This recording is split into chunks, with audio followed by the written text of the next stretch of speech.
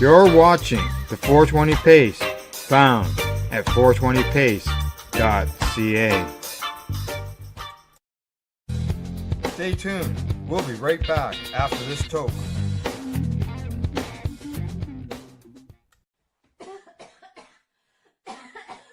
Opinions expressed during this show are those of the individual participants and do not necessarily reflect the opinions of their associated organizations or Lifestyle Radio. You like music, you like weed, well, we gonna be good friends indeed. This is not much I like more than smoking trees.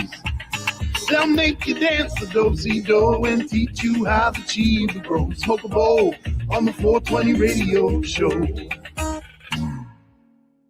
On Lifestyle Radio. There was no singing. I was singing. We're on. I gotta turn my volume back up now. You can go down there, The song was loud. Mr. No Video. I don't care. Put me wherever you want. Did you get it, Len? No, I'm good. What was Len doing? But Len, were you digging for boogers? He was booger mining. Booger mining. Were you digging for Y'all some gold? do it. Don't pretend. That's what I always laughed about. ooh, picking his nose. Well, yeah, and Everybody when does you it. do it. Yeah, when don't you do it? I remember the booger pile on the side of my sister's bed when we were kids. Oh, I never had a booger pile. Sorry, sis. I never met anybody who actually collected them. We're gonna have to meet your sister. We're gonna have to have a She was very young.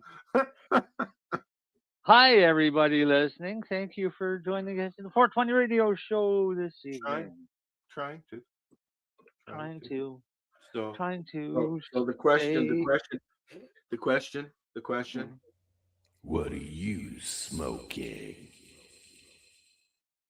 I don't smoke inside. You don't smoke inside. You know, Al Graham doesn't smoke inside his house, but he does vape. And I know you do bongs. I do vape inside, yes. But you're not even doing bongs in the house anymore? No, I broke it last year and haven't bought a new one. Wait, what bong? The one the Darcy got me. Hey, buddy. Oh man. I know I'm not pleased. The one that sat beside your bed? Yeah. Well, I took it out in the winter last year and I accidentally left it out there. Oh no. Yeah, they don't like that. No, when you try to pick it up, they break. Yeah. It froze to the bottom.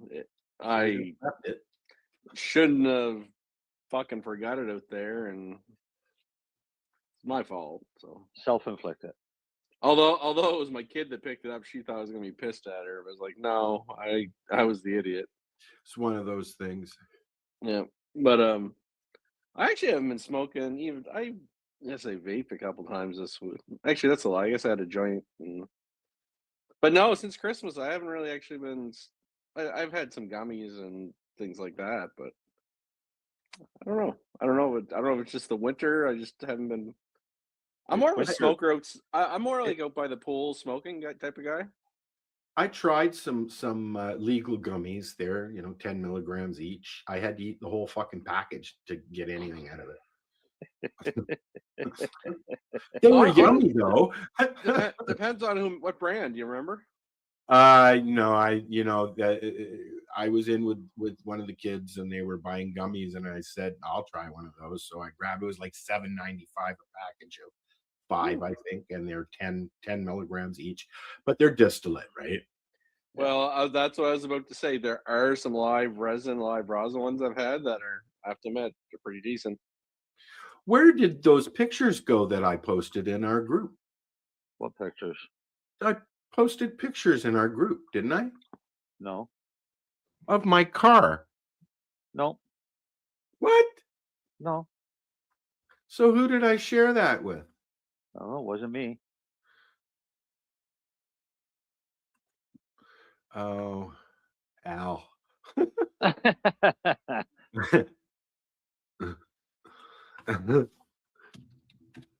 No, but I definitely, you have a distillate gummy versus like a live at resin or a full spectrum. There's a difference. Most of the stuff that I've seen up here are a distillate or an isolate, and I don't like it. So this is the picture that I was trying to show you myself. This is my car these days. Wait, I got to go back to this one. That's a good way to park. Yeah, Just fucking really, really good gas mileage. So what you're telling me is up northern Ontario you get snow. I don't know if I knew that.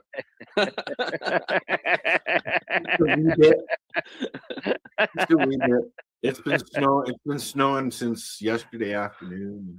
I may have heard that before. I'm not sure. Oh, it's driving me nuts. I'm done with winter. I can't even walk outside. Every time I go out, I slip. You know. We actually had for Nova Scotia a pretty cold winter. I don't know. I've been staying inside a lot, so I don't care. It can do whatever it wants. No, but we used to have like it'd be cold 2 days and it'll fucking go up to like +1 for a day or two, but seems like we've been minus double digits since fucking January. That's what's been happening here the last couple of weeks. No, then he's been double digits since January. We were at 6 degrees today and yesterday. No, I know. Well, today, like the last couple of days, we were at 0 yesterday, and last week we were in our pluses. Yeah. But now we're down into our 18s, 20s minus again. Yeah, no, I think we're actually starting to come out the good side of it starting now. Hi, Hillary. You really think so? I hope so. Oh, maybe I hope so. Dale. You know what they say about February weather, right? No, not really. Or what about February weather? I thought it was an April weather. April showers bring May flowers. Blah blah blah blah blah blah blah. No, it's March. In like a lamb, out like a lion. Yes, it has been, Hillary. When's the like kids like March break? 2 weeks from now? Yeah, I think so. Yeah, but it's only a week now. We used to get 2 weeks when we were kids, but it's only a week now. Oh, I'm not worried about them. We get that. We never had 2 weeks. We had 12 days, didn't we? No, I can't remember. I won. I thought it was 1. 5, 7, 9. It would be 9 with weekends.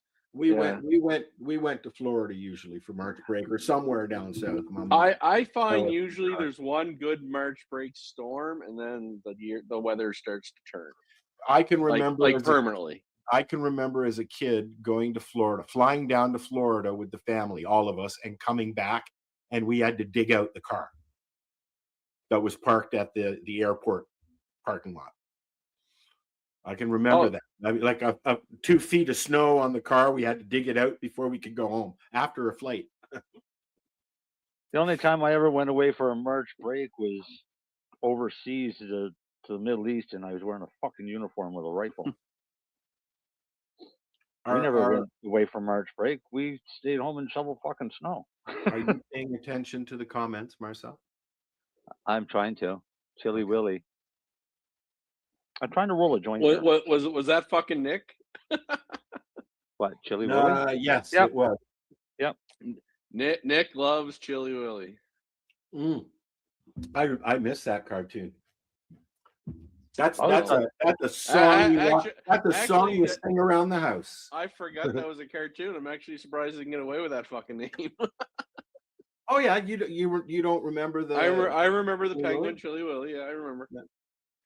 But apparently regulators don't. Why? They wouldn't like that'd be like Woody Woodpecker. Like you're not allowed to do a cartoon or famous character name for Canadian illegal weed. But probably the regulators are too fucking young, don't remember Chili Willy. Yeah. But no, it's a live rosin vape. Nick's a fan. Oh. It's pretty good, apparently. I haven't smoked it, I just can't comment. I'm becoming a very big fan. Actually, I've always been a fan of this These Temple Bowl that I'm going to smoke. I got some. What I'm smoking is I got a big bag of weed. Oh, big bag. Big bag of buds. Yeah, and it's ICC, and I can't read the other one, but one is a sativa, one is I get a half ounce of sativa and a half ounce of indica, and I've mixed them both because I found the last time I got the same strains, and I really like them together. Cool. And I got some Vortex hash too. I'm enjoying that. Got a medical question for you, Lenny. Yeah. Me too. A bacterial infection normally causes a sty in an eye, Yeah. but will an irritant cause a sty? I don't believe it would. Like to me, I always thought it was basically a little, almost like a little bacterial cyst forming under the skin and popping. You kind of just put a warm compress and try to make it pop, basically. Right. So I'm not sure why an irritant would cause the sty. Like I'm not saying it doesn't. I wouldn't call it. Maybe there's a bump forming, but it would probably not be considered technically a sty. What is a sty? No, I'm kidding. I know what a sty is. Well, one of my daughters had one on the weekend, and she was cranky as fuck. Oh, it fucking hurts. But it can hurt. I tend to get them if I've got, and it's only one eye in one spot on one eye, but it's repeatedly. But it's usually whenever I have resin or rosin or oil or whatever on my finger. Is it always in the same spot? Yep.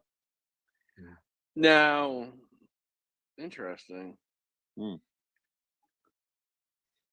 only thing I can think, like, to me, I always thought sty is bacterial. Just it's the bacteria growing, forming its little pus ball. So did I. But if I don't touch anything for quite a while, then just go on fine, and then I'm totally fine. But as soon as I start working with something and get it on my fingers, and then I start touch my eye, poof, I get a sty. Well, unless the touching of the eye is somehow getting the bacteria going or exposing, or I don't know, getting it under the skin. I'm not sure. I don't know. Either do I, but no, to me they're technically usually bacterial. Because I was thinking at first that it could be an allergic reaction, but yeah, well, that's why I say it may not be really a sty. It just looks like a sty. That's what I was kind of wondering. Right, but for an allergic reaction, wouldn't it be more widespread than in one specific location? I guess not necessarily. Usually, you're right. But how about wash your hands and don't touch your eye? Yeah, well, considering I wash my hands about 400 times a day, and the rest of the time I'm wearing gloves. Yeah, I try, and I wear glasses, so I try not to touch my eye too fucking often. But if I do have to touch my eye, I always touch it with a piece of clean Kleenex. It's probably just some type of allergic reaction, like you said. But it looks like a sty. Yeah. I have a question for you, Len. All right, ask the pharmacist night. Well, this is what we're trying to do: is start a new segment called "Ask the Pharmacist." Why I went today? I got a new meter, a blood meter. Yeah. To test my AC1 and that, right? And is that what I'm testing? But anyways, it doesn't. No, you're testing blood. That's not the question. The question is so I went in and I got a script for the strips and some lances, okay, for the new unit that I've got. Yeah. And I went in to get them today, and the strips are covered, but the lances aren't. Why? Who got elected in Ontario yesterday or today? Yeah. That's their question. I believe. Well, she told me that the lances are not covered. That seems weird to me. I Nova Scotia that Lancets aren't that expensive either. Are they covered there? But they give you the machine for free, for fuck's sakes. I know, and the Lancets they're not that expensive. But so she was going to charge me $9.99 or $12.99, something like that. Okay, yeah, something like that for the lances. Yeah, my strips are on copay, so $2. Yeah, right. And I refused the lances. I said I'll just keep using mine. I got a bunch of them from some old meters and that haven't been used, and I'll just keep using mine until they get dull. Right, I'll figure it out. But I don't think that's right. I mean, be it Ontario, blah blah blah blah blah blah blah blah blah. Things. It seems. I agree. It makes no sense. It's like the cheapest of the fucking things. The other issue is, as much as you don't think they're dull, if you go online and look like microscopic pictures of the needle, I know. I know you've seen it. I know everyone does. They roll down. And it starts to scar your fingers over time. So that's the bad thing. Yes. I just find it so weird because I'm going to assume those strips are probably like $80 to $100, but you're going to cheap out on the fucking $10. Not you. I'm talking about OHIP. Was that OHIP? Ontario? No, my ODSP. whatever. Ontario Disability. Yeah, it seems. Whoever came up with that plan, they're fucking stupid. Let's just call a spade. Fortunately, I can honestly say it wasn't Doug Ford. But no, I was just making a joke. I don't know. It's some bureaucratic idiot that's like, oh, I know you can save a little money. We'll make them pay for the needle. Ha ha ha. What a fucking genius. I don't get it. What am I supposed to do? Fucking slice my finger every fucking time? It's just, like there's the amount of money governments waste, and you're going to cheap out on that. Like, come on, man. They are pushing services for senior citizens with diabetes now. That's the big push in the health world. You know that. Well, chronic disease prevention is great, and I'll be honest. Sometimes I even think the testing's overkill. I don't know. It's just, there's a difference between someone insulin dependent and you're trying to make sure you're not going too low. I'm not. And I think it would make a better program to say, like, how often are you testing a day? What's that? How often do you test a day? I stopped. You stopped? Yeah, I got frustrated. Because you couldn't get the needles? Oh, a couple of reasons, but yeah. No, but like, I had missed my meds. I had missed my metformin for a few weeks because they couldn't get them in or something, right? Okay. And then I got it and I went back on it and I felt really, really shitty for about 2 weeks. And I was testing like in 19s, right? High teens. Yeah, you gotta get, that's bad, that bad. So I got frustrated with it and stopped, and because I figured, something was going on with the going back on my meds. Yeah. So now I'm going to start up again, but now I can't get the fucking Lancets, so it's a vicious fucking circle, right? No, what I would have suggested for someone like yourself is, like, they tell you you're supposed to test every day or a couple times a day? Morning, after every meal, or even some people do it before every meal, Yeah, see, someone like yourself, 3 times a day. 3 times a day.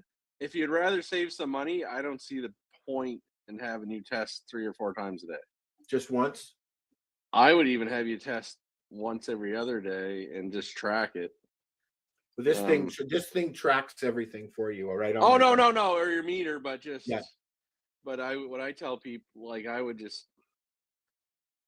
You're looking for trends. Like, I would say, try sometimes in the morning. Try sometime, like, do one test in the morning, then do one test at lunch, do one test at supper. Try to stretch it out.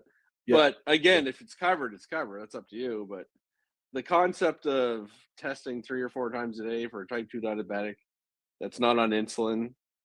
Emily has to test all the time. She's got one of those things on her thing that's linked to her phone. She never has to actually test, right? She just scans it. How often do they have to move that patch though? I think it's every 30 days she has to put a new one on, but they're covered. Right? They're covered. She gets a box every month and she changes it when she has to change it. And it doesn't even, she doesn't even have to put her phone near it. It syncs to her phone. Cool. Right? No, they're good. They're not technically blood sugar accurate as your meter. Really?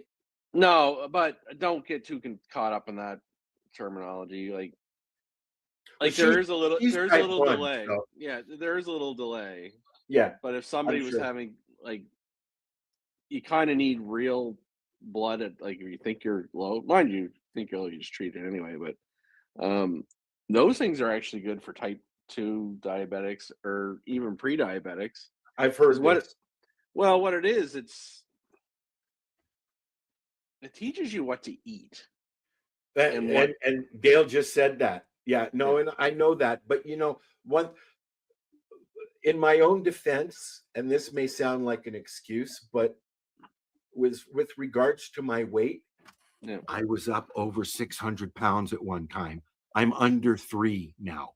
Oh no. What I was about to say I've learned as far as dieting goes and watching what I eat, it's about portion control for me. That's what there's portion control, but there's also what you eat. What you're gonna learn is holy fuck, I had that peanut butter sandwich and motherfucker, my thing went up because of the bread. No, I know. Oh yeah, but I can feel it. But that's what I'm trying to explain why they can be good. But here's the caveat.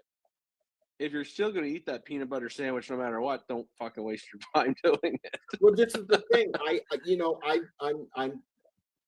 I am steadily losing weight from what I was. I must be doing something right, or I'm really sick. Yeah, it's one of the two. One of the two. But no, but I'm trying to. But you don't usually need to test your sugars, type 2 diabetic, 4 times a day. I'm trying to get a grip on it because now my blood pressure is getting flaky, so it's really high. So, yeah, I'm trying. Now, if you're monitoring, different story. Oh my god, I'm at 19. I got to really watch this, see what's going on. But you see, and that's why I stopped, Bud, because it was freaking me out. Okay. Well, so I mean, out of sight, out of mind, yes, but I just started testing again, and there's nothing really different going on.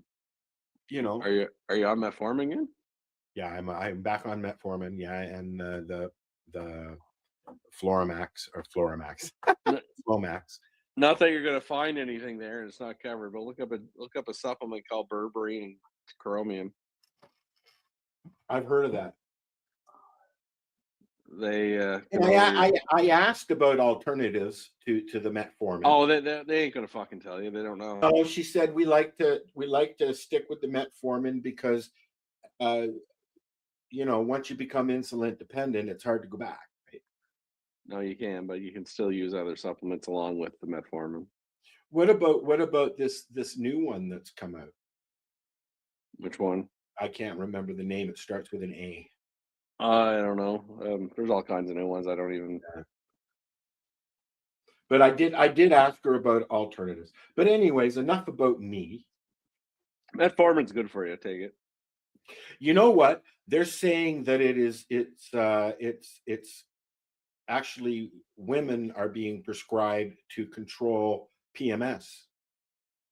Well, they use it for several PCOS. things. No. And there's now I saw something about metformin being a life. It's an anti-aging drug. Yeah, thank you. That's what I was trying to get to. That's why I was trying to tell you. Just take it. And I do. I mean, I'm prescribed it and I take it. Right. Yeah. Yes, I've heard that, Hillary. Ground flaxseed. For what? To add it to oatmeal or a smoothie. For diabetics? It's fiber. Yeah. I don't mind oatmeal. Actually, I was just reading an article about oatmeal is actually really bad for you because it causes inflammation. It clogs me up really bad. It's called gluten. Yeah. So it's honestly what it is this is where naturopaths are good, right? They can do elimination diets and see what happens. But that's why I do like that sensor. If someone's really trying to lose weight and not sure what to do, have that sensor and have a bowl of oatmeal and see what the fuck happens. And you're like, oh shit, I won't eat that again. You just don't want your sugar spiking, right? It's the spiking that makes you hungry. It's the spiking that makes you gain weight. You want to just keep it even keel. That's why so many people do well on carnivore diets. Well, now I got to get my blood pressure down too. You can live a long time off of eggs, butter, and steak. You know what? I tried You actually can. diet. I tried the Atkinson diet in the fucking 90s, dude, and my poop turned green.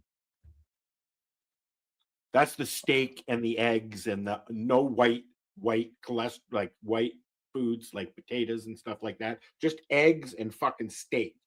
Yeah, I know. It's a great meal. Oh, I love it now and then, but not for months on end. Thank you.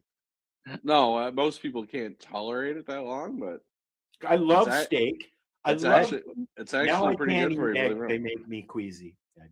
I've been watching Hillary's post going from tone cut oats to stone to steel UGG. Not instant.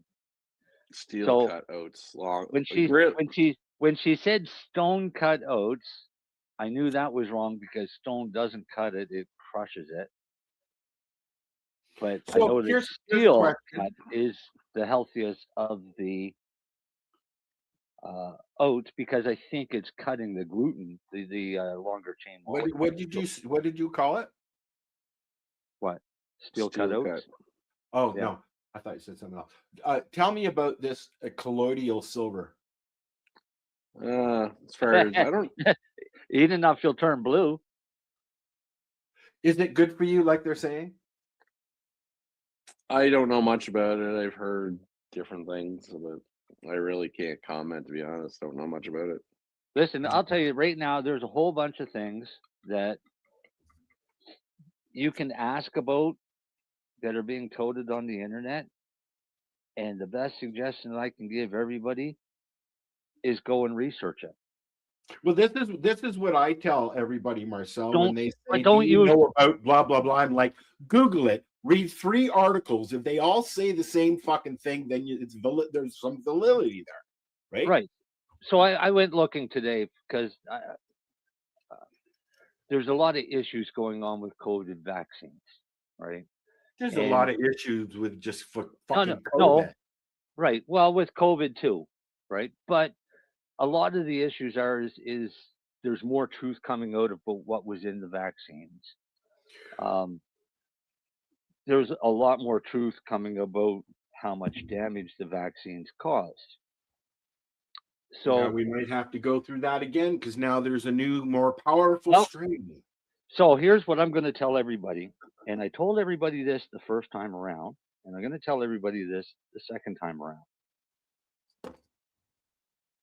Where I'm unvaccinated, I can say whatever the fuck I want. Likewise.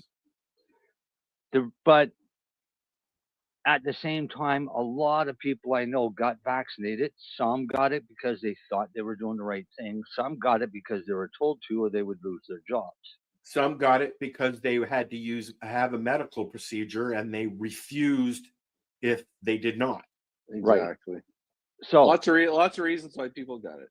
Exactly. So the ones that got it reluctantly wouldn't be the ones going back for the fucking boosters, right? The ones that have been lining up and gotten every booster, there's no helping. There's they haven't been forced because they've done that on their own. So there's nothing that anybody can do for them, right? They haven't learned on their own. Everybody else can fight back, right? If you have an employer that tells you that for this next round of vaccines that they're going to make mandatory, they are. and you don't agree that you should be getting this vaccine because of what's in it, right? And that's not going to change. All you have to do is you tell them that you will have a lawyer draw up a letter of indemnity, that basically they're going to take care of you financially for the rest of your life if there's any adverse effects. And if it causes death, then your estate will be made payable a sum of, $5-10 million. Mandatory or not, it ain't fucking happening. No, I'm not taking it. No, not at this Well, point. So no, you basically have them sign a legal document that you want me to take this, and you got to take responsibility. What people are finding out now is people that are dying from the vaccines aren't getting covered under their life insurance because they took an experimental drug, Mm-hmm. even though they were mandated, coerced, threatened, everything else, right? So while some people may look and say, well, why is he telling us all this information? Regardless of the fact that, people wished I was dead, wanted me locked up in fucking concentration camps and everything else, I still feel bad for the ones that had to take it. So here's a little hint. I'm going to say some words for you. You go do your own fucking research and you take a look at why I'm saying these words. And one of them is ivermectin. Go look it up, see what it does, see how I fucking knew safe his it sister. actually. You see how safe ivermectin actually is, and how beneficial it is to the human body, right? Don't believe the crap about, well, it's horse paste. Yeah, well, great. Horses use it, but horses also use fucking fentanyl, and they give that to people. Why do you think they developed LSD? It's a fucking horse tranquilizer. LSD, Isn't it? no. Or is LSD, that what? LSD comes from What ergot. form that people took in the 70s was a horse tranquilizer? Horse tranquilizers. Yeah. Ketamine and shit. Okay. All right. So the next little tidbit of information I'm going to tell you is nicotine. Don't go and get a fucking pack of cigarettes and smoke it. Go get yourself a nicotine patch or get yourself some nicotine gum and put some fucking nicotine into your system if you've had a COVID vaccine. Plain and simple. So in other words, if you had a COVID vaccine, start smoking cigarettes. No, that's not what I fucking said, you dick. You heard it here, people. I don't want anybody going out and smoking, but I do want people to use nicotine. Smoking is bad because cigarettes are not a safe consumption. I've seen a for lot nicotine. of research articles about nicotine being not as bad as they've put it. Yes. No, it's very medicinal. The but smoking part of it is bad for you. It also does something else. All right. And what it does can be very beneficial to anybody that's had the vaccine. So you go look that up yourself. All right. Do your own research. Like I said, do your own research. I'll give you. I'll tell you. I've read tried 3 articles and they all have the same kind of information in it. You've got some good information there. Make your own qualified decision. Right. If you read 3 articles and they all say the different thing, pretty much bullshit, right? Yeah, but I've tried to point people in the right direction without, giving the answer because I don't know. Because you'll learn better if you find it yourself. Now I'm telling you the keywords to go and look for. All right. Yep. So everybody said, they said, what are you using for COVID? Cannabis. Well, that's not going to do anything, doesn't it? So I went and I found this one today because I was kind of curious, and it was this come out in September.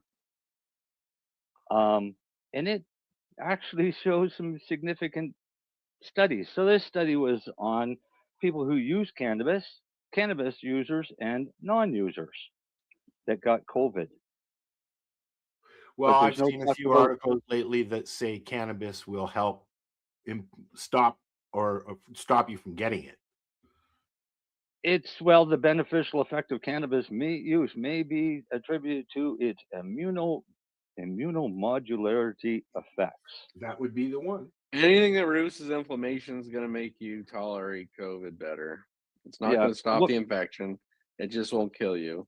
Same as vitamin D, same as quercetin. reduces the cytokine storm. That's what it does. Yeah. Um. So where was it here? My numbers. No. Shorter hospital stays. Less people less people needed to be intubated. Actually, less than half. Well, apparently it's supposed to be really good for asthma.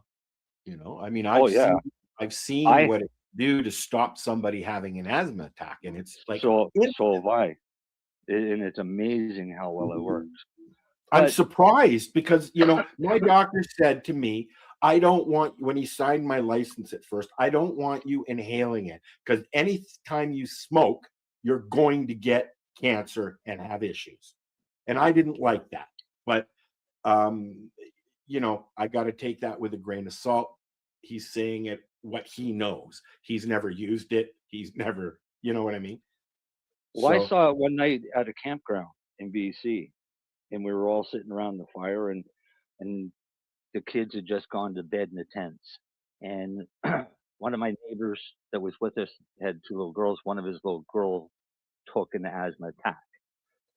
And of course, the mom is freaking out. The dad's kind of freaking out. They're trying to get her breathing down. And one of the guys said, sitting at the table, said, "Oh," he said, "I can fix that." And he walked over and went into the tent for a few minutes. Mother and father stepped out. And then a few minutes later, he come out. The kid was no longer coughing, choking, or anything like that.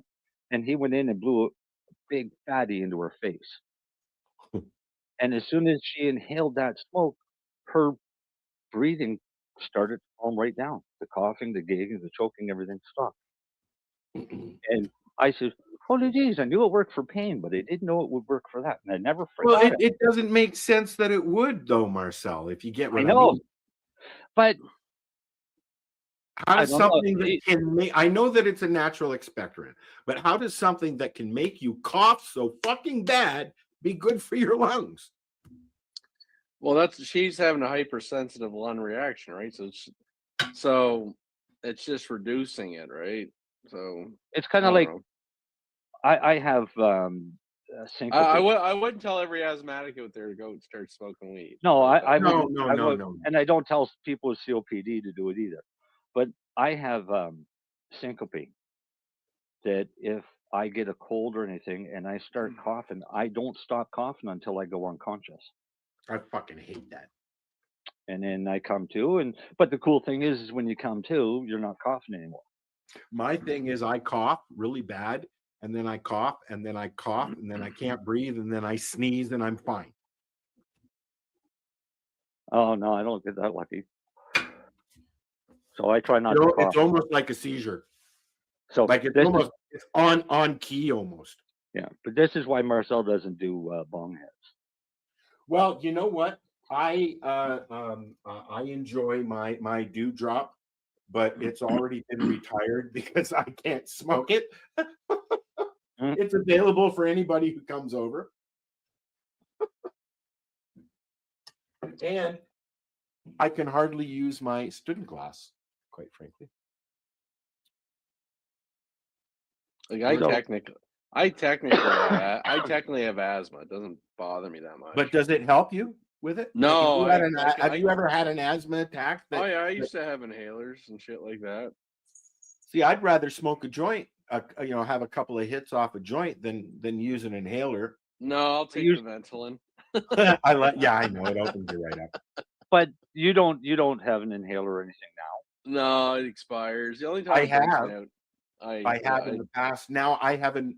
Because of my deviated septum, I have a nose inhaler thingy. Doesn't do fuck all, but you know. No, but Why? if I have an allergic reaction like cats and stuff, I wheeze. It's supposed to open up my passages so I can breathe better at night, Marcel.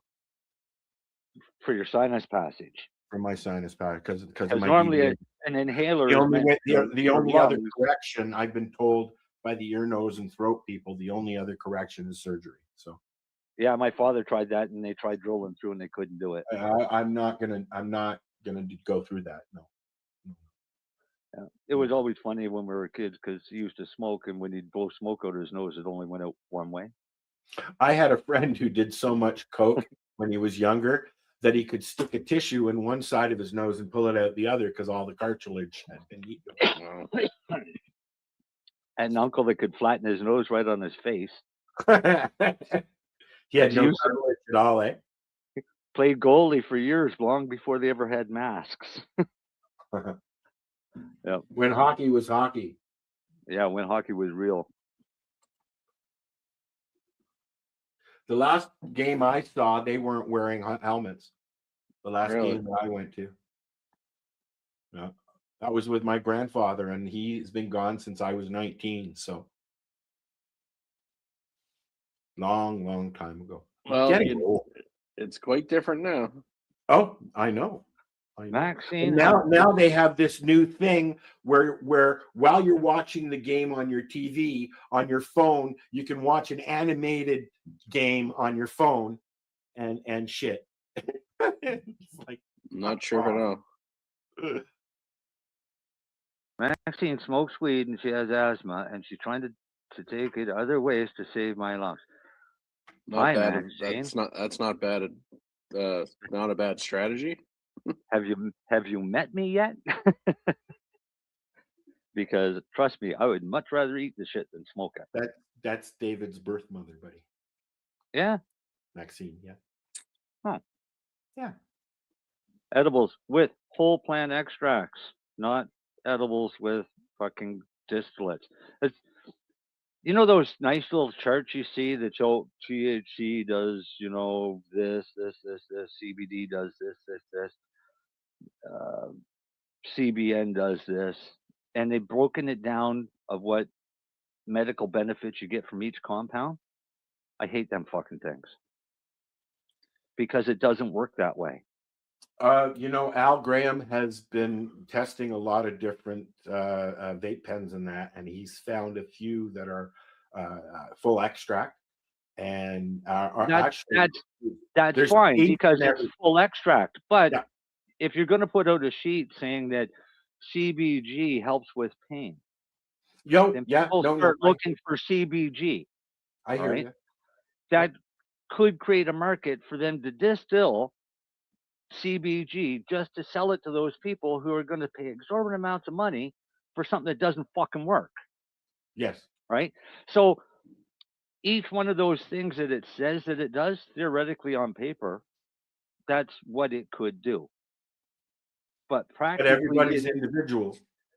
Practically in the human body, all of those combined together is what works, not the individual compounds.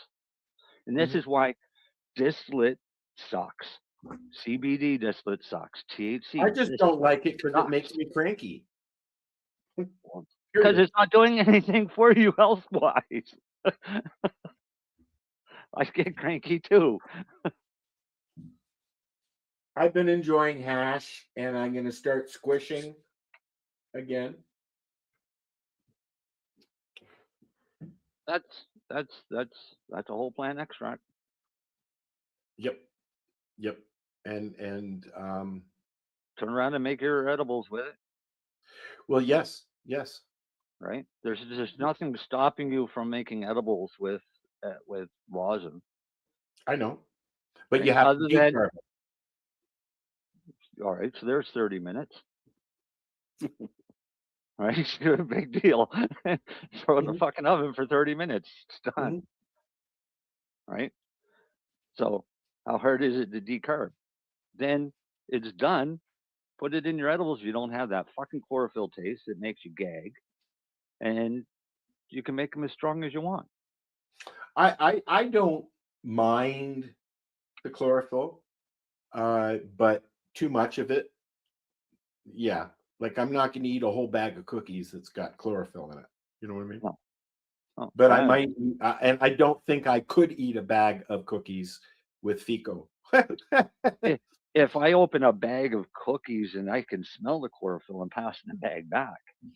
So let's just change the subject for a second because I haven't brought it up. I want to mention that we've lost a true warrior in the cannabis community this week, and in one Corey Yelland, who started with Rick Simpson, and continued working with Janet and Dr. Bob and Gendrich and a whole bunch of other people. And she passed away, I believe, yesterday. And she did a shit ton of interviews. She was still working with patients while she was in the hospital. Yeah, but she did, because she interviewed just me. Like Dr. Bob would have done, and just like others have done. Yeah. We did an interview in 2017, and I still have people messaging me after seeing that or listening to that in the podcast. I know that Jack's Garage has put the documentary up that they did about Corey. So if you're interested to know about what Corey was about, please check it out. And this is a hard one because, you know, it's right out of left field. I knew she was sick, but I didn't think she was that sick. And I think a lot of people didn't think she was that nobody knew that she was that sick. But what's the she has been a part of this community from the beginning. Yeah, but what is the best skill that every sick person has? Helping other sick people. Nope. Lying about your own health. Fair enough. Yep. Right? Fair enough. Because when people say, "How are you?" you don't tell them the fucking truth. You say, "I'm fine." No, you smile and say, "I'm okay. How are you?" Yeah. You know, a helper's job is to help. And it's not about you. It's not about the person. It's about how they can help you. It's kind of like, does that make any sense? Yeah, but it's kind of like your wife asking you if you like her new dress. All right. Well, there's don't answer that question. No, there's two answers. There's a husband answer, and there's the truth. Right. The husband answer is, "Oh, it's gorgeous. It matches your eyes perfectly. You look wonderful in it. Those shoes will go perfect with it." The truth answer is, "I don't give a fuck." All right. So it's a matter of, when you're a sick person, if you come up to me and you say, "Hey, how are you doing today?" I'm fine. How are you? But on the inside, I could be a total fucking wreck. Agreed. And I think all of us go through that at one point or another. My attitude is, why share my misery?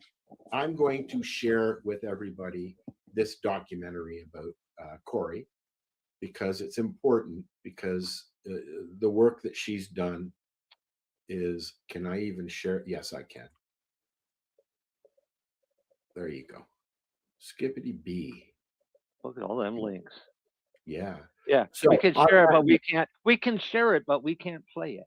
No, we can. Well, I mean, I wouldn't want to play it without asking Jack first. But you know, Jack Kungle, because it's from his series of documentaries.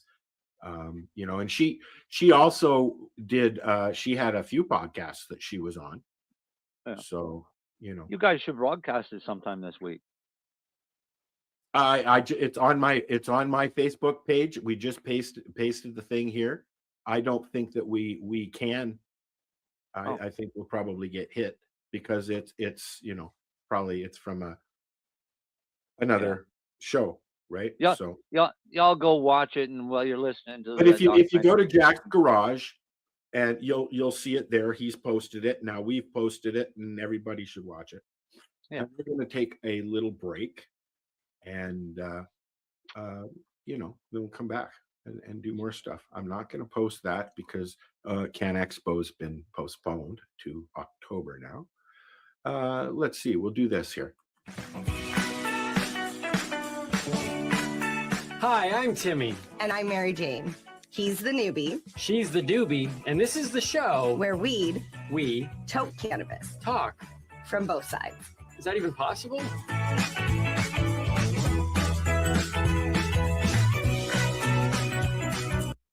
This, guys, is a BT bottle with a little straw on the end of it, okay?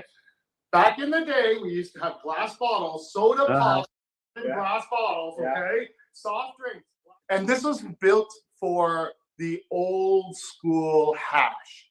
This is the hash that your uncles and your grandparents would get.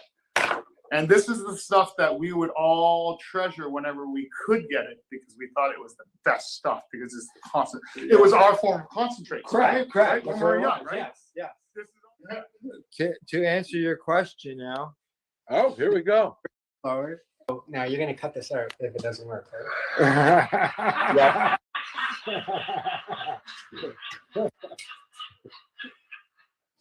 you just cut it out now. These are the 4 or 3 tools I use to form and shape the hackles.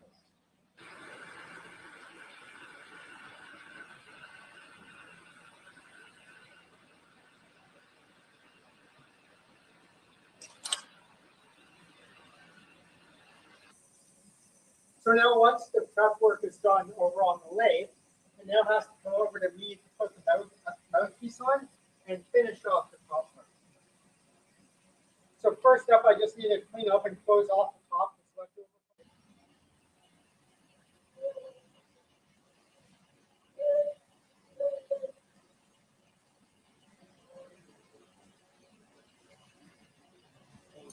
First thing I'll do is I will heat up the corner and I'll push in the Maria, which is the circular love drive, acts as a stopper. Right? Whereas I'm kind of like, I'm 49 years old, but I don't have time to be an artist. You know, My but wife said I'm not allowed to each do that. one is individual, though. There's only one of each, so it does make it art. Oh, stop it. Yeah. Okay. Rerolled Saturdays. Check it out. Nothing but non-stop cannabis and psychedelic programming. Find it at 420pace.ca. I forgot to warm up my. Yes, I'm back on. Yes, we're back on. I hear you. Yeah, I don't know what happened to MJ. She was here. It didn't look like her video was working out so well. So, you know, I'm just wondering if she was coming back. 3, 2, 1. It's good.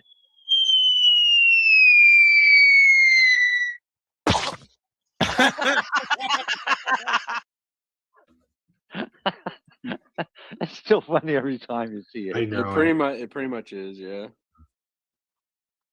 I was just reading a really cool study. It's a About? study on the medical cannabis dosing doesn't negatively impact driving performance in experienced patients. Yes. And what they did is this was done actually in Australia. Who did it though? Was it the authorities? Happening in Queensland, Australia.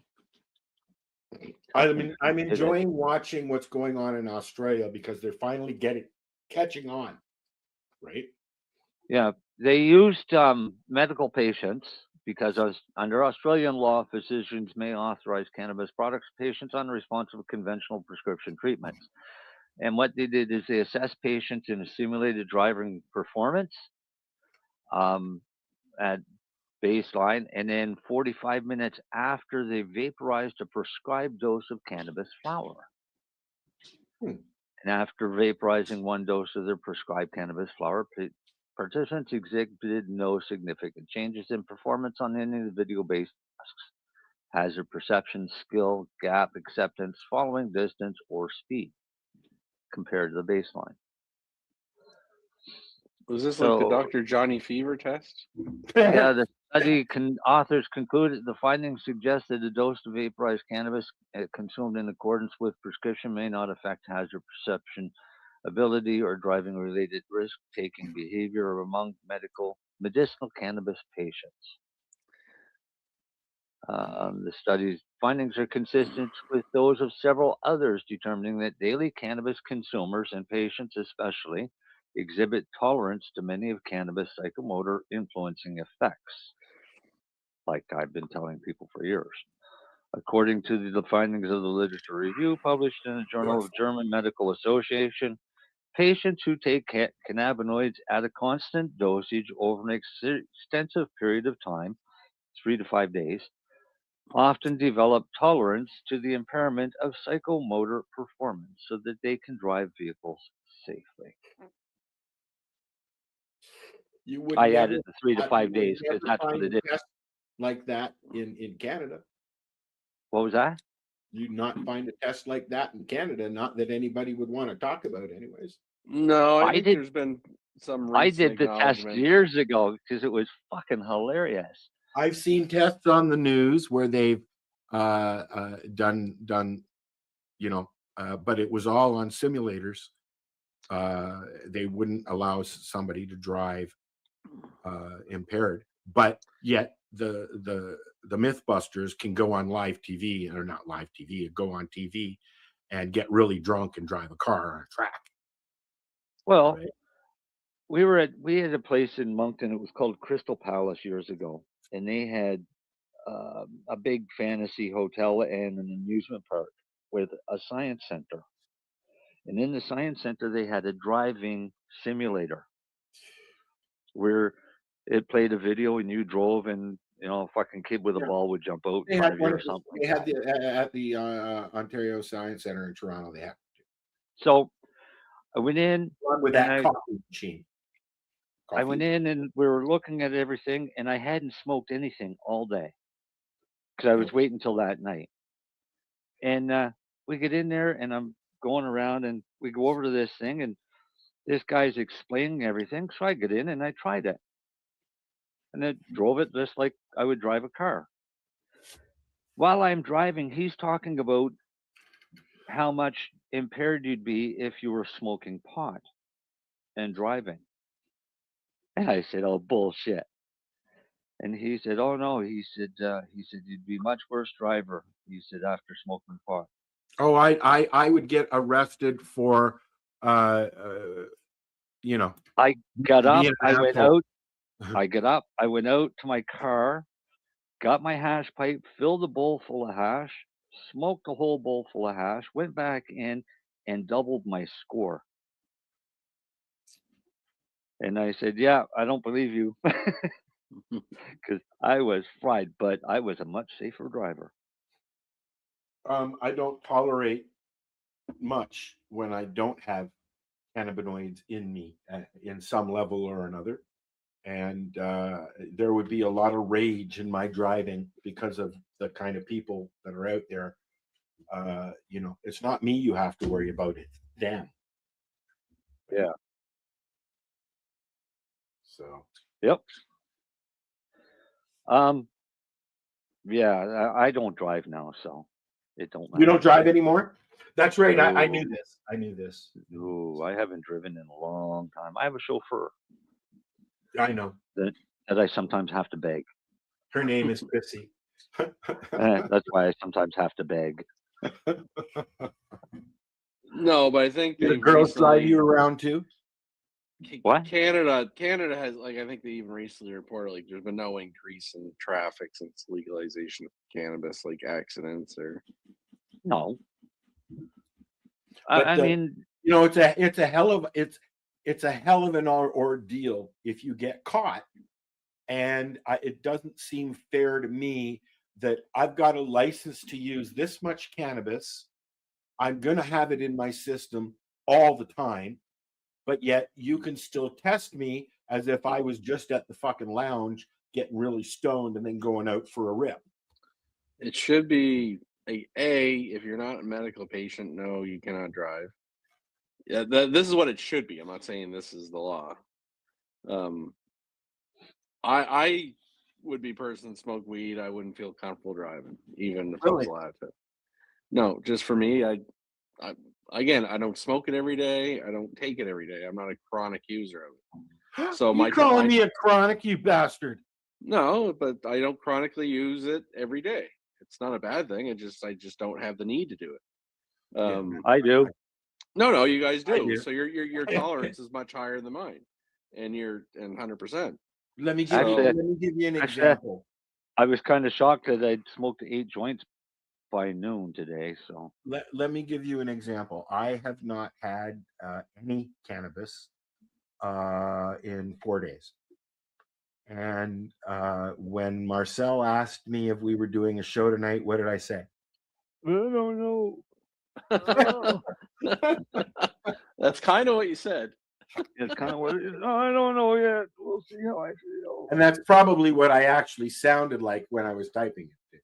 Well, that's why I said it that way. So then I said, well, after you smoke that, you might feel better. Or really high. One of the two. And Both. were you feeling better Both. or really high? Both. Good. And my dog came in to say hello. Hello, sweetie. I don't like being wrong, so that's why I say good. Well, you know.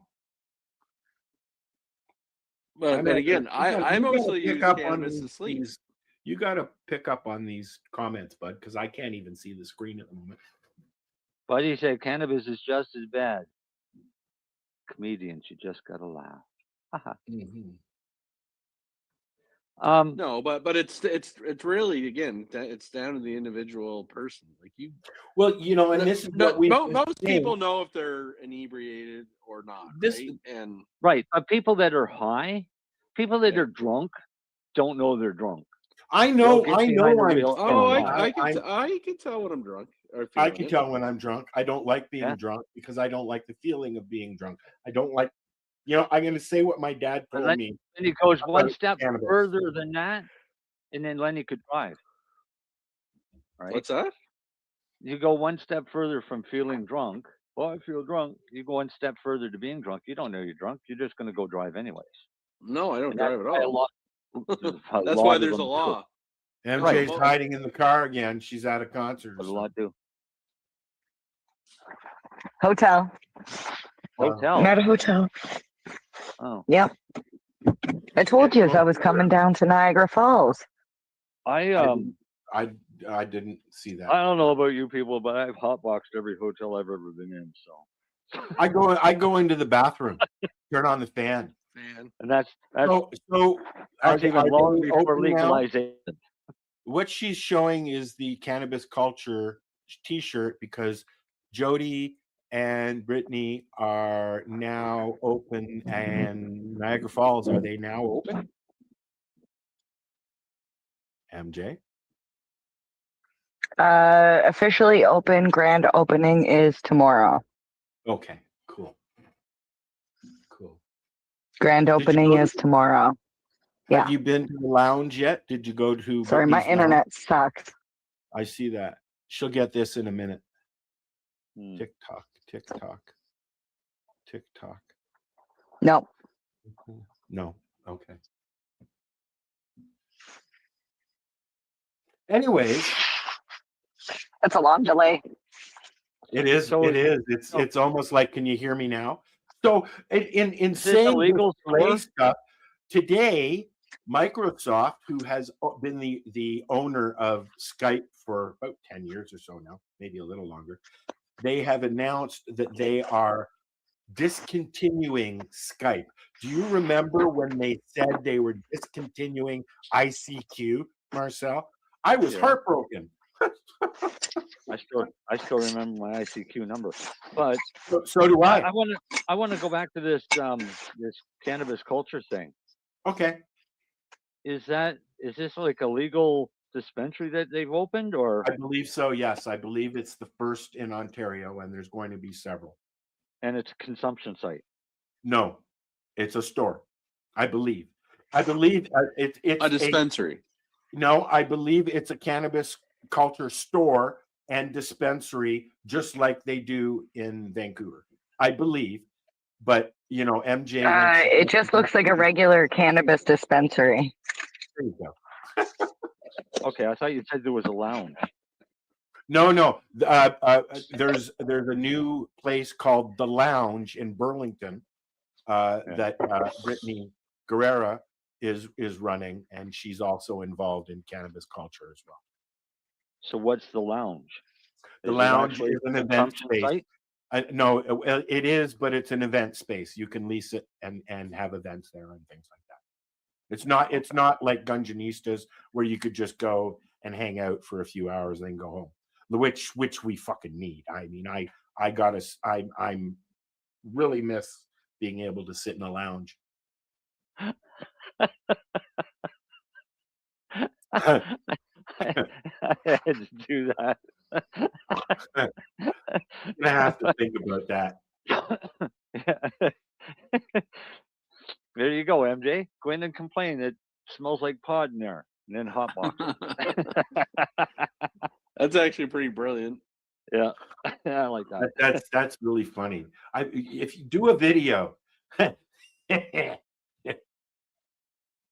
I walked out of a hotel room one time into the hall, and there's just nothing but a big cloud of blue smoke follow me. I walked out, there's two old ladies standing in the hallway. I said, "How you doing tonight, ladies?" "Oh, not as good as you are." Yep. I have to. I have to laugh. This is Marcel will know Matt. So we were at a trade show a few years ago, and it was legal to do samples. And we had the boxes of samples pre-roll shipped to Matt's room, and we pulled in. I think we had 2,000 or 3,000 joints in the room, and that fucking hallway just Oh no, stank. really? Yeah. Oh my! We had them in plastic bags, but and still, but my. Were you staying at a B&B? Oh no, it was like a Hampton Inn. It was a nice hotel. And, fuck, it was funny though. Like you could smell it down the fucking hallway. But fortunately, most of the people were in the hotel were from the trade show. Do you remember the B&B that you guys stayed at? I came down. That is the most notorious apartment building in the city of Toronto for Airbnbs, drugs, and even gunfire. Really? Oh yeah. Maybe not so much now, but a few years ago, there were a few articles about it. Yeah, it's basically a place where people go and stay. Wow. I'm just Wake up, Marcel. No, just I'm watching the Moncton Wildcats versus. I was just going to ask you who's Drummondville. That's why my head's turned all night. What did you think about the game the other night? There, the Canadians winning. Well, it was good for Canada. Was it a good game? Oh yeah, no, it was good. They all played hard, but all the countries played hard. Can I ask you a legal cannabis provider question? What's that? Are you going to be affected in any way by these tariffs? I know you don't ship down to the States and things like that, but is it going to affect you? As a cannabis thing, no. As a pharmacy thing? I don't think so. I don't think a lot will. We'll see if the tariffs. We'll find out, I guess. We'll see if the tariffs even happen. You can charge more for fentanyl. Put it this way, it's more. I'd be more concerned if I was in the auto industry or the steel industry. Yeah. Or the forestry industry. How much is one capsule of fentanyl? Just off the top of it. Well, I don't think they make there's no such thing. Like illegally, there is no capsule of fentanyl. No. Really? No. So Fentanyl's a liquid. It's an injectable drug. Okay, so how much is one? I guess you can make dose in micrograms. One dose. How much would that be worth at the pharmacy? Well, you don't sell. We sell them in vial. Like we don't even have. Fentanyl is mostly used in emergency rooms and ORs. I get that. What I'm getting at though is I'm curious about the difference between the pharmacy price and the street price. I don't. Okay, we honestly don't have it in pharmacy. Like it's not expensive. Opioids are not expensive, eh? Fentanyl is really something that you would only get at the hospital, I guess. You get it in once in a while for palliative care, but it's opiates are cheap. Like they're not expensive. All drugs are cheap, and it's just no, some aren't, but opiates are dirt cheap. Opiates are dirt cheap. Some like EpiPens might be a little pricey in the States, but for the most part, it costs next to nothing to make a fucking pill, right? Yeah. So it's easy to pump them out at really low price. Opioids, you can press, 500 million pills a month, But right? For it's less than a penny a pill. like it's just so potent. Like as I say, it's Yeah, like I a know. dose. A dose in a hospital is like 50 micrograms. I've seen somebody in the park there across from the lounge in Hamilton OD, and we grabbed a pen, an epi, or not an EpiPen, but Narcan. no, a Nox, was it? Naloxone. Yeah, Narcan's and it took two up Yep. the nose, both noses, and by the time they came around, the ambulance pulled up. And it was only minutes. Like it was scary how fast it happened, right? And yes, it's I think one of the reasons that people do it nonchalantly is because they know I just have a couple of squirts of this and I'll be back. Yeah, Yeah, good luck but with the that. thing is the thing is Narcan. After you get treated with Narcan, you're still supposed to be in the hospital within 20 to 30 minutes. Can you ever relapse? Yeah. Depends on what drug you took. It depends on the drug. And so a lot of them hold on. fucking drugs are out there don't get affected by Narcan. Well, I was just going to ask you what drugs actually, because fentanyl, does it work with cocaine? Does it work with too many oxys? Doesn't work with It coke. works with opiates. Yeah. So just opiate. Isn't cocaine an opiate? No.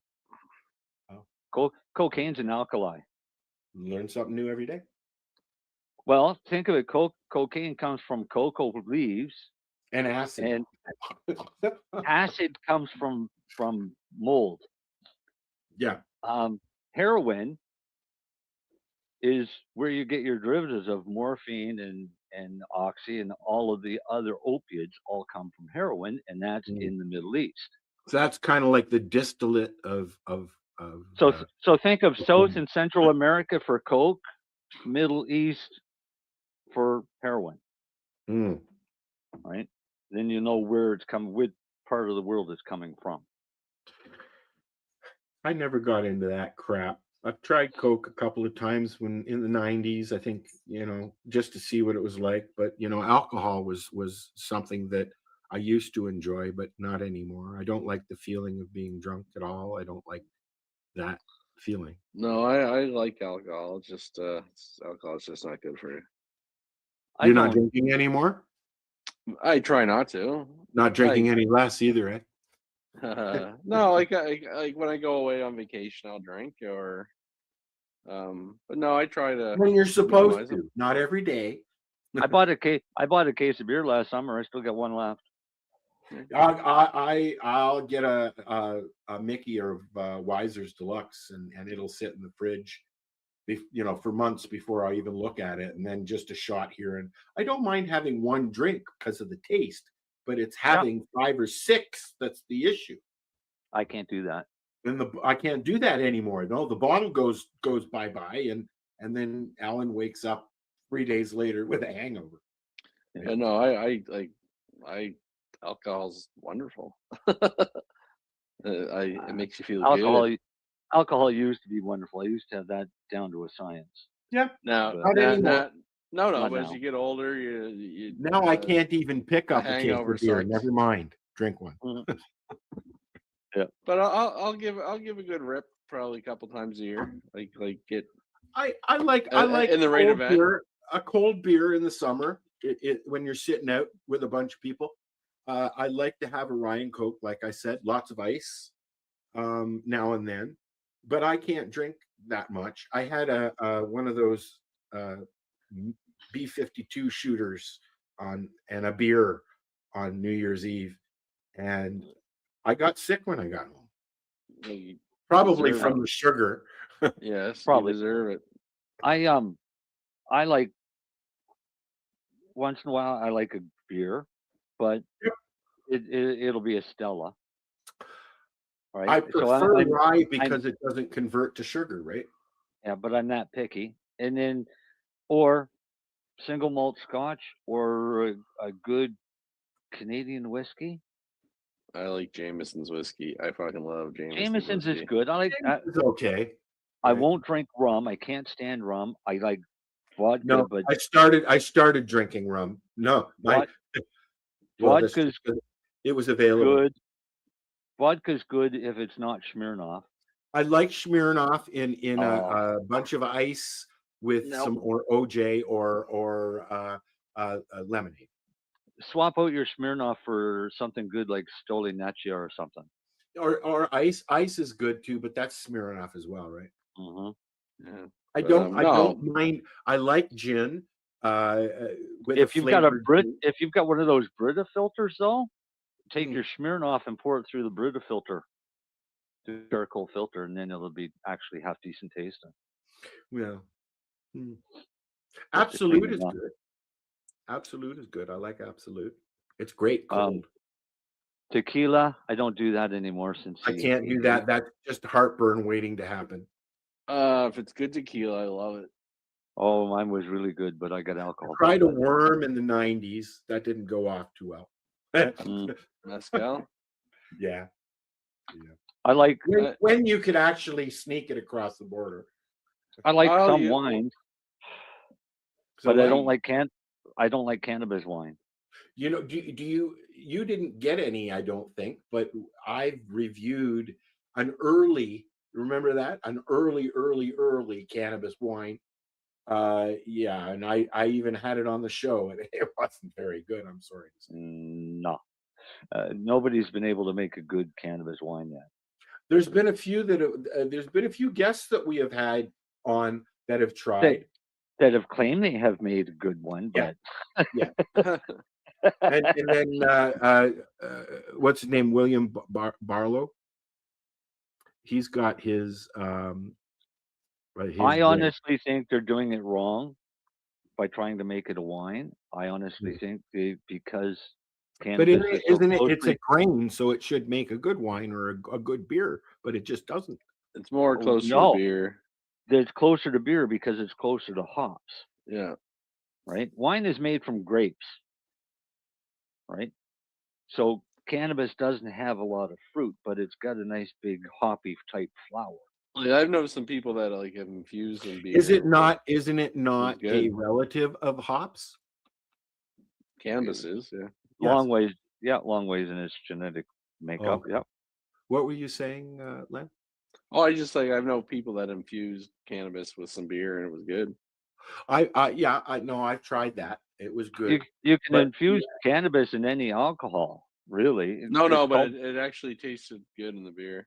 yeah, But it's is called it just green the flavor? dragon.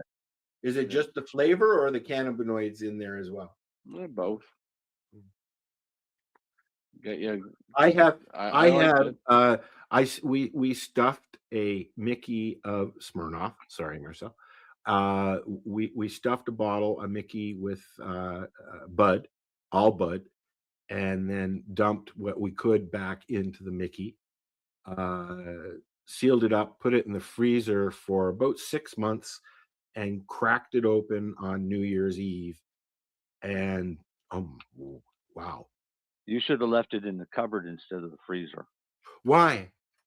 Because the freezing slows down the process of extraction. Oh, I didn't know that. So next time But I try that, I will. in the cupboard in the dark, it just sits there and extracts, and all you do is go in and you shake it once a week or whatever. That's what we did in the freezer. We shook it every week. Okay, so that is literally called Green Dragon, and technically it was probably one of the first tinctures ever made with. Well, I tell you, we were doing shots of it, buddy, and I was up fucking dancing.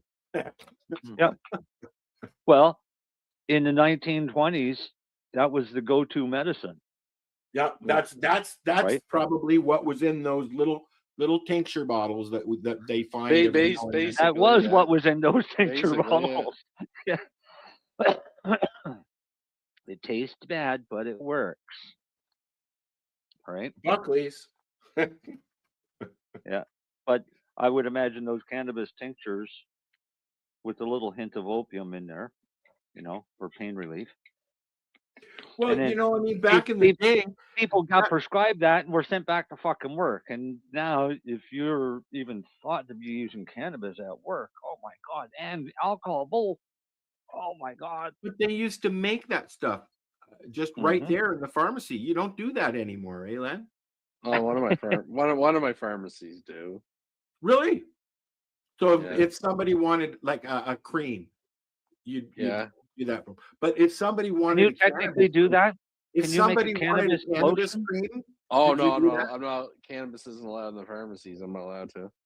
Yeah. Oh, wow. Stupid. That's fucking. That's real stupid, man. That doesn't seem right. You can do one, but not the other. You can sell it. Well, welcome to Canada, man. We do a lot of things stupid. Are you coming in here? No, I'm not. I'm done with you. I'm just, this big lump keeps banging on my door. And then I open the door and she's sitting there eating a bone. Oh, yeah, okay, bye. Rosa has cleaned up all the cat food from the floor. Oh, that's good. And gone back into the living room. That save you from vacuuming. Well, they're waiting for their dinner. I usually feed them after. Oh. And just so everyone doesn't think I'm anti-Canadian, it's not anti-Canadian pointing out when we do things stupid. It's just being a realist. Got to put an A on the end of that. I don't know if I say A lot. What? Wait, now, why? What was this about anti-Canadian? Oh, that's the Liberals' campaign of Pierre Poilievre. Because he says Canada, because he points out the bad things that they do. Oh, that's anti-Canadian. Canada's not broke. Well, no, there's some things that are stupid that we do, and we should try to fix it. Canada's pretty fucking broken.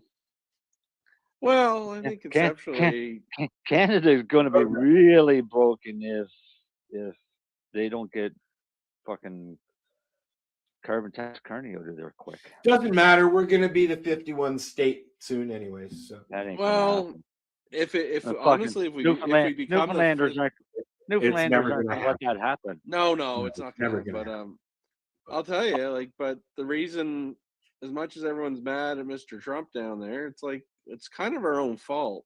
It's not our fault. We're Canadian.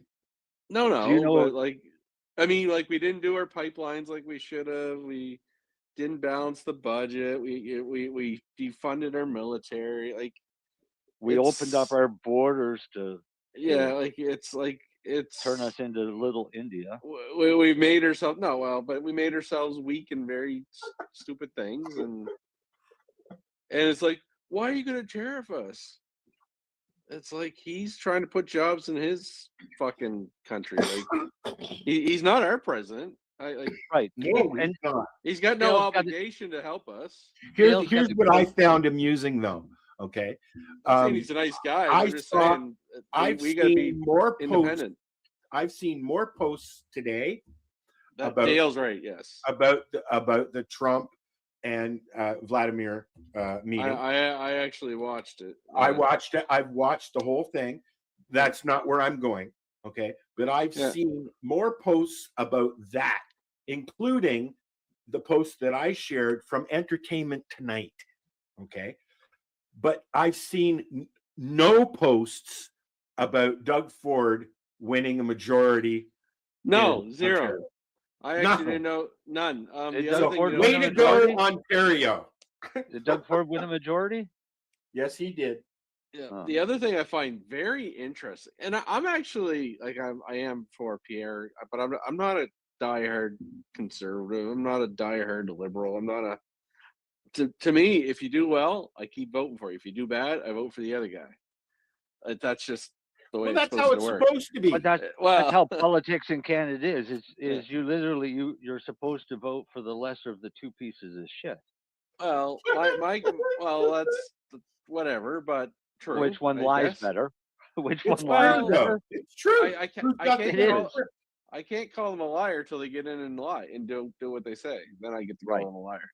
That's been my philosophy. But Mr. Carney may be fucking Jesus. I don't fucking know. But here's my Not I according, find, not according to the ex-prime minister or the old prime minister of England. oh, whatever. But either Who, way, Tony Blair? I'm not even trying to be anti-liberal, but nobody finds it weird that we're about to have a prime minister, even if it's for a week, that's never had a vote. Yeah, exactly. That pisses me off. So is Trudeau actually leaving before? Oh, yeah. election? Yeah. What? Trudeau's been thrown out, basically. No, he resigned. Well, Once they have the new leader, he's no longer the prime minister. He Don't resigned. they But already have a new leader? That's what they're going through right now. but there's a video that was just released here not too long ago with Justin's brother. Oh, he doesn't like his. I know he doesn't like Justin that much. Well, he did a big interview with Tucker Carlson. I saw that a long time ago. Yeah. All right. Well, he's done another interview since then with this other guy. Yeah. And he kind of spilled a lot more information than he really should have. Yeah. But nobody's caught on to it and has been spreading it around or anything. But he pretty much explained where the $2.5 million payout, what it was for, when Mr. Trudeau suddenly lost his job. Oh, I think everyone knows what really happened. Yeah, well, his brother admitted that it was a 14-year-old girl of a prominent businessman. Yeah. Right? Or the 14-year-old daughter of a prominent businessman, that there were some inappropriate things going on between them. So it was basically $2.5 million. That's from his brother. Okay. That he put on YouTube. Wow. Like we all knew there was a non-disclosure agreement signed about the whole thing. Nobody was ever allowed to talk about it. Yeah. His brother's obviously never signed it. Yeah. No, it's whatever. Even besides that, but my whole point is, I just find it very odd how there's no Canadian uproar that this guy's about to be our prime minister. You know what? I know nothing about it. And that's how much people are talking about it. Not at all. Well, it's just weird, just to me, that everyone, like, even if you don't like the conservative, whatever, but just like, is it not strange that anybody could just walk off the street and in a loophole become the prime minister of Canada? No. Well, apparently it's possible. Yeah. Yeah. What is to stop somebody from getting voted in and then turning around and giving the government to somebody? No, Marcel, here's the ultimate fuck you that no one's ever talked about. What's to say Justin Trudeau stepping down, Mark Carney wins this leadership, they go to the polls, Mark Carney wins the prime minister, and Mark Carney decides, I'm stepping down, and Justin Trudeau runs for the leadership again of the Liberal Party. Can he do that? Yes, he can, based on the way this is fucked up. Is there no limit in Canada, like in the No. in the States, only two times? No. Which I'm okay with. I'm all right with. Well, that. his dad was prime minister for a long time. Yeah, but I don't even mind that. If you're doing good, you're doing good. But my whole thing is, you would think the leader. His dad was prime minister for his entire life. That's what I mean. Pierre was like 20 years or so, wasn't he? It's like Mel Laskin was mayor of North York and Toronto for 30 years or so, wasn't he? No, his father his father was president for like 50 years, wasn't he? Prime minister. President. I'm talking about I'm talking about. Yeah, I know what he's doing. Cuba. I know what he's talking about. I'm talking about Cuba because I'm still convinced that that Pierre ain't daddy. It is quite the resemblance. Let's call it. It really is. And at around the same time would have been with Mick Jagger, and he don't look anything like Mick Jagger. Okay. But is his mom still alive? Oh yeah. Is Margaret still alive? Oh yeah. Yeah. Yep. She was totally against the cannabis stuff. I'm pretty sure she doesn't know either. No. Well, she was what about cannabis? She was against it, was she? Yes, she was. Why? Because of her drug issues in the past. And she blamed her schizophrenia issues or something. There was something about it. It wasn't all the fucking or the coke that she snorted in the 70s. Well, you know, at that point, cannabis was the culprit, not the coke. Yeah. Right. So they were going after cannabis more at one point than anything else. Right. but he wants to see the next party take control and hire Elon to go through the books and expose them. I saw a post. I would hire. Obviously came from somebody in the Liberal Party, but it said that there is no sense to have a group like Doge in Canada because all of our all of Canada's financials are viewable, except they took them all off the website. Oh, can't.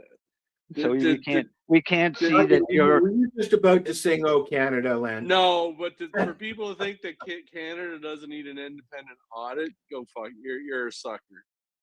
And if you think it's okay that Canada gave $50 million to Gaza for fucking condoms, you really need to give your fucking head a shake. Oh, it's U.S. Right? You mean? Yeah. No, Canada was what we were doing. Oh, we were sending money to Guyana for signage to get them to stop shitting on the beach. Yeah, that's what we wanted to do. Yeah. And gender affirming operations in other African countries, and a lot of LGBTQ stuff was exposed before they pulled it all off the website, so you can't see what we've been giving our money to. Because Canada, we're great at spending other people's money. Yeah. Well, it's like Trudeau said, "Oh well, okay, Mr. Zelensky, we're going to give you another $5 billion because we're going to steal it from the Russian money that we stole." Right? We stole Russian money. Well, they seized all of the Russian assets as soon as the war broke out. So, millionaires' homes, yachts, container ships, anything that belonged to Russia that was in Canadian waters or on Canadian soil, they kept. Okay. To me, that's stealing. Sounds like it.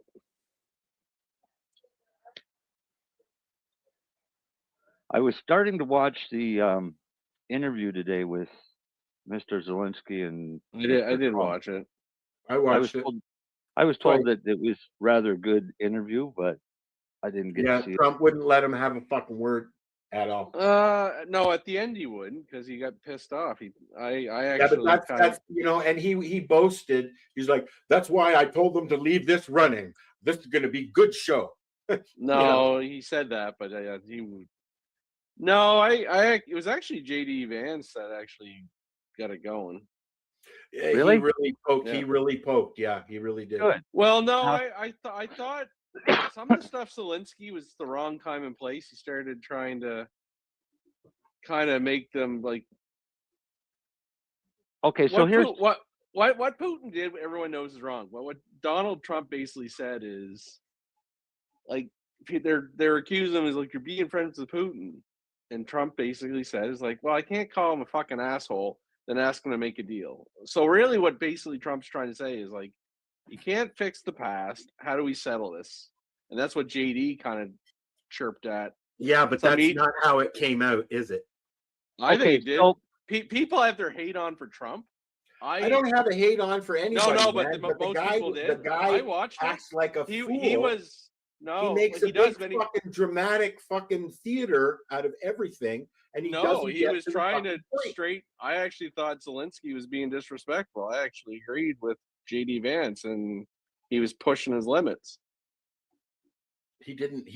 Okay, so let's say anything. But let's go back. When Trump lost his temper, you weren't going to get a word in. No, 100%. Wait, let's stop talking about this because I haven't watched it. All right. But let's go back in history a little bit to the beginning of this whole conflict with Ukraine and Russia. Oh, it's Putin's Anybody fault. remember why? Whose fault? I still think it's Putin's. Why? You know, you no matter what, he invaded the country, provoked or not. He invaded the country. But why did he invade the country, and what did he do before that invasion? I don't even care what the reason. You could tell me. I don't know, but he did Okay. invade the country. So when Ukraine separated into its own country, when the Soviet Union broke up, a large portion of the people that were in Ukraine were technically Russians. Yeah, But probably. they were living there. For 10 years, Nazi units, which were Ukrainian military Nazi units, were going in and killing these Russians, especially if they complained about the conditions that they were being forced to live under. You got 5 more minutes for this fucking conversation, guys. Seriously. Putin threatened retaliation if it continued. And Ukraine said, fuck you, we'll do what we want. And it took 10 years of threats before Putin finally had enough. And he said, you've killed 2,500 of our fucking people. No more. You're going to get paid back. And that's how this all started. It very well could have, but again, he's still invading a country is never good. No, but the same thing is happening in Gaza. Oh yeah, no, 100%. Right? I agree. There's no difference there. All you've got is No. land invasion, and then you've got turn around and you've got Iran saying, "Hey, well, let's give some money to Hamas and shake things up and see if we can really piss these guys That's off." not. I'm not saying any of it's good or not, but what I say, what happened today was more of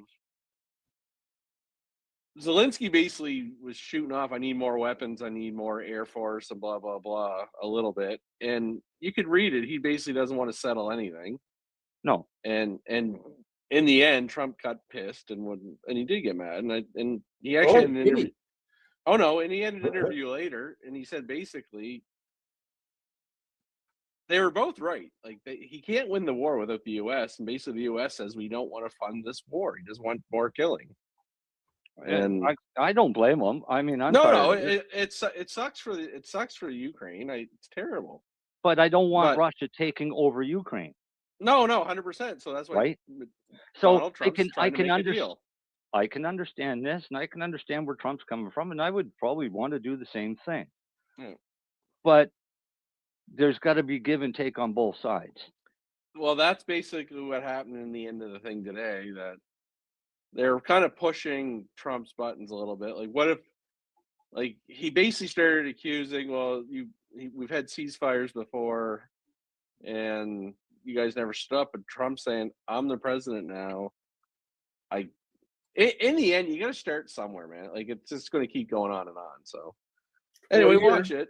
For 4 years, yep, it's going to keep going on and on for 4 years. And that's where JD kind of stepped in. It did get provoked by a question from a reporter, and that's how it started. JD basically said, but what Biden didn't work. We're trying some diplomacy. And then Zelensky sort of shot back at JD, and then Trump actually bit his tongue for a bit, but when he went off, he went off. Are we done? Yep. Yeah, I wonder if the UN would actually go in and set up a demilitarized zone between the two, similar to what they did with Cyprus in the 60s and Gaza.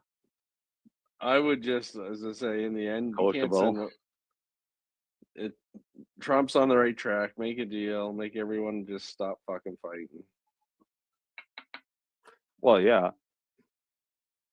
Because in the end, they were basically trying to explain to Zelensky, you will lose. Shut up, Dale. No, and Dale's right. Korea's another one. Oh, no, but he just said, like, you will lose if we don't do it. And Trump doesn't want to, like, everyone's basically trying to almost make Trump poke at Putin. But I don't think Korea's demilitarized zone is a UN thing. I think that's a US thing.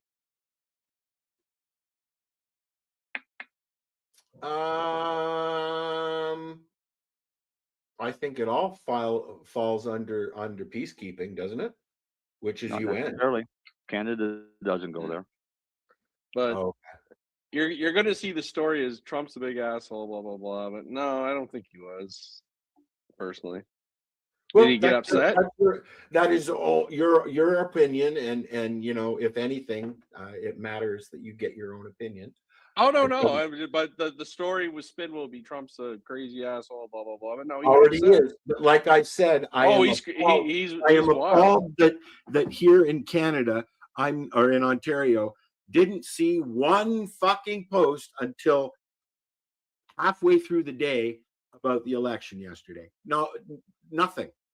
I saw they had something going on YouTube last night for a little while, but it wasn't publicized.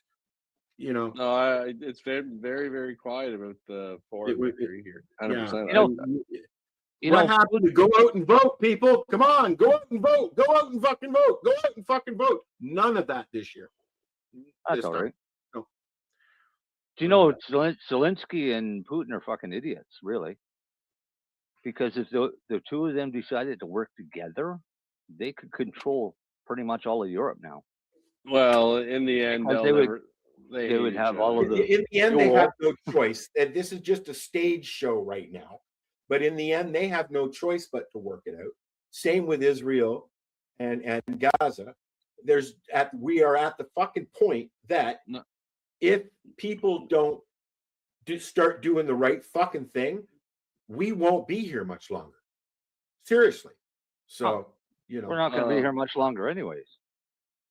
You've got all it takes is pharmaceutical one fucking companies asshole to push poisoning that button, dude, and we're gone. Period. I don't know over that extreme yet, but why is the Wuhan laboratory working on another virus that they say that it's got a 30% kill rate, but they don't have a cure for it? Right? So why? Life on Earth is changing fast. Well, whether people like it or not, it's not going to be the same in 5-10 years. Absolutely. There's going to be a lot less people, right? No, the 70s would have been better. I guess you had some Vietnam Wars or that was in the 60s. Yeah. I think in the end it's all actually welcome to our world. I actually think it's going to work out in the end anyway. Yeah, George Orwell wrote that book as a warning, not as a playbook. Yeah. But Zelensky, I think, just has to realize he can't win, and the U.S. doesn't want to support him, and doesn't want to fund war. Dale's my hero. Dale posted the magic words. What? Do you know what a new world order? Do you know what it would take to get a new world order? No. There's only one thing. There's only one way you could achieve a new world order, where one government controls the entire world. And the only way to do that is to get rid of all religion.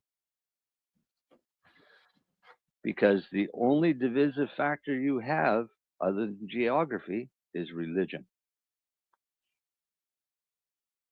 I'm not really looking for a new world order myself. No, but I mean, everybody keeps saying we're going to have a new world order, new world order. You won't have a new world order until there's no religion or one religion. No, actually, the one thing I think is going to happen is I think countries like Canada are going to become more efficient, same as the other countries. I think we will. Well, that might happen, but it's going to have a lot of change due to a lot of other things like population. Well, I think even population right now, control. Well, as I said, right now, even the Liberals are trying to start saying the right things to do, but I still don't reward them. You can't fuck up for 10 years and get rewarded. Well, yeah. I love when people say, "What are you going to do now, Pierre? We're going to make pipelines with the Liberals."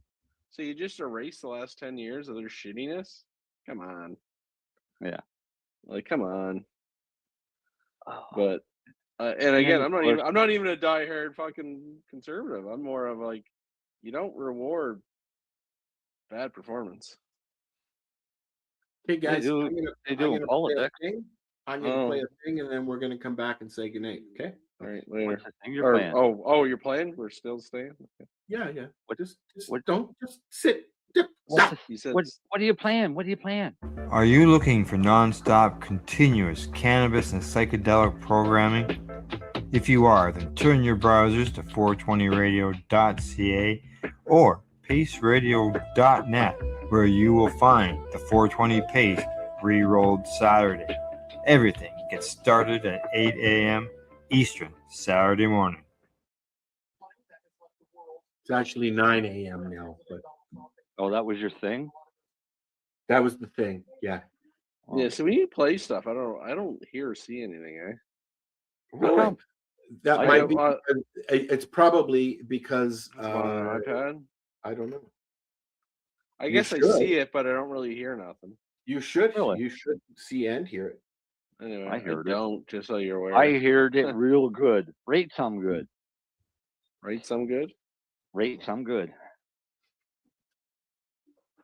So, yes, Canada will not become a 51st state. No. No. No. We're done.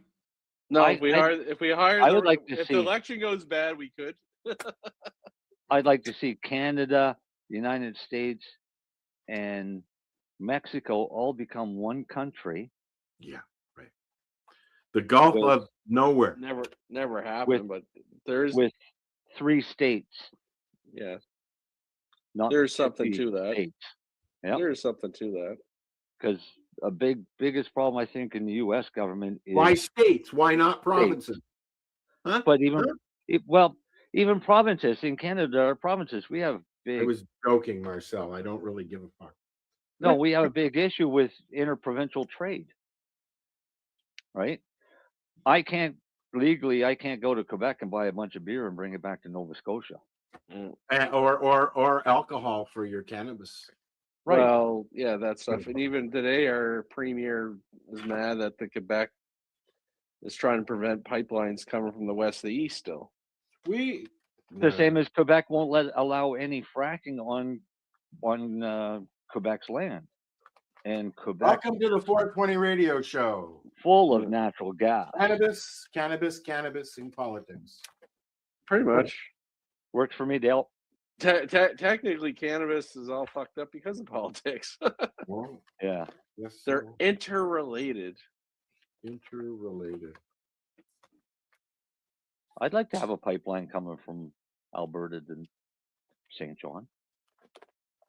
We need some refineries so we can tell people to fuck off. We have refineries. No, we not in Canada. We don't. Fucking right, we do. Yeah, where? Was one of my biggest customers, St. John, Irving. Big ass refinery. There's refineries in Alberta. Yeah. Canada's got refineries. Well, they're not using them. Well, I don't know. Irving oil is used every day. Yeah, but they have to send it. Why are they sending the sending down to the States to be refined down there then? If we have our own fucking refineries, then why not do it here? No, because that was part of the trade agreement that Mr. Trump wanted back in the beginning, and that was part of the NAFTA agreement. I thought it was NAFTA, yeah. Now, the majority of the oil that comes into St. John comes from fucking Saudi Arabia as part of the trade agreement shit. And there's no reason we need to import oil from Saudi Arabia when we've got a shit ton of oil and natural gas. But that's my point. Right. Politics. Do you know, well, no, politics destroyed the Canadian military. And it was to appease the U.S. government. We had a fighter jet that even today would be, well, it would be up yeah, Broero. Yeah. Right. It would be today. It would be it would keep up with what we've got now. Yes. Right. But if we put that in production, my favorite plane. How far advanced will we be now? Right. If we had kept that program going, far more advanced than any other country in the world. Exactly. And that's why the U.S. made us get rid of it. Well, it's a stupid story, but it's a lovely plane, and apparently there is one being rebuilt, from scratch. from. Well, they built plans. a flying model to do the movie that Dan Aykroyd was in about it. So there was an actual plane that looked, sounded like, and flew like the Avro Arrow, although it was just a rebuilt on top of another chassis kind of thing. Right. Like, yeah. Because but the original plans were all destroyed. They pulled a nose up out of somewhere, and they're rebuilding it from the nose up, so to speak, I guess. Yeah, so I think it's Lake Ontario that they flew it into. Well, they found several, so Yeah. But that was, I used to have a book that the Toronto Library came after me and sued me for because I kept it. Remember Seinfeld, Tropic Capricorn, Tropic Cancer, can't stand you. Bookman, the book cop. I don't. Great episode. I wasn't a great very episode. Big Seinfeld fan. I didn't really Loved him. Love Seinfeld. And my humor has changed. When Howard Stern was at his peak, couldn't stand him. Now I really like watching his show. Because Howard Stern grew up and he got a lot he's better. Not a shock jock anymore, really. No. Right. He got a lot better. It's kind of like... And you know what? He's a very, very good interviewer. It's like Andrew Dice Clay. Do you remember Andrew Dice still Clay? Alive, still kicking, still doing his thing. Yeah. But is he still doing it the same? Or has he toned it down for the woke people? He still wears. He's got his his leather that he wears. He looks the same. Older. I met his bodyguards one night in New Orleans, totally by accident. Just add liquor. Walked right into the guy on the sidewalk, and I mean, I walked into him. I was talking to my buddy and slammed into this thing. It was like hitting a brick wall. And I stepped back, and then I looked up at him, and I turned around to walk around him, and I ran into his brother. And I had no idea why these fucking people were all standing in the middle of the sidewalk. And then when I stepped out, then I saw they were trying to open the limo door for Andrew Dice Clay to go into the fucking theater for a show. I just saw a video posted about him. He was out on the town or something. Yeah. Yeah, but he's still around. He's still kicking. Crude. A lot of the old guys are still kicking, Yeah. Yeah. Shall we say good night now? A lot of them aren't as funny as they used to be. Yes, we should. And everybody go do your homework now. Go. Do your homework. Go look up nicotine. Go look up ivermectin. Look up vitamin D. Look up Donald Trump and. Well, you don't have to look up Donald Trump. It's gonna be in your face anyway. Oh fuck yeah. But you're going to start seeing, and I've already started seeing it, and I said this a couple months ago, that we're going to start seeing a big push on anti-smoking ads, and they've started over the last couple weeks. So why? Because they don't want people to use nicotine. And after you research nicotine, you'll understand what I'm talking about. Say goodnight, guys. Nicotine and COVID vaccine. How's that? All right, I'll take a look. You take a look.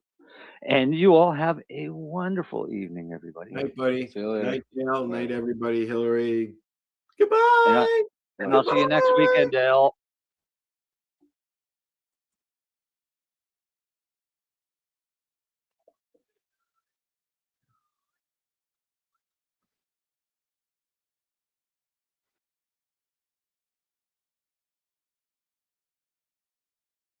This one is coming to us from Leafly. Headline says UK voters support the clinical use of psychedelics, new poll finds. Now, people in the UK support the medical use of psilocybin alongside therapy, with backing from voters for all parties, according to the results of a new nationwide poll. The YouGov survey of 2,200 UK adults, commissioned by PAR, which is Psilocybin Access Rights, found that 68% of respondents support the medical use of psilocybin-assisted therapy for end-of-life psychological distress in the terminal ill, against just 8% who opposed. Now, support for psilocybin use in physical and neurological conditions such as cluster headaches, Traumatic brain injury and stroke recovery reached 61%, with only 12% opposed. For serious mental health conditions, including depression, anxiety, PTSD, anorexia, OCD, and addiction, 53% backed this use against only 18% who were opposed. Interestingly, the survey found that when people were told about the policies that allow legal access to psilocybin assisted therapy in other countries, support increased by between 4 and 6% points on every condition. The poll showed broad approval for psilocybin reform across the political spectrum. People who said that they intended to vote Labor were 77% likely to support the highest of any voter group. Now, Reform UK voters also backed the UK government, allowing end-of-life psilocybin use by 68% to 11% who opposed. The Conservative voters also support the measure 68 to 11, the exact same numbers. Even on the most contested framing, psilocybin for mental health, without any international context, Reform voters split positively with 45% support against 26% who did not. They say these figures should reshape the political conversation in Westminster. This is Timmy Davies. He's co-founder of PAR. It goes on to say that the evidence tells us what every clinician working in this field already knows. There is no reason for keeping psilocybin trapped in Schedule 1.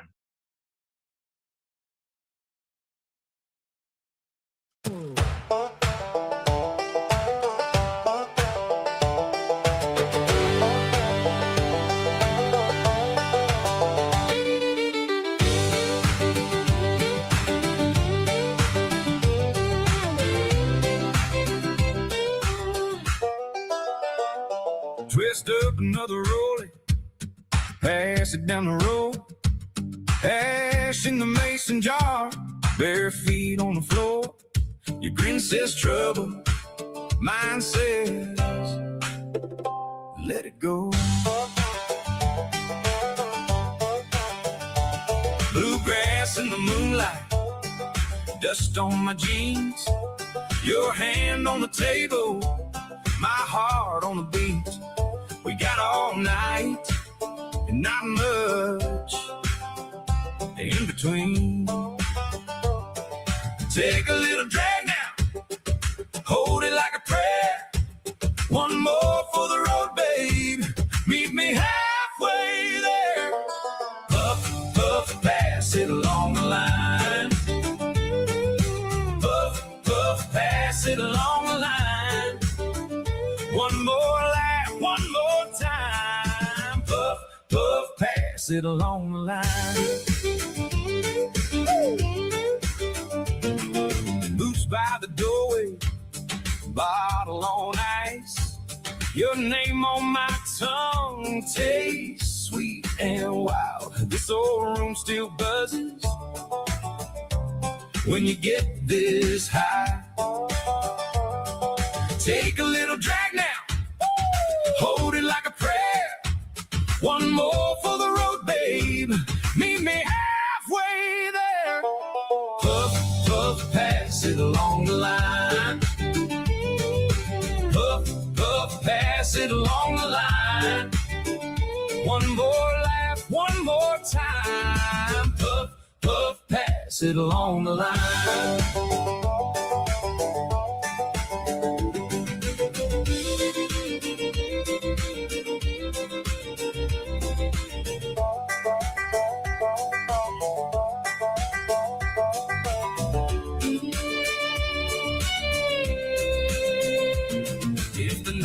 Restless, we can slow it down. If the stars start falling, we'll keep them around. One spark, one circle, one more round. Puff, puff, pass it along the line.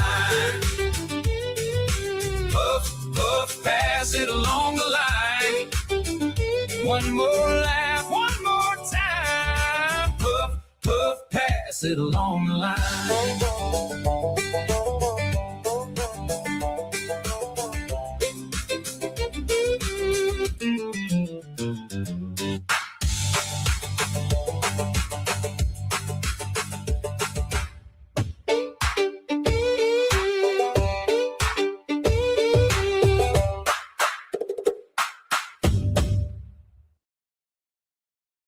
You're listening to the Pace Radio Network here at paceradio.net.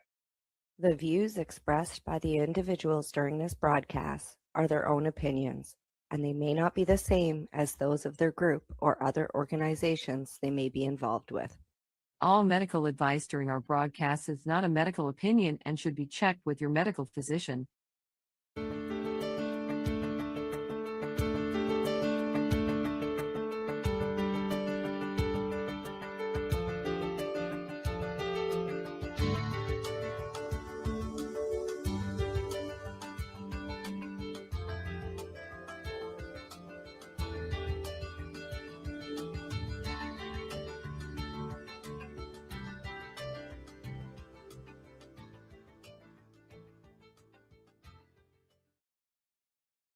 Hello, everyone. Thank you very much for joining us tonight.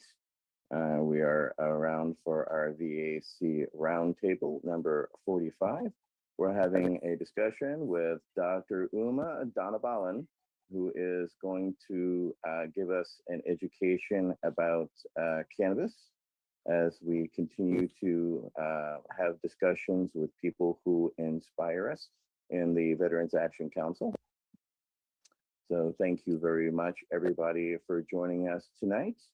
And we're going to start off with just a brief introduction. Dr. Donabalan is a highly respected physician trained in family medicine and occupational environmental medicine from Harvard Medical School. She is a fellow with the American Academy of Family Physicians and a diplomat certified in cannabinoid medicine. Dr. Donabalan is a founder and CEO of Global Health and Hygiene Solutions, LLC, whose mission is to promote wellness and prevent illness in the global and private sectors. She currently practices at Uplifting Health and Wellness in Cambridge, Massachusetts. She is dedicated to educating, embracing, and empowering her patients while promoting cannabinoid medicine as a treatment option. Dr. Donabalan believes that cannabis is an entrance to a better quality of life, an exit drug from pharmaceuticals, narcotics, alcohols, and nicotine. So again, thank you for joining us tonight. So we're basically going to get right into our discussion. So Dr. Donabalan, please explain how cannabis works as an exit drug more than a gateway drug, because as we have been educated through the misinformation through our educational systems, we've been led to believe all along that this is an actual gateway drug. So could you explain why this is not the fact? Well, first of all, I want to say thank you to everybody that's here with us and everybody out there all throughout the world for joining us today. And I truly believe in the concept of, if anything, it's a gateway to a better quality of life, and it's an exit drug.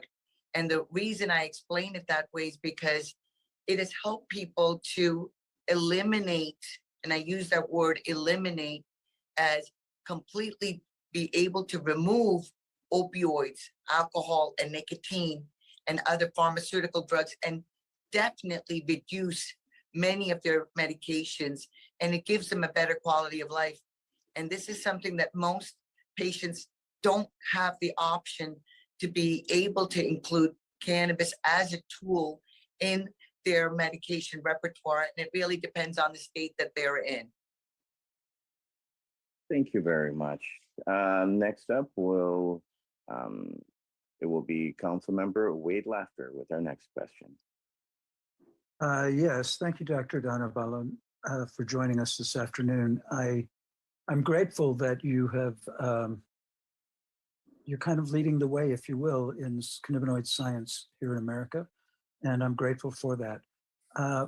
What do you think about the phrase PTS growth? And will you say something about that? Thank you. Absolutely. I like to deter away from PTSD because I feel like that D puts everybody as a disease, a disorder, something to code people by. And I really feel that it should be just called post-traumatic stress. And growth is a wonderful way of looking at it as a very positive thing. And we all go through stress at some point in our life, and how we cope with it and use it as a positive way, I think is very helpful. And I think the ability that we can share that how people have dealt with their stress and how they've grown from it. I love that concept versus a negative aspect from it. Thank you. And to follow up, one of our first roundtables was on post-traumatic growth because that is something that we have been looking for and toward, because each one of us that tends to be on our council outright has been working actively to affect change and move the needle forward. So PTS growth is something that we find very helpful in discussing with a lot of especially entry patients and people who are new into the activism, because we want them to have examples of how we've overcome our traumas, as well as how we have moved past that, and finding help in the service of others has helped a great deal of us veterans who continue to struggle with our post-traumatic stress. It helps us heal and move forward by giving us purpose and helping and working directly with people. So thank you for your insights on that. And did you want to follow up on anything regarding that, Dr. Donabala? Absolutely. I really feel that right now the whole world is suffering with PTS, especially with COVID being something that we've all been impacted by in some way, shape, or form. It's touched us and it's impacted us. And so, and I really feel that through this, some people have absolutely taken it as an opportunity to grow. And it's change. And with change comes some difficulties. And we definitely should look at it as an opportunity of growth. And I love the fact that the veterans have each other to support and grow from it.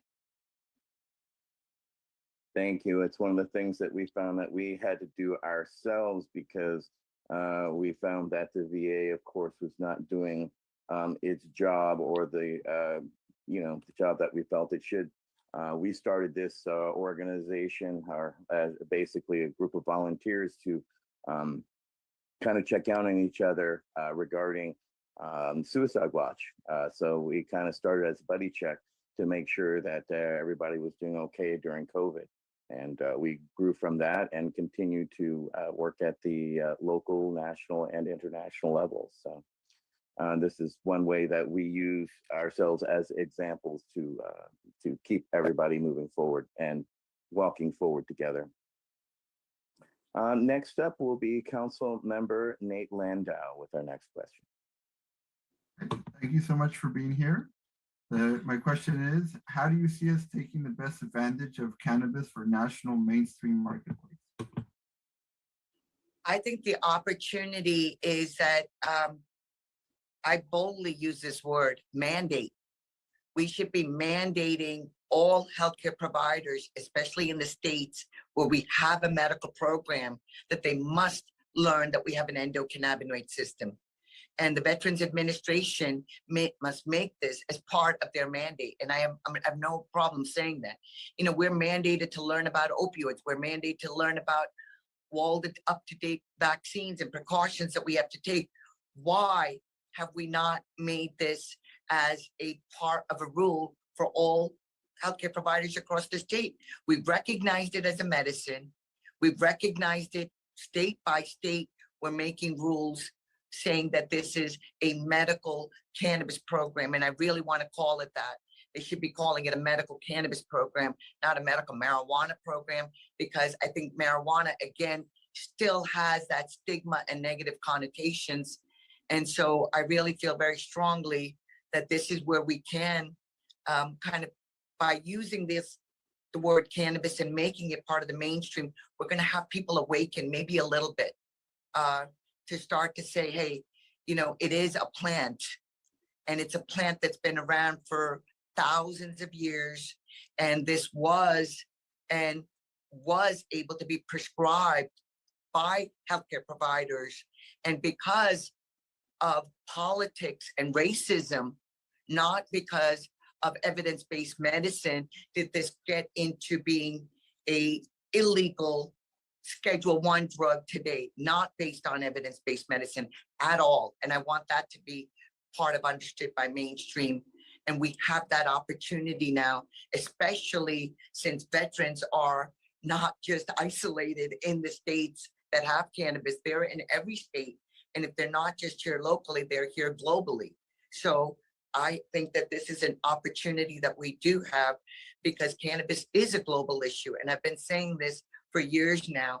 And so we have the opportunity to, correct the wrongdoings in one way, because United States of America did lead into part of this being into prohibition. So we have an opportunity to correct the wrongdoing now and to move forward. You mind You had a elaborate- follow-up, Nate? Yeah. Do you mind elaborating on the endocannabinoid system a little bit?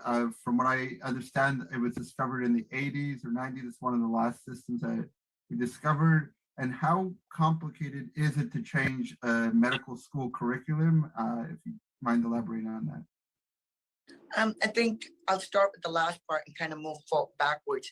I think changing medical school curriculum is difficult, since we keep saying that there's so much material we have to learn, and it keeps but yet we are updated on medications. We have somebody that brings in and says, this is what you have to learn about this thing right now. There's an opportunity that a doctor can learn that we have an endocannabinoid system. That first must be taught.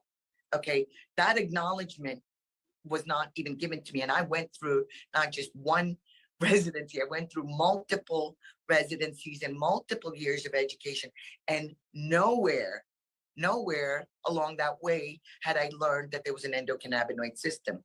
It was in 2010 that I started to learn on my own. And so what I want people to understand is that yes, we found out that our body makes endocannabinoids much later. But what we do know is that this system today, at least, forget about what we didn't know. Today, 2022, we know that this system is there. So why not start by saying, here's a brief 15-minute info commercial that every healthcare provider must learn, and learn that you have an endocannabinoid system. And I would be happy to explain it to them very simply. Just like we have digestive system, a cardiac system, a respiratory system, reproductive system, there's an endocannabinoid system. And it is very similar and analogous to the nervous system. And we understand that there's a presynaptic and a postsynaptic, and neurotransmitters like dopamine and serotonin are made in the presynaptic. They're released and they bind to the postsynaptic. What's unique is that we have endo, meaning within our body, cannabinoids that mimic cannabinoids that are in the lovely plant cannabis, and they're produced in the postsynaptic, and they're released and they bind to the presynaptic. So it's a retrograde mechanism. So my analogy is that a pitcher has the ball, he throws the ball, the catcher catches it. That's a nervous system. With the endocannabinoid system, the catcher is making the endocannabinoids. He's got the ball and he's throwing it, and the pitcher is catching it. And between these two, they have, their function is to keep us at ease. And if we are not at ease, we are at dis-ease. And that's how I explain the endocannabinoid system. Its function is to keep us at balance. Homeostasis is what we're looking at. And what's beautiful is that everybody's homeostasis, by the grace of God, is not the same every day. It may be more, it may be less.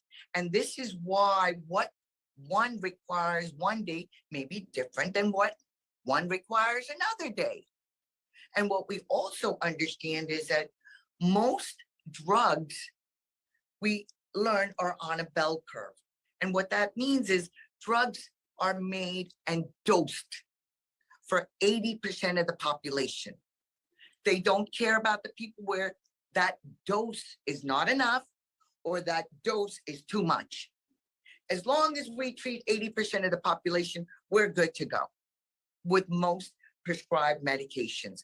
And that is why many of them are deadly and toxic and can be overdosed. Okay. Now, with cannabis and the endocannabinoid system, I like to describe it, and I make it easy for people to remember. Remember Dr. Uma. It starts with a U. And the cannabinoid system is more like a U curve. Too little, too much. So what we're learning is that when this system is deficient, like Dr. Ethan Russo has explained, migraines, IBS, lupus, all of these different illnesses, fibromyalgia, are related to a dysfunction where the endocannabinoid system is deficient. There's also where the endocannabinoid system can be overactive, and that's in addiction, obesity. We're finding out that this is what's really beautiful about the endocannabinoid system and why people can find a sweet spot. Initially, there might be more that they need, but once they acclimate to it, there's a way for them to balance and be able to flow. And that's how I try to explain the endocannabinoid system. And that there's receptors. The first one that was identified was CB1, which is primarily in the brain, CB2, which is primarily in the immune system, but these receptors are throughout the whole body. And that's why this one plant with all its different facets is working for a panacea of diseases, but it is not a panacea treatment. But that's why it's able to work for so many different illnesses. And what we understand is that nobody, a big fat nobody, has ever died from a toxicity because part of the brain stem that controls our breathing and our heart rate cannot be blocked by cannabinoids. And we say it funny that you may feel like you're dying if you take too much, but you're not going to die. So that's the safety part about cannabis. But truly, we have to understand that this system is there. It's millions of years old. It's evolved from a sea squirt to what we have in humans today, but it is real and it's a science. That must be taught to everybody in the whole world. That's my mission. Well, that's quite a mission. I know Council Member Wade Laughter has a follow-up as we talk about single cell versus more complicated things such as the plant itself. Go ahead, Council Member Laughter. Dr. Donovan, that was a beautiful description of the endocannabinoid system. I've been learning about it. Of course, I never went to medical school, but I've been really fascinated by the science since around 2010 because of my work in cannabis. Anyway, as a clinician or a medical practitioner, you, as you said, you spent years learning about prescription drugs that can kill people. And especially when you start piling one on top of another, on top of another, on top of another, where you end up treating the symptoms or adverse side effects of the first medication, it can be disastrous, as you know. But meanwhile, you know, as veterans, even within the VHA, we have trouble getting access to good medicines and guidance on how to use them. And what's true is in medicine today, you can get, you know, THC in the hospital called Marinol if your doctor prescribes it. And now there's Epidiolex and Sativex and for different conditions. But like you said, that model of hitting 80%, how does that translate into practice in a hospital or even in a family practice where you're working with individual patients? Could you talk about that, please? Absolutely. So I'm very fortunate. You know, when I decided to get bold and speak about cannabis, I left the system. I don't work for the hospitals. I don't work for the universities. I don't work for insurance companies. I left that and I love what I do. I truly am blessed because I am able to offer, I can write those prescriptions. I choose not to write opioids, and I haven't written an opioid in over 15 years, but I have written recommendations for cannabinoids since 2012. And what I feel is that I've been able to truly get to practice family medicine because I usually end up with one family member, and now throughout the years, I'll get another family member. The child might come in, the parent will come in later, or the parent comes in and now the child, and then, you know, their parents. So I even have 4 generations now that I get to practice: the child, the mother, the grandmother, and the great grandmother.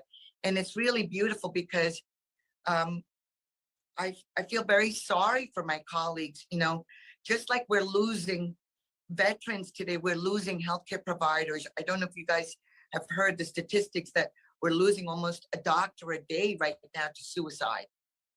And it's alarming because doctors, I feel, have lost their autonomy. They're also unhappy. You know, they're now told to practice medicine by somebody else that doesn't really understand medicine, that wasn't a doctor, it's somebody that's a number cruncher. And what I feel is, in the last 10 years, I can truly say that I've helped people improve their quality of life and impact their families. And what they've also done is actually go back to the community and teach some of my healthcare providers, like, no, I don't need that prescription filled anymore. And no, I don't want that higher dose. And yes, I can use an edible instead of that tramadol, or I can slowly, Dr. Uma has taught me that I can have a plan to exit, my exit plan on how to slowly get them tapered off their prescription medications. And I practice cannabinoid medicine by following them up. I don't just give a 1-year certificate, and I take that part of my business very, very seriously. And I tell that to everybody out there, these people that are doling out veterans for 1-year cards and no follow-up, that's just wrong. That's just wrong.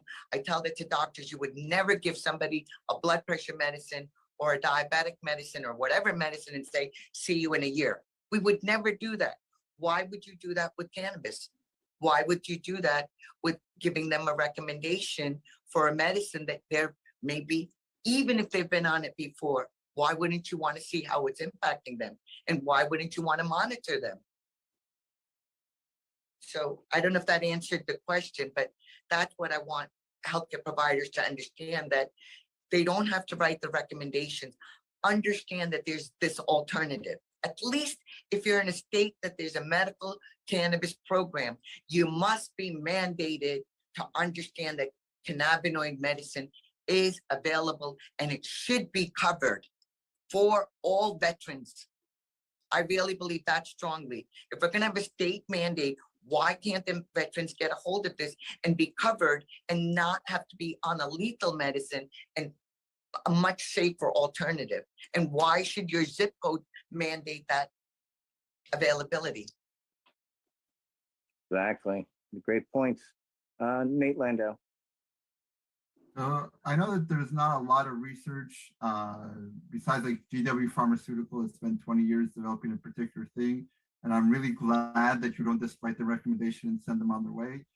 Have you developed any methodologies or anything, like you were mentioning migraines, different stuff like that, on how, with the limited research that we have, how you can build these methodologies with different clients? And I know everyone's different.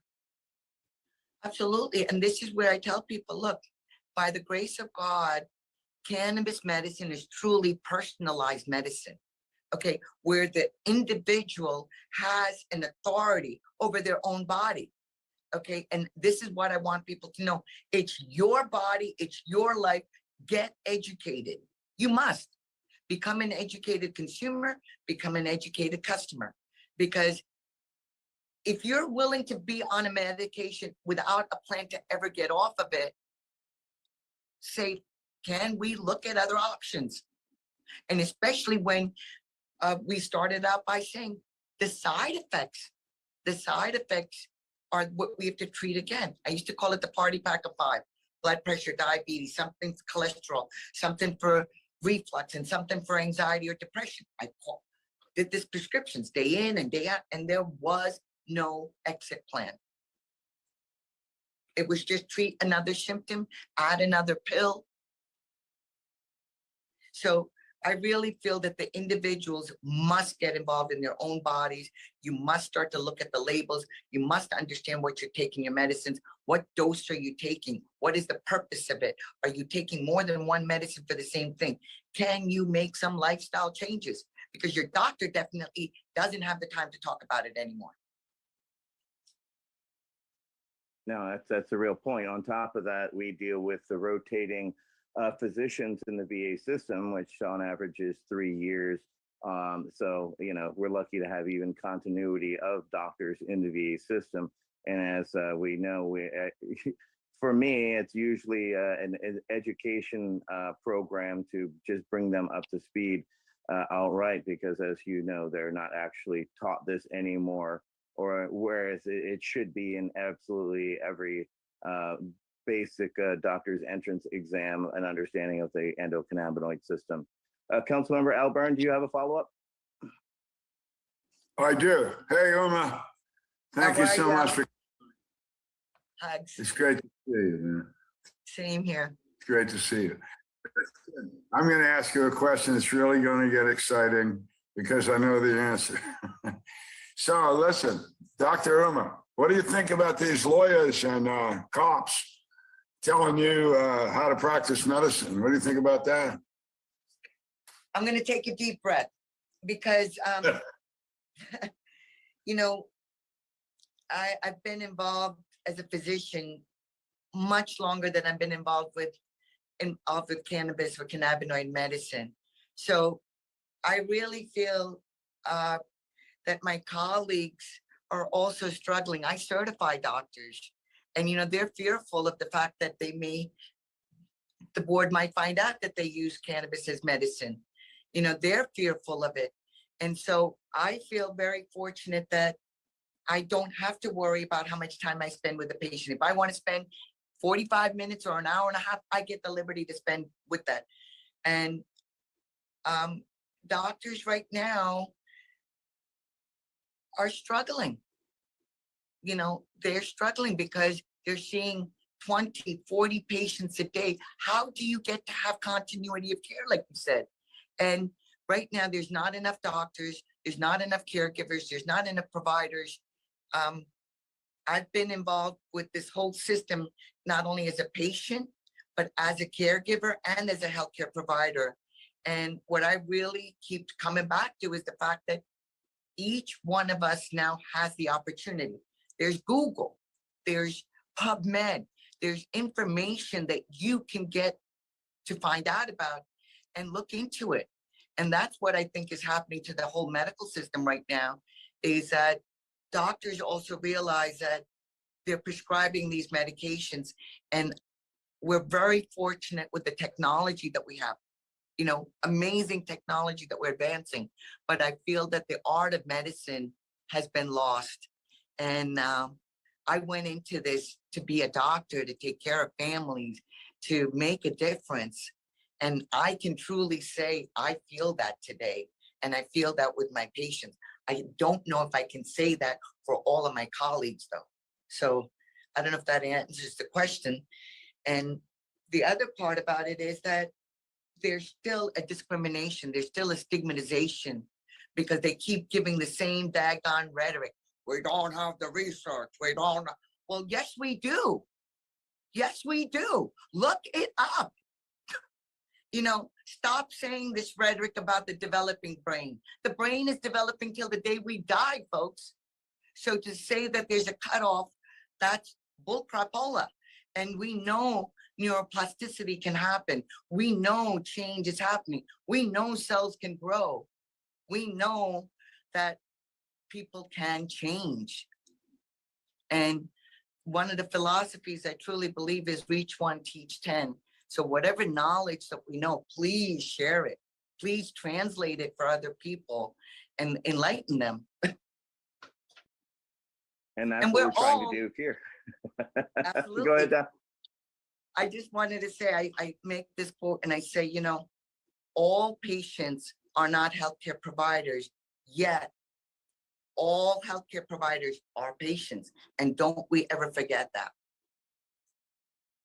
Council Member Laughter, you had a follow-up? Yes. Again, thank you, Doctor. This is a great conversation. I believe, I'm not sure that this is the case, and Etienne, you could correct me, or Nate, you might know, but in California, physicians are prohibited from having a cannabis recommendation. I assume as adult users, now that we have recreational or adult use, doctors can consume cannabis legally. But I know at one point, the California Medical Board, I sat in on one of their meetings, and they were discussing, I was there because they were discussing cannabis and where would it fall in a treatment protocol.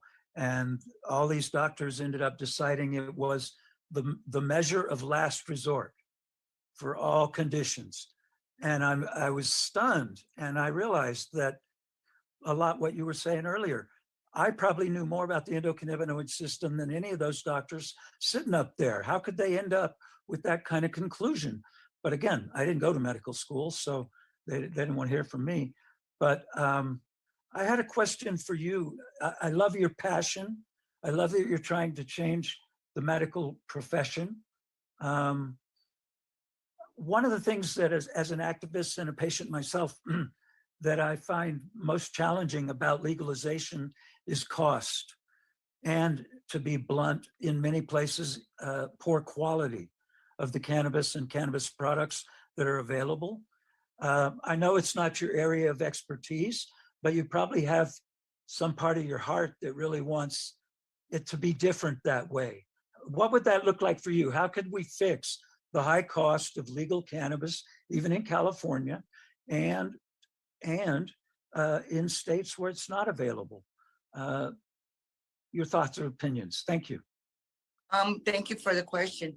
You know, I really believe that my roots come from being a farmer. My grandparents were farmers, and I really believe that there's so many beautiful farmers out there, and we need to tap into them and let people grow this plant, whoever can grow it properly. And I'm originally from India, and plants are considered as deities, and cannabis was considered as a sacred plant, and it's still a sacred plant along with many other plants. And so this is where I believe that there's so much we don't know, but what we do know is that if we can have more people grow it that can do it well and make it a joy for them. And I just actually, believe it or not, I had to do a testification earlier today in Rhode Island for two people that as a church, they were trying to grow cannabis and they were arrested for their consumption. But this is what measures people are taking now to try to do this growing of a plant, to grow it safely and to make sure it's safe, because one of my backgrounds is in heavy metals. So I've said, you know, this plant's not, that has killed nobody, don't mess with my plant. Because if they grow it improperly, or if they grow it in soil that is contaminated with heavy metals and not properly processed, they can create a poison out of this plant. And then we are making it into, we're condensing it, we're processing it, and we're concentrating it. So when there was a small amount, now that you concentrate it, you can make it much more impactful, and it could be very detrimental. So what I would love to see is that people that do have an interest come up and step up to the table. People that have the land step up to the table. People that want to understand what it's involved, outdoor grows. Because right now, because of the legality of it, most large dispensaries are growing it indoor to control it, which means that they have to use more pesticides and solvents. And once the plant is contaminated and then you try to change it, the plant is still contaminated. Just because you're processing it doesn't mean it wasn't contaminated with mold. And they forget about these things. So there's a lot of standards, and it's truly about education that still has to happen. And what I believe is that the farmers and the people, the legacy people that have been growing this, must be allowed to step up to the table and be honored to show what they've learned so that others can learn from it. Teach it to others. You know, my mother always said, learn it, do it, teach it. Learn it, do it, teach it. So why don't we let the people that know how to do it, teach it to others or do it? And I think for veterans, I think the opportunity, be able to grow even one plant and to take care of one plant would be very healing. From the point of growing the seed to watching it day by day. I remember one of the projects that was still memorable in my younger years was growing a lima bean. You know, we had to sprout it and watch it grow. And so I think there's a lot to being able to farm this plant would be beautiful, but to do it properly. Next up is Council Member Tony Landry with our next question. Hi, Dr. Uma. Hi, Tony. How are you? Oh, it was great meeting you at the Patients Out of Time conference up in Kansas City in what was that, June, I think. And it was great meeting you. And it's an honor to be here again with you in the meeting tonight. And my question is, you mentioned about the training, and yeah, I totally agree with that. And that's part of the reason why there's so much stigma. And I was wondering if you've ever, because of your activism in cannabis, have you ever experienced any negative career repercussions for that? You know, I've been ridiculed, and I think I've gotten a little taller because, you know, when you walk into a room, and I get a little emotional now because I still remember coming back to Massachusetts from Washington in 2014 and coming into the Mass Medical Society and thinking that my colleagues would embrace me because I knew this knowledge, and they would giggle and ridicule me. And, you know, being called a pot doctor, and now I don't care. Call me whatever you want, you know. I don't care what you call me, because I am able to stand up, and I know I'm doing the right thing, and I've been doing the right thing, and I'm giving people an option. So hooey on anybody that wants to talk ill about me or anything else. But at the end of the day, I feel that all of us, I don't care who you are, where you are, is going to die. And what I really believe in is palliative care and cannabis as a first line option for these patients. You know, I always say cannabis is not for everybody, yet it should be a first line option and not the last resort. So if my colleagues can at least say, look, the people that you've thrown the hands up when say, I got nothing for you, please send them my way. Please say, look, at least let's let you die with dignity. Let's give you this as an option for not just the patient, I say this, but for their caregivers, for the people that love them, to be able to know that you let them die with dignity, I think is very, very important. So I feel my colleagues, if they don't want to see anything else, I feel this is a humanitarian issue, and it should be a global humanitarian issue, that we be able to let people have this as an option. And I still face it. I still face the ridiculism. I still face the discrimination. I can't get a loan because they say you're a cannabis advocate. I said, I'm a medical doctor. I'm a medical doctor. I don't touch the plant. I don't sell CBD. I don't sell hemp. I don't sell marijuana. I have nothing. I write recommendations, and yet I'm discriminated by it. And I want everybody out there to understand that is just not acceptable. Why should I be discriminated because I'm writing a recommendation for a plant that's legally available? And I'm not a cannabis anything. I am a cannabinoid medicine specialist, and I'm proud of it. And I'm a diplomat, and I was certified by the American Academy of Cannabinoid Medicine in the year 2014. No, I'm sorry to hear that. You know, it's still a reality. I own and operate the oldest cannabis dispensary in the United States, and we've been kicked out of 38 different banks. So I share your frustration. but in no way, shape, or form, I actually touch the plant. I actually provide the medical cannabis. So that a doctor is actually discriminated against or harassed in any way, shape, or form, especially by a financial institution, especially not not touching the plant in any way, shape, or form, and just by educating and writing recommendations is beyond ludicrous. And you would think this would be 1922 and not 2022, the way that we are treated. But unfortunately, that's just the reality that we're faced with. So thank you for your continued perseverance, Doctor. It is to be applauded, as well as I hope someday that your profession will celebrate and allow your humor amongst about this situation that, of course, is beyond tiring and frustration. So It's with that, we're changing, gonna. though. It is Yes. changing. I have to say that,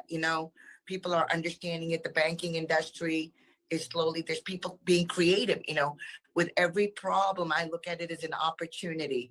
So, I got involved in this because I lost my mom. So I too understand PTS very clearly. And it is frustrating, but I believe, like, if my mom had not died and it didn't impact me, I would not have this passion or the ability to speak so boldly. So, make a lemonade out of lemons, I guess, at times. Absolutely. And one of my monikers is Chief Lemonade Maker. You get so used to the lemons, you might as well just bring out your own sugar with it and make your own lemonade, right? All right. Well, next up is with our final question will be our one of our newer members, Dale Seidlitz. Please go ahead with our question. Hi, Dr. Emma. I was actually at my GP visit today with the VA, and everything you've described fit my experience perfectly. It's my newest GP, and she asked me who prescribed this medicine and how long has it been since you've seen that person. And it's been a year, it's been 2 years, it's been this and that. And why haven't they followed up with you? Well, how the hell do I know? I've tried to follow up and this and that. So very, very interesting. Loved everything you've said thus far. But I'm going to segue from that experience I had today, because you hit that nail on the head, or staying with the baseball theme, you knocked it out of the park.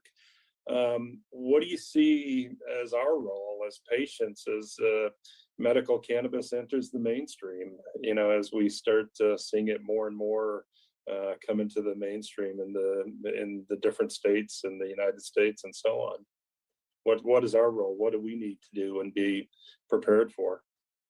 I use the word conscious use. I use that, and I'll repeat that again, conscious use, because anything can be misused, abused, overused, which can lead to addiction. Okay. And so what we have to understand is that we must continue the education on understanding appropriate use. We don't want to harm anybody. I took an oath that said do no harm, but I take it one further and say, Dr. Uma says safety first, do no harm. So that's where I think the opportunity is, that we understand what the underlying issues are, what are the mental issues, because cannabis is not the treatment for everything. We have to understand, how is cannabis being used? People that are self-medicating and the terminologies that we're using. I think these are the things that we have the opportunity. When we talk about cannabis as being medical and recreational, I think that is so wrong. That is just so wrong, because we would never talk about your cardiac system working medically and recreationally. We don't say your pulmonary system is working medically and recreationally, and here's your inhaler for your medical use, and here's your inhaler for your recreational use. If you have a condition, it's a condition, right? So I think what we need to make people understand is that cannabis is being used for some type of purpose, if it's self-medicating. And the way I hope to see it is that the way I see ibuprofen or these medications, how they've evolved. If, for example, you have a trauma and you have an injury, and they say take an anti-inflammatory, you could go over the counter and buy ibuprofen at any store, pretty much, and you could get a store brand or just basic ibuprofen or Advil or the trademark brands. If you want a stronger dose, you need a doctor to write a prescription for you to get a 600 or an 800 milligram. So this is where I see things may be changing, where we'll be able to get smaller dose things over the counter, larger dose things requiring more with a doctor's prescription. What I also see is that I hope to see it descheduled. It doesn't belong on any schedule. That's where it belongs. It doesn't belong on any schedule, but we still have to understand that this is still a drug. Food is a drug to me. If we don't know what our food sources are and what's in it and how much we consume and how it impacts us, we're not being educated and using things consciously. So this is where I feel the opportunity is, because it is so available abundantly, that we should hold a higher standard, start to teach people to know what to look for, what are the standards, because I do believe testing should be there so we know what's in the product. Because we're giving it to babies, we're giving it to people that are immunocompromised, so we need to make sure that we're giving safe products. Does that answer your question? Yeah, I was just gonna, you hit the one term, and I think education is key. And I think the education of medical cannabis is really the key for everyone. And I don't know if there's been enough education around it. And so maybe that's really what we can focus on, what we can help with, and what we can drive to help the movement even better. I don't know your feelings on that, but I look at everything as just educating better and trying to. I mean, life is education, right? It's getting smarter, getting better. That's kind of how I look at it. So I think with this subject and with what we're doing here, that's what we need to do as we move forward. I just want people to also remember, we've been like brainwashed with this thing, evidence-based medicine. Okay, that was imprinted in my brain cell, right? Evidence-based medicine. Well, evidence-based medicine is what got these opioids to the market too, folks. So I want people to understand, become an educated customer. I think I've said that repeatedly tonight. Understand who's doing the research, who's behind, what is their agenda? What is your agenda and your body's health? And the more we learn, the more research and the more cannabinoid research we do, we're going to learn more and more. And cannabis has been around for thousands of years. It was used as medicine for many things, and it was also used for the treatment of opioid addiction. It was used for the treatment of alcoholism. It was used for the treatment of insanity. It didn't cause these things, as we started this conversation saying the gateway drug. So if anything, I believe it's a gateway to a better quality of life. And it is truly an exit drug, and it can be an exit protocol that doctors can learn about and use it as an adjunct therapy with their other medications, is the other thing I want people to know. Excellent. Council member Michael Krowitz, you had a follow-up. Actually, I just had a kind of a new question I just wanted to ask. And it's great to see Dr. Uma. In the historical antiques and collectibles world that I've been working in for a long time on this museum project, I've run into a bunch of artifacts about medicinal cannabis seeds. And I know that Japan has a history of medicinal cannabis seeds. And I just put a photo of the most recent artifact. I just found a German version of the apothecary drawer pull for the cannabis hemp seeds. So I just wondered if you could break down or if you have any experience with what exactly with the hemp seeds is medicinal and how did they use that? The first thing that popped into my head was an image of Buddha and how he lived on 1 grain of a hemp seed is what the story goes back to. And so this is one of my theories. I truly believe that hemp was part of our innate need, because how could we have where we're producing a cannabinoid that mimics THC? How could that be unless it was part of our innate need? And I believe that because cannabis was removed from our society, from the animals. This is why we have so many of the diseases and the autoimmune illnesses. I truly believe that if we start looking at the seeds and the genetics of the seeds, and we start looking at the genetics of the people and the diseases, I really believe, mark my words on that we're going to see that there was a deficiency or an overactivity, that U curve again, too much, too little. What happened in your genes is probably what's impacting us. And I really believe that, again, hemp, 1 serving of hemp is 3 tablespoons, gives 10 grams of protein, easily digestible, 12 grams of omega-3, omega-6, 20 amino acids, 9 of them are essential. So we know that anybody out there, even if they don't want to inhale cannabis or ingest it in different ways, they can start with hemp and incorporate this food as dietary. If our animals, our produce was fed hemp, they would not be inflamed. The animals, then when we consume it, we would not be inflamed. So this is where one of the things I've said is that this plant is for the 5 Ps, that this plant is for people. It's for pets or produce. It's for our planet. If we planted this plant, what it could do to our whole earth with the climate change. It's for peace. If we legalize this plant and people did not have to face jail sentences that they're still facing today for a plant, there would be peace on earth and profit. And when I mean profit, I mean one's health and wellness. No amount of money can give you your health and wellness, and also all the jobs that we can create. So I believe in the seeds. The more we learn about the seeds and we look at the genetics, I believe the answers are there, and we will find the genetic makeup for what we are deficient in. Just my thoughts. No, that is excellent. We're going to kind of go in a different direction. One of our mothers, who's a veteran, who is here, Saya Gonzalez, has a question that is very apt given the political climate that we're in right now. Go ahead, Asaya. Thank you. Good evening, everyone. Thank you for having me. Thank you for your time, Dr. Uma. I apologize for my kid's foot.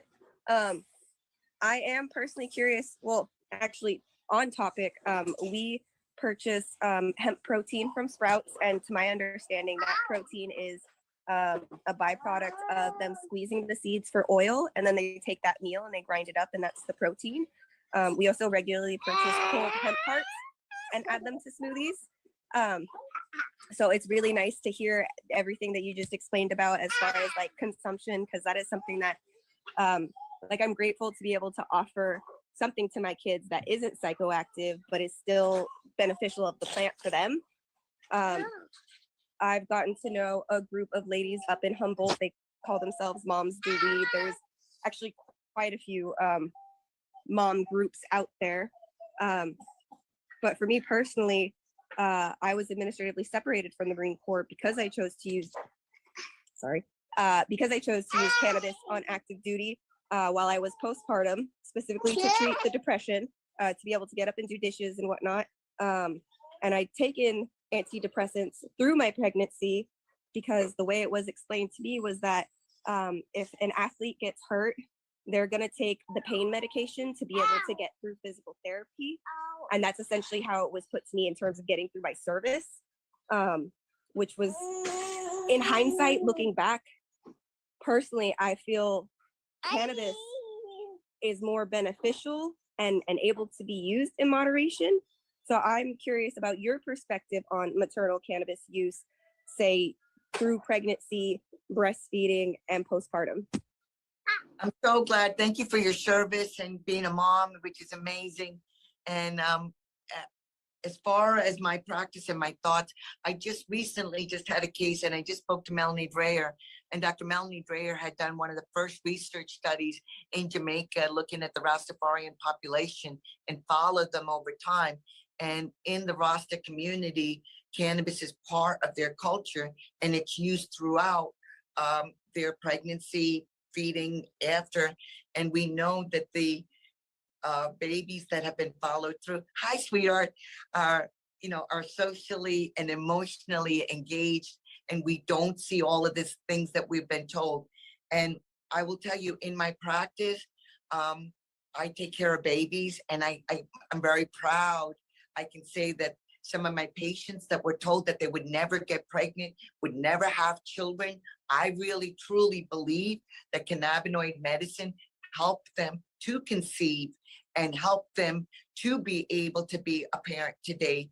And what we do know is that these endocannabinoids are throughout the body, and we know that these are also the first drop of breast milk a baby receives has this molecule known as anandamide, which mimics THC and works with the receptors. That's why THC works, because it mimics it. And so, when they say baby milk drunk, I say happy baby. The baby is the mantra of what Dr. Damaso says: relax, eat, sleep, forget, and protect. So this is what the baby is doing. It's able to nourish itself. It's able to build up that immunity, because the baby has the mom's immunity for the first 6 months, and through this it's gaining its own immunity. It's able to recover. It's able to forget that it's gone through this canal and everything that it's been through, and now in this outer world. And there's so much sadness of our babies being taken away from our mothers because they tested positive for THC. That's insanity, because they'll rather than be tested positive for their Ambiens and their other SSRIs. That's okay. And we don't know the impact of that 20 years, 30 years, 40 years from now, but we do know that cannabis has not harmed them, but we will not give this, but we will take our babies away from our mamas. That to me is wrong and unacceptable. So, were reported twice to Child Protective Services because my command was aware that I was breastfeeding. No one wanted to ask questions around over the precautionary measures that I was taking, but the social worker who wound up assigned to us, we wound up having a nurse practitioner who would regularly come into our home and evaluate us. And I feel that that was an amazing resource that we should have had available to us without that negative filing report having to go through. And she went out of her way to try and get into contact with my commanding officer to ask him to leave our family alone. It was unnecessary. So I wholeheartedly appreciate everything you just laid out. Thank you. Thank you. I mean, this is really, some states now, what's happening, and this is slowly, and I've been involved in this too, is that they're saying we're not going to test for THC. They're doing this across, even in I wanted to go back and say this with some of the doctors in the medical schools and the residency programs now, new onboarding of clinicians, they're taking that off their drug testing panel. And I feel that they should do the same with mothers. They should not be testing for THC, because the problem is, just because you test positive does not mean you're impaired. I want to go back to that as well. And I want to talk about that, because I am a medical review officer, and I like to use the word intoxication, not psychoactive, because people can take CBD and feel at ease. So that to me is psychoactive. So just to say THC and CBD, I look at it as it's a spectrum of impairment versus non-impairment.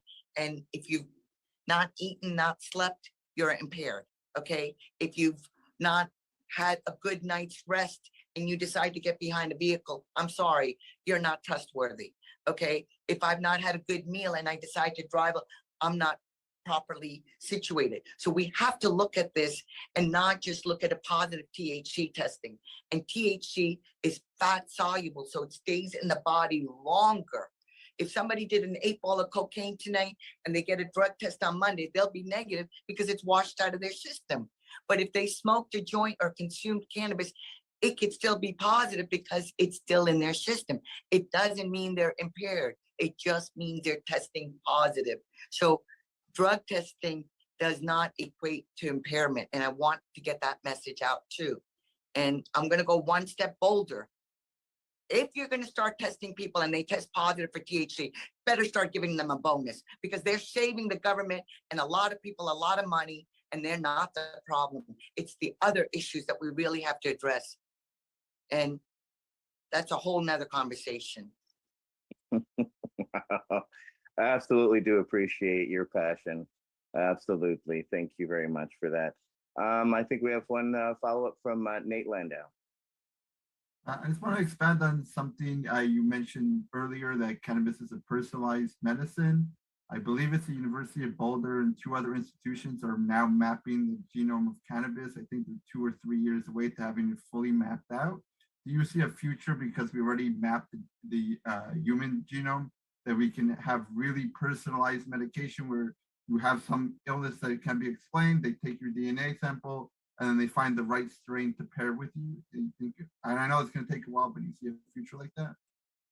I do. And, you know, it's really interesting you mention this, because, you know, there's so much that we were saying that you can't change things. And this is where I feel like there's so much we don't understand. We know that we can change ourselves. Cells can be rejuvenated. And I really believe that by understanding, getting all of these cultivars, and we need to go back and find the land races and go back and save some of these land races, because I believe the answers are in finding the genetic makeup of these seeds like you're doing, Michael. I think that's just invaluable. Like wherever we can get these seeds from and be able to look at it, analyze it, and look at the people, look at the genetic diseases. I really believe there's something to it. I don't have all the answers, but I do believe the answers are there. Thank you, everybody. All right. Well, this is going to wrap up our discussion for this evening, which was a discussion with Dr. Uma Donabalan. And I would like to thank our members tonight, Dale Seidlitz, Tony Landry, Wade Laughter, Al Byrne, Asaya Gonzalez, Nate Landau, and Michael Prowitz, and myself, Etienne Fontan. I want to thank you for a wonderful and lively discussion. Keep up the great work, Dr. Uma. We appreciate you, and we hope you come back in time and give us updates on how things are going. So is there anything, do you have a website or anything upcoming that you would like to plug, or any appearances coming? Please go ahead. Absolutely. So I'm at 508-444-2324. I love what I'm doing. Our website is upliftinghealthandwellness.com, and my email is upliftinghealthandwellness@gmail.com. I will be in Atlanta, Georgia for the Veterans Day program that's going to be happening with Decatur. James Meisner is going to be posting that information. It's going to be an all-day event from 11 to 11. Food, giveaways, and just a lot of education that's going to be happening.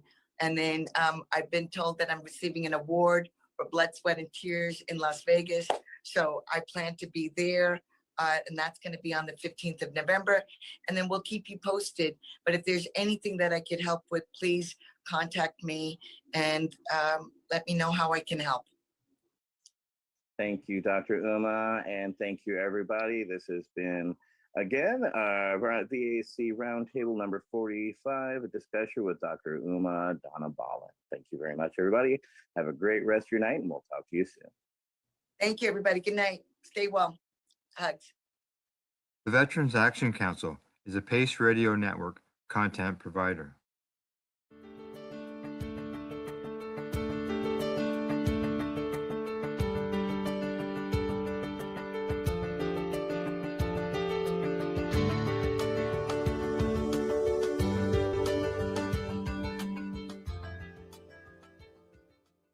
You're listening to the Pace Radio Network here at paceradio.net. The opinions of the individuals during this broadcast are their own and may not be the opinions of their group or other organizations they may be involved with. All medical advice during our broadcast is not a medical opinion and should be checked with your medical physician. Enjoy the buzz of legalization with Campbellford Lifestyle Shop. From lights to plant nutrients, books, consumption accessories, and more, we've got all your basics to grow or consume cannabis. Visit our info center or take a look at our piercing services and body jewelry, now available in-store through Campbellford Lifestyle Shop, 17 Bridge Street West, Campbellford. Limestone City Hydroponics is Kingston, Ontario's hydroponics shop. Take your growing to the next level and create the optimal environment with a tent kit, or maximize your yield with an ebb and flow flood table kit. Either way, Limestone City Hydroponics has more sizes and options to fit your needs. Are you looking for the power of the sun that adapts to your budget? Then look no further, as they have professional grow lighting. They have indoor grow systems that are easy and cost effective, with many options to fit your living space and lifestyle. Cultivate your growing potential. We have everything you need to succeed. And if you can't make it to the store, they offer local delivery to the greater Kingston area. Remember, when you're looking for experts to help you grow, then look no further than the locally owned Limestone City Hydroponics, 105 Sunderland Drive in Kingston, Ontario. Call them at 613-548-0420. We are people advocating cannabis education here at paceradio.net.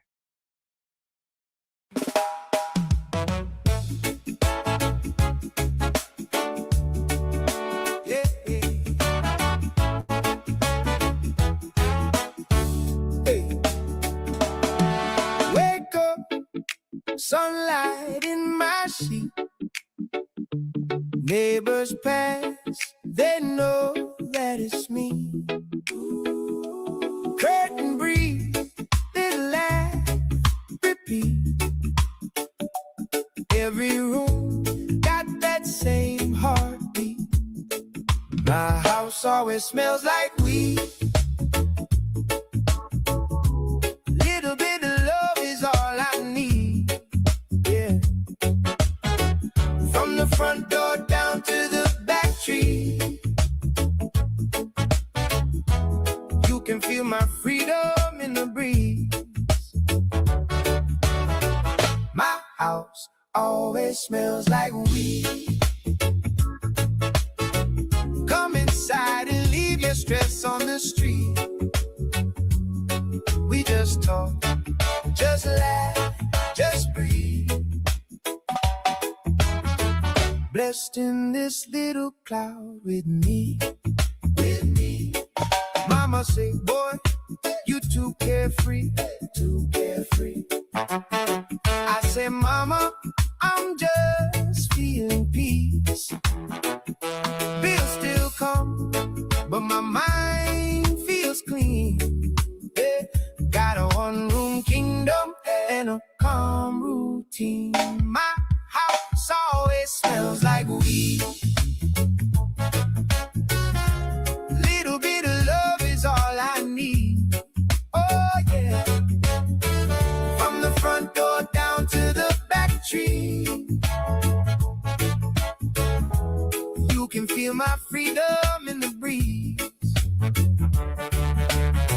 My house always smells like weed. Ooh, come inside and leave your stress on the street. Oh, oh, oh, oh. We just talk, just laugh, just breathe. Blessed in this little cloud with me, with me. If you're knocking, I don't hear. I'm in the kitchen, vibing here. Yeah. If you stay, your worries disappear. We light up joy, we light up cheer. Hey, my house always smells like weed. Little bit of love is all I need. From the front door down to the back tree. You can feel my freedom in the breeze.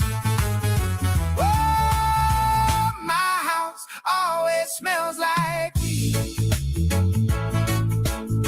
Come inside and leave your stress on the street. Oh, oh, oh, oh, we just talk, just laugh, just breathe. Hey. Blessed in this little cloud with me, with me.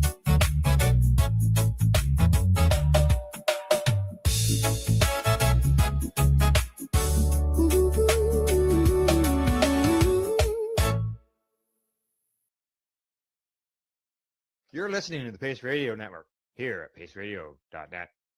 The views expressed by the individuals during this broadcast are their own opinions, and they may not be the same as those of their group or other organizations they may be involved with. I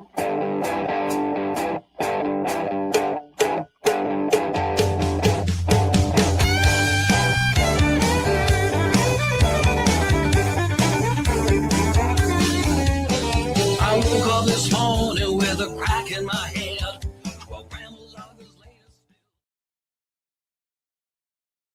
Hello, everyone, and welcome to the Pace Radio Show. We are live here on the Pace Radio Network. I'm Al Grant, and my joint host, Tamara Cartwright, who doesn't look anything like the fellow sitting beside me right here, is running a bit late. So, Glenn, thank you for filling in for Tamara for these until she gets Oh, you're very welcome. Now, for those who don't know Glenn, Glenn Prentice is his name, and he is with the Pace News here on the network. So, and your past guest here on the show as well. So, yes. Excuse the sounds. There's dogs and everything going on here. Okay, it sounds like it. And we should let everybody know that you're in Costa Rica, right? I am. You are. Hence the look of me. It's very hot here.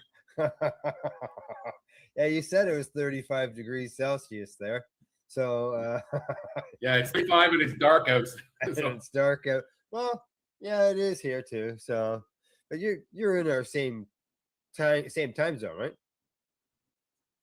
right? You're an hour later than me. The hour because of the time. That annual thing that we switch twice a year. Correct. Right. Yes. Glenn and I, we've got a guest joining us shortly. Who is Loretta Clark. She's a former network host here with Tamara on Canada, Quebec. We'll be talking about cannabis, regs, the laws there in Quebec, how things are going. Probably some arts, bit of a patient story that I'm sure she'll fill us in on. But before we get to our guest, we've got something that we'd like to announce that's going on here at the network. And that is the fact that the Pace Radio Network as a whole has been nominated at the Can Expo for the best cannabis-related podcast. And I do believe we have the best ones. So do I. I completely agree. We've got 8 broadcasts here with 6 different hosts. And what I'm going to do is I'm going to read off some of a statement that we released earlier tonight. Will actually be later this afternoon. And that is that we are very honored to announce that the Pace Radio Network has been nominated for the best cannabis-related podcast at the Can Expo in Toronto. The Can Expo is a location where consumers, industry professionals, retail store owners, bud tenders, and newcomers to the cannabis space can go. Attendees will have opportunity to discover new products, services, technology. For this voting and this contest here for the Influencers Awards, voting starts today and ends on February the 28th. All the award winners will be announced during the Can Expo that's running from March the 24th to the 26th. Here on the network, as I mentioned, we've got 8 weekly podcasts from our 6 hosts that are patients that work hard as a team to cover the news, bring you interviews, patient stories, and health and wellness information, plus more.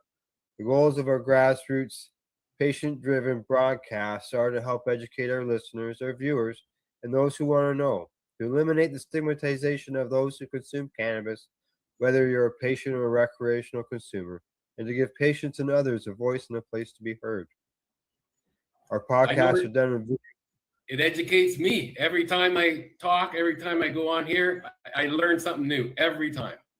Every time, I know. Isn't that amazing? Like, because you're doing the news, so you're seeing all those things, like they're all new because all our articles are within a week of age, and and it's just so much coverage that you do cover. And now we're worldwide. Yeah, worldwide. Exactly. Our podcasts are done in a video format and then are released further as an audio podcast to our worldwide radio audience. And I mentioned that if you want to help out, so you can do so by voting. And there's a link there on the Pace Radio Network's Facebook page, and we'll be sharing it around where people can vote at canexpo.ca, as well as there's a list of all our shows to let everybody know where our shows are and all the people who are involved, such as Ashley Michaud, Michaud, I should say, Reverend Kelly, yourself, Glenn, there's Green Irene, there's Rev Cindy, there's Steve Mathers, Tamara Yourself. Cart, and we're spread across the country. Cindy's in Nova Scotia, Tamara's in British Columbia. You're in Ontario, and I'm in Costa Rica, so we're spread across the whole. Yeah, what? exactly. I think North and South America. How's that? Yes. we're not only are we worldwide reaching a worldwide audience, but with you in Costa Rica, we are. We are. As far as the way we operate, right? It gives us. I have a question for you, Al. Are you attending this in person? Will you be there? Yeah, I was going there as part of the Pace Radio on the road and the CBG on location broadcast that will be going out. We're going to be going down covering the event and talking to the vendors and stuff that I've been involved in doing this with Pace Radio or 420 Radio. Going around to different events and bringing those events to the people, especially those people who can't be there. You live in Costa Rica, right, man? Yeah, I'm not making it to Toronto. Sorry. No, exactly. So, if you want to help us out with this award, and you feel that we are the best cannabis related podcast and we deserve your vote, please go to canexpo.ca and give us your vote. Am I allowed to vote? Yeah, there's like 6 or 7 other categories. Okay. That are there. Yeah, what was that question you asked? You froze. Am I allowed to vote? I think everybody's allowed to vote. I don't know if anybody's allowed to vote. I know if you were going for the president of the United States, that the president of the United States votes for themselves. That's perfectly. Or the prime right. minister of Canada. Anybody, right? So, yeah, exactly. So, what I have found from viewing the list of all the names from all the categories is that there's a lot of people who I've never heard of, and so it's good to be seeing these new people that have all because there's always constantly more and more people that are coming in the cannabis community. So. At the end of the note that we posted, it says that in closing, weed, WEED, I'd like to say good luck to all the nominees in all the different categories. Good luck, and I'll probably see you down there, no matter where we end up, because we'll be covering the event. So I'll be watching. You'll be watching. Yes, exactly. All right. Let's see. So in the end, I just like to thank all our hosts here on the network for it's not some people see a half-hour show or an hour show and you think, well, that's only an hour of people's time, but as you know, there's more time than just an hour involved in doing stuff, right? Mm-hmm. And like I know, talking with Green Irene, she'll be 20 to 30 hours in to create a program. She spends a lot of time. A lot of time on doing them, right? So, and our guest tonight is a former host here, so she has some ideas that it's you just can't just always just show up and just talk. You need there's more to it. It's just if you're going to be doing graphics or videos or the research on the information that you're going to be putting out there needs to be all that needs to be done as well. So A news story gathering. News story gathering. You That's ever find enjoyable. that you got more? You always got lots there to choose from. Well, there is more and more as each country seems to be going the way of legalization, slowly but surely. Yeah. Costa Rica here is one. You know, their legislation's there. It's not passed yet, but it is there, and I'm sure it will be passed. It's a government. Could be a year. We don't know. You know, they do things slow, but it is on the books now. That's right. It is. They're on island time. Well, we might not Yeah. be in island time, man. All right. Yeah. Well, what do you say? We bring in our guests. I see that she's sitting there waiting patiently, and so at this time, we'd like to welcome Loretta or Lil Clark, however you want to say it, to the Pace Radio Show. How you doing, Loretta? Hi, Loretta. how are you? How are you? Very good. Congratulations. I think it's amazing and so well deserved. And that it's awesome that you're nominated. That's so cool. Thank you very much. Appreciate that. Yeah, you deserve it, bud. No, that's fantastic. It's long all work overdue. Very hard here. That's great. Yeah. It's it's nice to be recognized for what you do. Sure. It's a bit of a I mean, it's, you're like, it's a bit of a this thank. is like It's like a such an thank you. archive, really. Like this is like, historical archive. I think this medium and what you've done. Just like when I think we were talking a little bit before we mentioned Treating Yourself magazine. Like, wow. I mean, that's going back to the roots, but this is like, this is all like, so it's so important what you've done, Al. So you so deserve it. That's so cool. Thank you for your kind words. That's one of my favorite times I ever spent with Al, doing Treating Yourself magazine. We did a Vapor Lounge tour in Toronto. Yes. Maybe, what is it, a dozen years ago, maybe? Wow. It was in, I it was in remember 20 that it was vaguely. it was in 2012 when we did that tour, and Okay. I remember when I asked you about doing that, Glenn, and it was like, because you weren't out in the public, like smoking bongs were done in the house. They weren't done. You didn't go away and smoke bongs or anything, or joints. We all grew up with reefer madness, so I was still in kind of that zone when I had a medical problem, and Al helped me out, and it went from there. But it changed my life. It changed the way I looked at things. That's for sure. It sure has. Yeah. There you go. Hey, you see, Tamara's made it. Woo! How Hi, you doing, Tamara. Tamara? I'm here. You're here. Yeah, I'm here. Good. Waiting for Good. Mike Blumen, but yeah, I'm here. Yeah. How was Look work at that today? cute dog. Okay, wait a second. What's the temperature everywhere everyone is? We will Oh. end with Costa Rica, of course. We're around -15 here, and we're supposedly going to -30, some say by Friday. I don't know. Al, what It's been about you? minus What's 25 here, and it's Is supposed to it? get to -5 by Friday. But It's gonna feel like -35 here over Friday and Saturday, and then go to +1 on Monday or on Sunday. Well, It's please crazy. keep all that weather there because it's about 35 where I am right now, and I'm sweating. And that wasn't I'm Canadian. -35.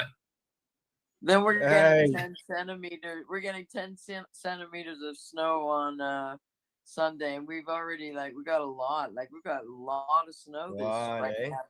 we got dumped Yeah, on we too. We do. got enough for one day, and enough for 3 days in one day. We ended up with 3 feet of snow in 24 hours. Yeah, I think. Yeah. Wow. Yeah, that's a lot. Now, just so you know, just before we went live, and we were actually late starting the broadcast because just before we went live, I all of a sudden had a power outage of some sort here, and I just see right now that my computer has no power running to it, and it's going to die here shortly. So what I'm going to do is I'm going to stop my camera and I'm going to set up a new power source for me, and I'll let you guys continue this conversation. Okay. All right. Just so you know, Tamara, I read off the announcement that we put up on Facebook about our nomination. Feel free to comment, say whatever you want, and I should only be about 2 minutes. And All right. Well, I was 20 minutes late. Well, it's because my job. Like, I got this job now, and like, I'm not liking this job. I don't think it's gonna last. What happened today?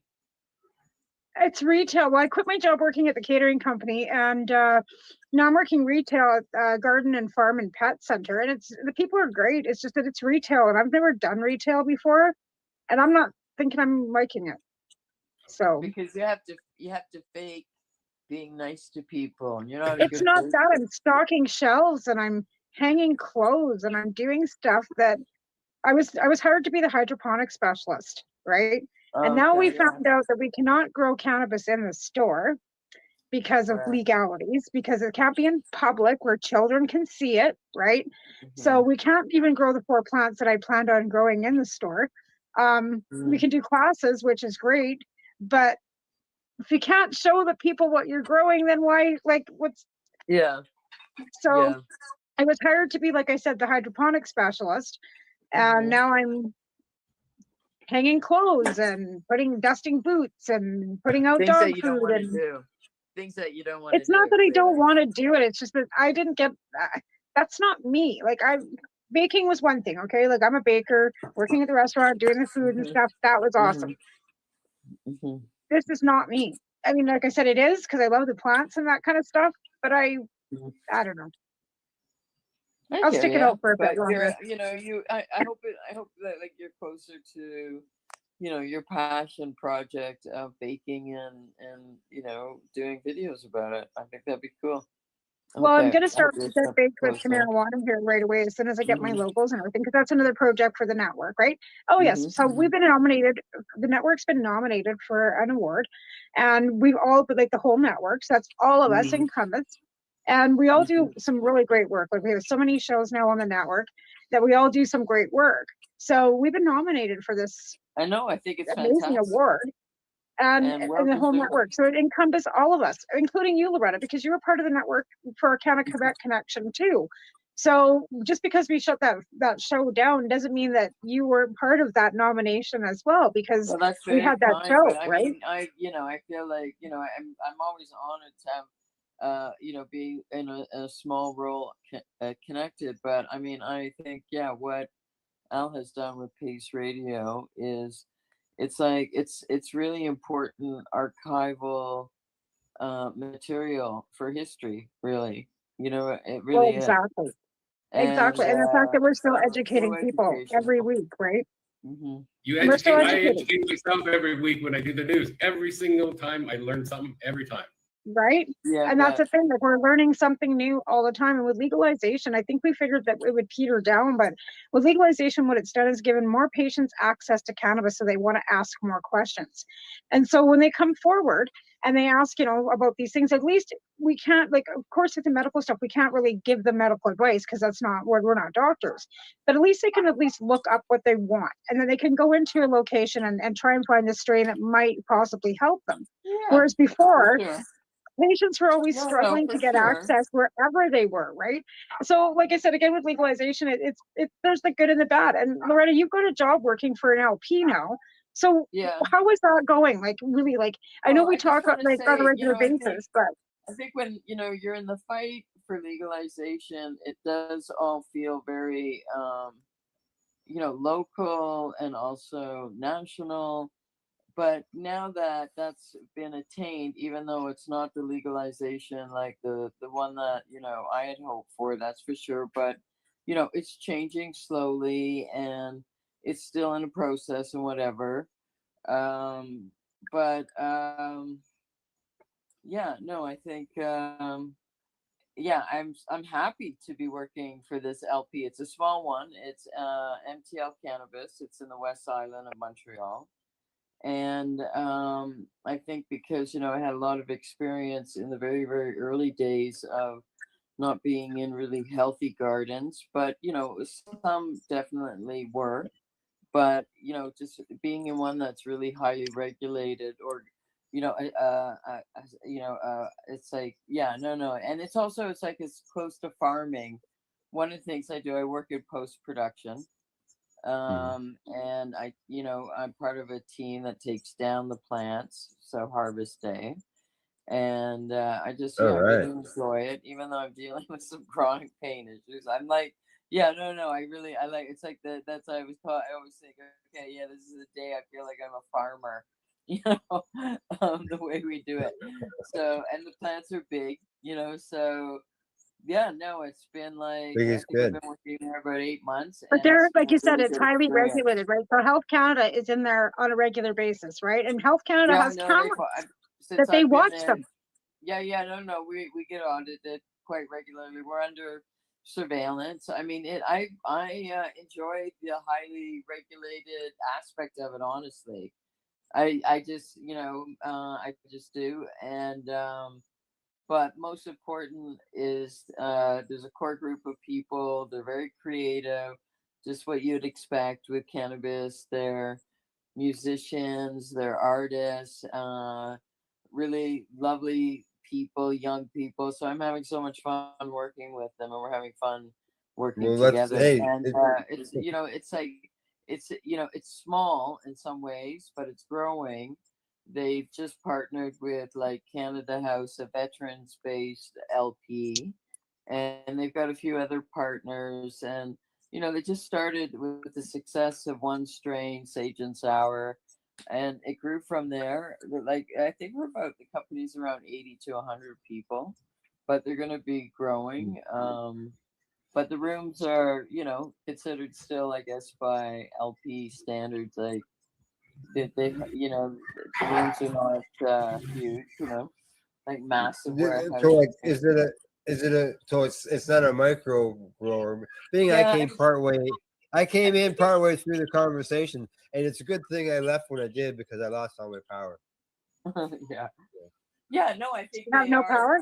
They're considered small, but I don't think I think there's a couple of definitions. Like I don't know how small micro is, to be honest with you. Micro's only But 100 these ones are square feet. This is small. This is small LP. Yeah, see, and micro is like 100 square feet. They can only do like 100 square feet, I think, or 150 square feet. The micro goes like in between the two like blue lines of a hockey arena. Right. I remember they're there was some limited to their equation, so it's production. bigger than that Right. for sure. Yeah. So No, we there have was one some here equation. too. There was some equation for for the arena. I mean, I don't know exactly. I don't want to represent them. I don't know. I'm not supposed to be saying too much, I think, but yeah. Yeah. So you mentioned that you were part of the harvest team. You tear them down. Like, so do you get involved in the trimming? Like, I don't know what all you can say or can't say. But No, post production, and they're looking for workers. Post production includes like trimming, and they pride themselves on being committed to craft. They have pretty high standards, and so basically there's hand trimming and scissors trimming, depending on the strain. We do a lot of like one strain that's called apple fritter, and it really it's really better to hand trim it, thumb trim it basically, than scissor trim it, you know what I mean? But they do like, they pride themselves on, like I say, being committed to craft and being on modern street. They definitely do business outside of Quebec, but in Quebec they're not doing edibles yet, so they haven't gone down that road yet. But your edibles are limited. I think you guys only got 4 edibles or something that are available to you. Yeah, there seems to be still too many restrictions. Well, Quebec has always had the higher restrictions, the website right? doesn't say much. They're very low key. You know what I mean? Because Quebec forces you to be. Yeah. that's why you can't really promote them, like, whatever. Like, it's a bit, ridiculous. Like, it's way more Yeah, you guys got restrictive. like Yeah. figs. Figs is your edibles. Like Glenn. What? You have figs. Like you guys only have like 4 things: figs and a couple other things. Like it's just. I know, like, they just, like, can't have I don't gummies. go into the stores much, but Yeah. I think they are getting more and more choices of hash, and MTL Cannabis does hash too, and it's very good. I think their products are really good, but I'm biased definitely towards them, because I'm finding them really pleasant and to work with. You said the plants were big. I'm curious. When you harvest, what is the average size of a plant? What's the average size of it? They are big Yeah, I'm plants. just wondering, because you said they're big plants, right? And Yeah, I don't know big. what big for a Canadian producer is. You don't know what? What would I don't know what big is like for a Canadian producer. How big is like one plant, say, on the average when you're harvesting? I would like the plants, like they're higher up on pots, so they look like they're like they look like they're 7 feet tall, but they're not, because they're way up off the ground. But they're probably 4 feet, 5 feet. Like they're huge. No, the plants are really big. And so And they don't. And what are they growing in? post-production- They're not growing in dirt, are they? No, they're more hydroponic, and they want to keep that part, not really, like they want to keep their their secrets on that. And so basically, they had a lot of success with Sage and Sour. That's really, they started with that one strain, and really Sour. grew. Never It heard of really it. grew from there, and they have like partners, international partners. So they're doing really well. And they Which I started. find They were hilarious. medical. They were medical at first. International partners. Like when we Yeah. thought about that, like you think about like, okay, we international partners, but you can't take a joint across any international border, right? And you can't import or export as a citizen, but yet they can, because I know that in Australia, because I was talking to Murray not that long ago, you got Tilray growing in Australia. Yeah. And that's where their cannabis is coming from. Even though it's being grown in Australia, it's still a Canadian company down there growing in Australia. So I kind of find it hypocritical that they're allowed to have international partners, but yet they can't promote in Quebec, right? Quebec's like, no, you can't promote. Right? We're allowed to have international partners. That's just it's crazy. It's crazy, but none of it makes any sense. It doesn't make any sense. It's like some weird, hangover of prohibition, stigma, blah blah. But they love the money, and so they got to see that loosening up means more money. I mean, it's coming, but it's just whatever. They're like, I can't. Well, it's stupid because they don't want to appeal to children, right? Like this is the thing, they don't want to appeal to children. Yeah, we have children that actually need cannabis, right? So you don't want to appeal to children. You don't want to, but here we've got Sophie, she's 6. We've got Haley, well, she's not a kid anymore, she's 30. We have all these children that benefit from the use of cannabis. We could be giving our kids cannabis to sleep instead of melatonin. You know what I mean? Because I think melatonin's harder on your kidney than cannabis would be. But yet they don't want to appeal to children. But we should be the first line of defense for our children should be cannabis. That's just my thoughts. Like, not that I want my kids smoking a joint. I don't want my 13-year-old smoking a joint. I don't want him smoking anything. I get it. But I think they, they still have a hard time thinking of it as medicine here. Like they're just behind. I don't know what to say, but they're, because Health Canada will not recognize cannabis as a medicine. So we are right back to the same dilemma and the same conundrum we have always been as patients until Health Canada, and I said this at the legalization roundtables when I was in Vancouver before legalization, I said it right to the policymakers.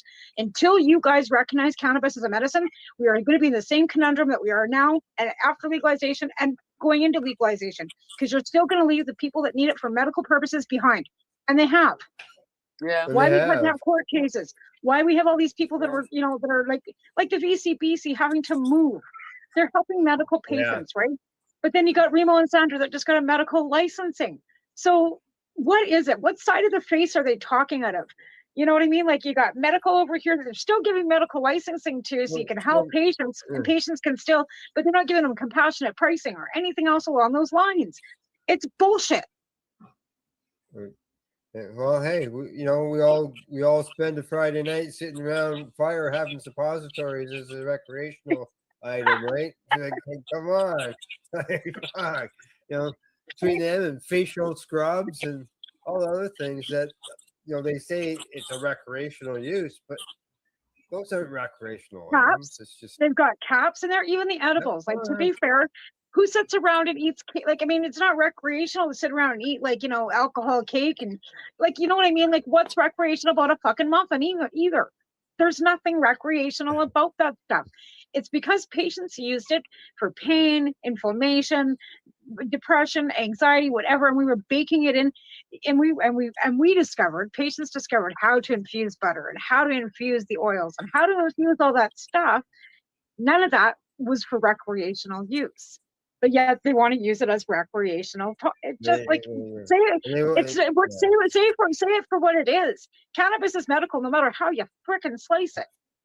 No matter how. Yep, you always get the benefits from it, no matter whether you're a patient, whether I know here in Costa Rica, it's legally available to medical patients if you're a citizen.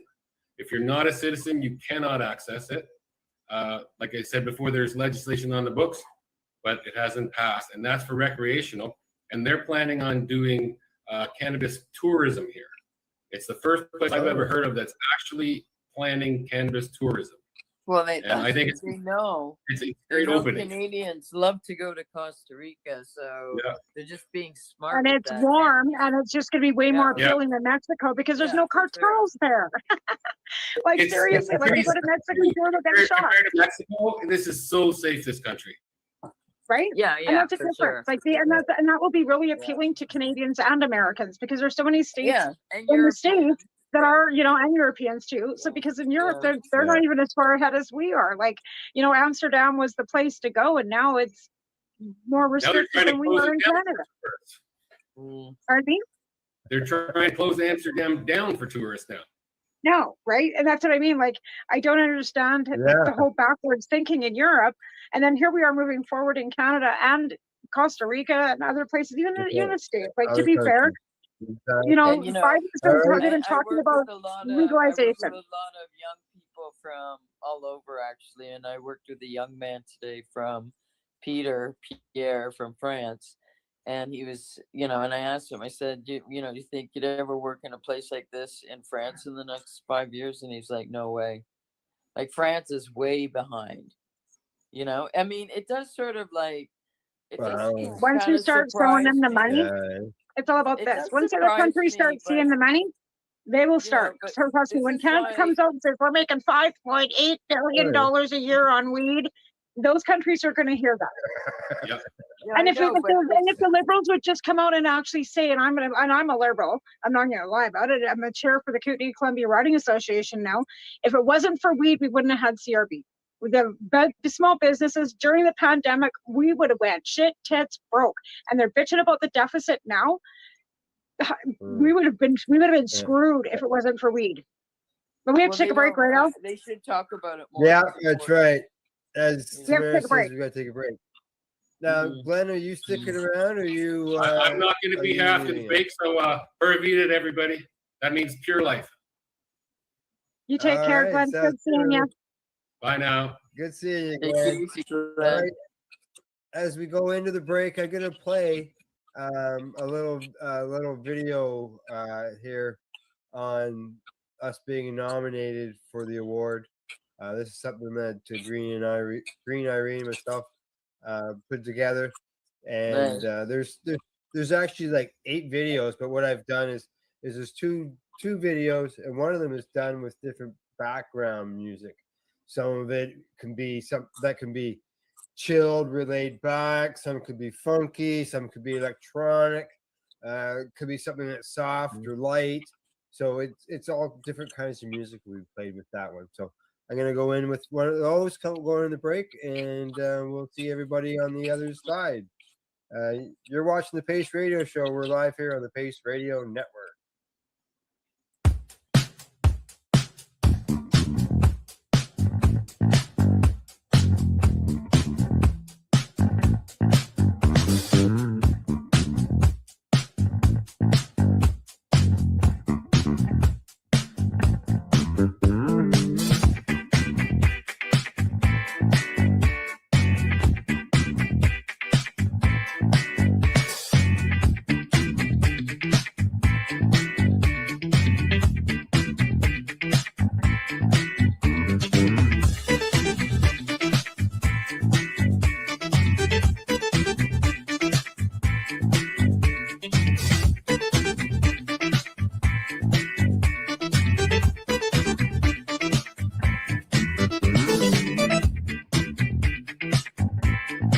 You're listening to the Pace Radio Network here at paceradio.net.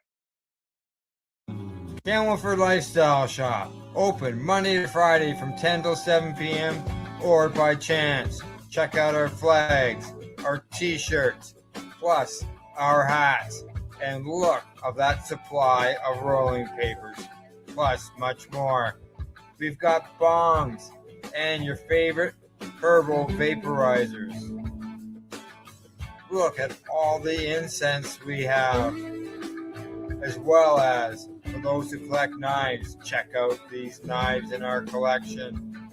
And while you're here, stop in to see Shay at the piercing room, where you can get poked by Shay. Daily deals, check them out. Camelford Lifestyle Shop, 17 Bridge Street West, Camelford, Ontario. What do you find at paceradio.net? People advocating cannabis education.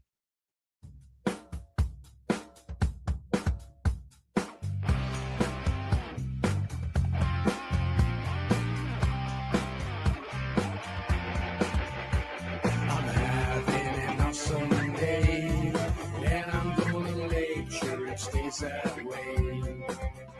I'm having an awesome day, and I'm gonna make sure it stays that way.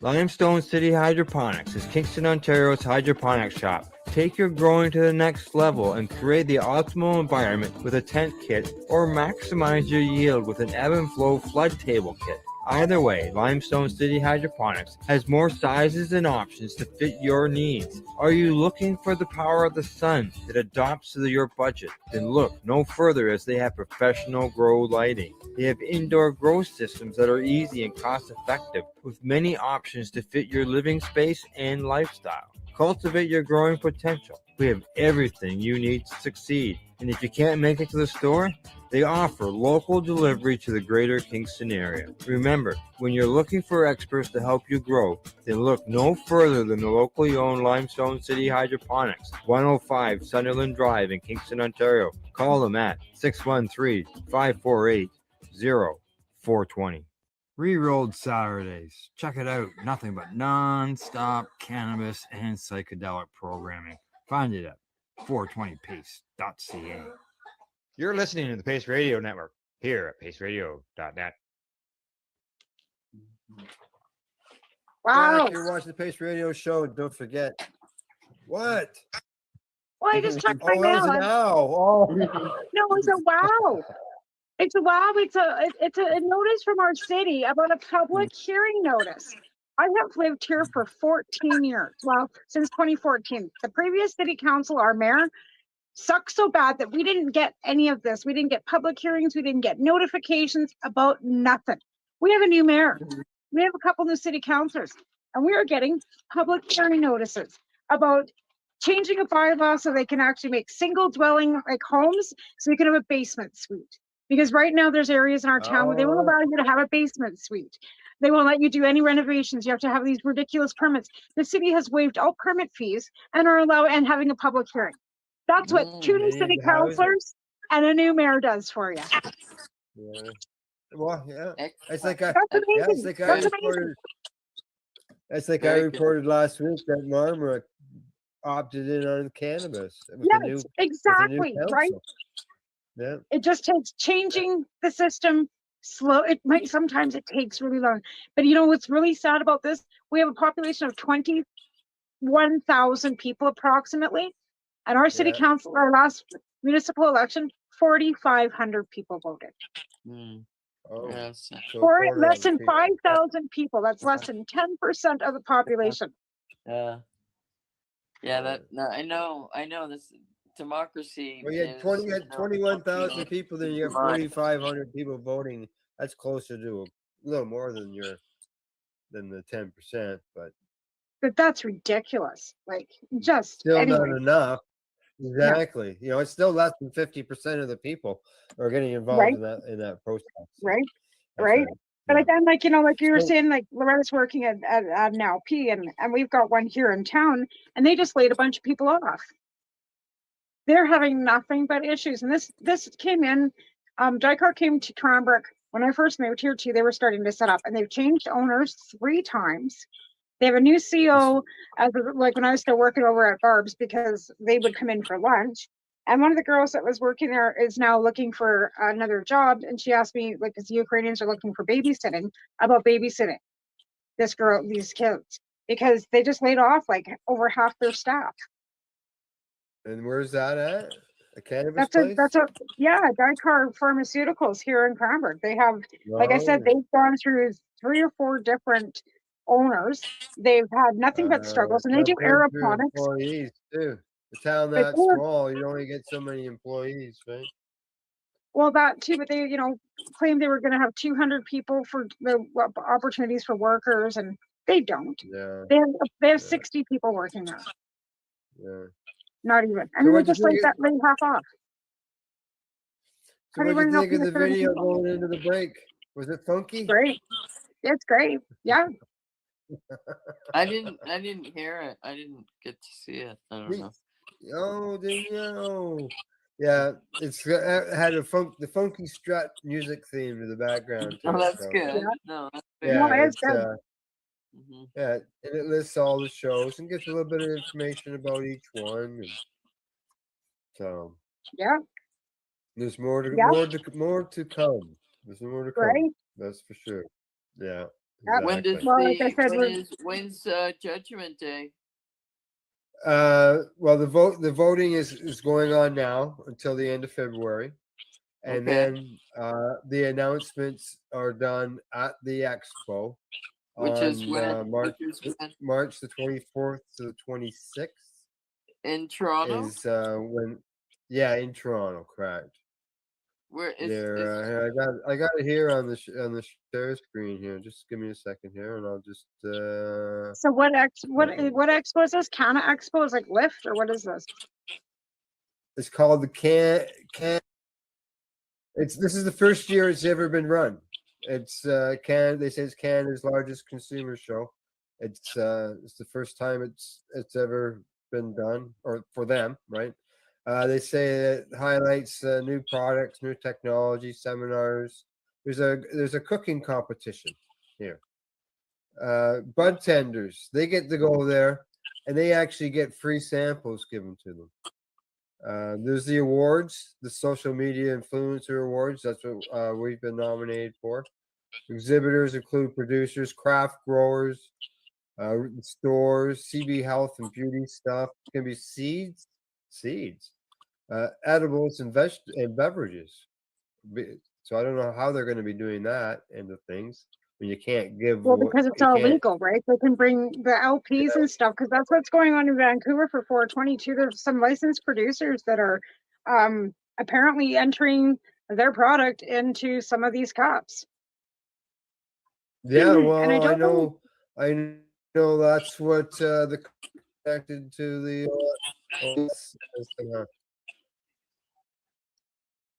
So, and yeah, so here they got judges, and the judges that are here. These are all the people who are speaking throughout the weekend. There's Cody Van Gogh. He's a joint roller. Yeah. He's in the Ottawa Yeah, we area, heard him. and we had him on as a guest. Do you remember him, eh? Yep. Oh no, I we do. had him on as a guest, and then we talked to him at the Karma Cup, and at the Karma Cup he had a dinosaur there that had 96 or 98 grams of cannabis in it that they're Oh going to my light God. at 4:30. Oh Yeah. my God. Is he He's actually super talented. is He he performing? he rolls the nicest joints. I know. Is he Stacy, performing in Toronto? Is he at the expo performing, like, or has a table? he's going to be there. Yeah, he'll be rolling That's joints so and cool. stuff while he's there at the expo. I'm sure. Yeah, That's yeah. 'Cause so it says here, cool. appearing all weekend long, so he'll be there all weekend. Stacy Boback, she's a former guest here on the Pace Radio Show. She'll be there. Disciplined Stoners, they're looking after some emceeing stuff. Andrea Mihark, she's big in the education and the things. I believe she might be nominated for one of the awards as well.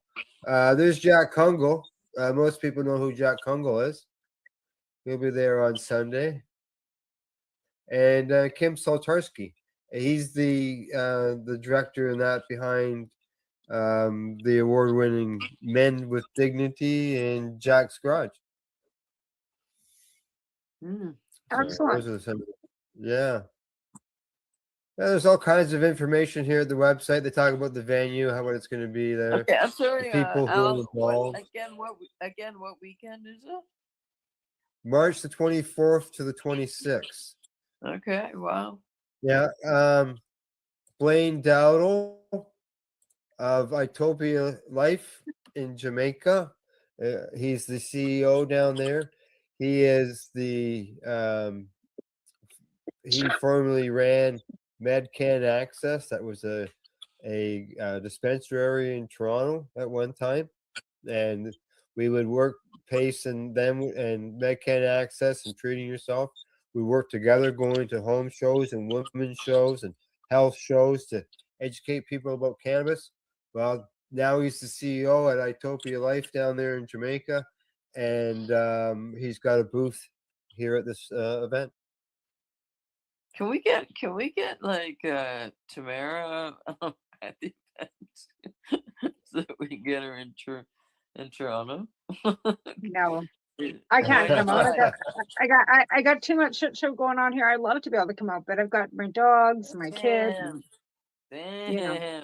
Sam. I know. This building here was Alright. I've been in it in the past. Are these guys hoping Yeah, to do you've seen this the video every there. year, Al? Are they like planning on doing this every year? I Is would this, think like, so. Yeah, no, that sounds interesting. I would like to. Yeah, well, see, I hope Cody comes to Quebec. Here- Because if there's any event happening in Quebec, I would love for him to do his magic, and I'm sure he'd, could be Yeah, rewarded for he's a great lot at of it. things. Yeah, he's special. I mean, I think Yeah. that's a special. You can see art. here,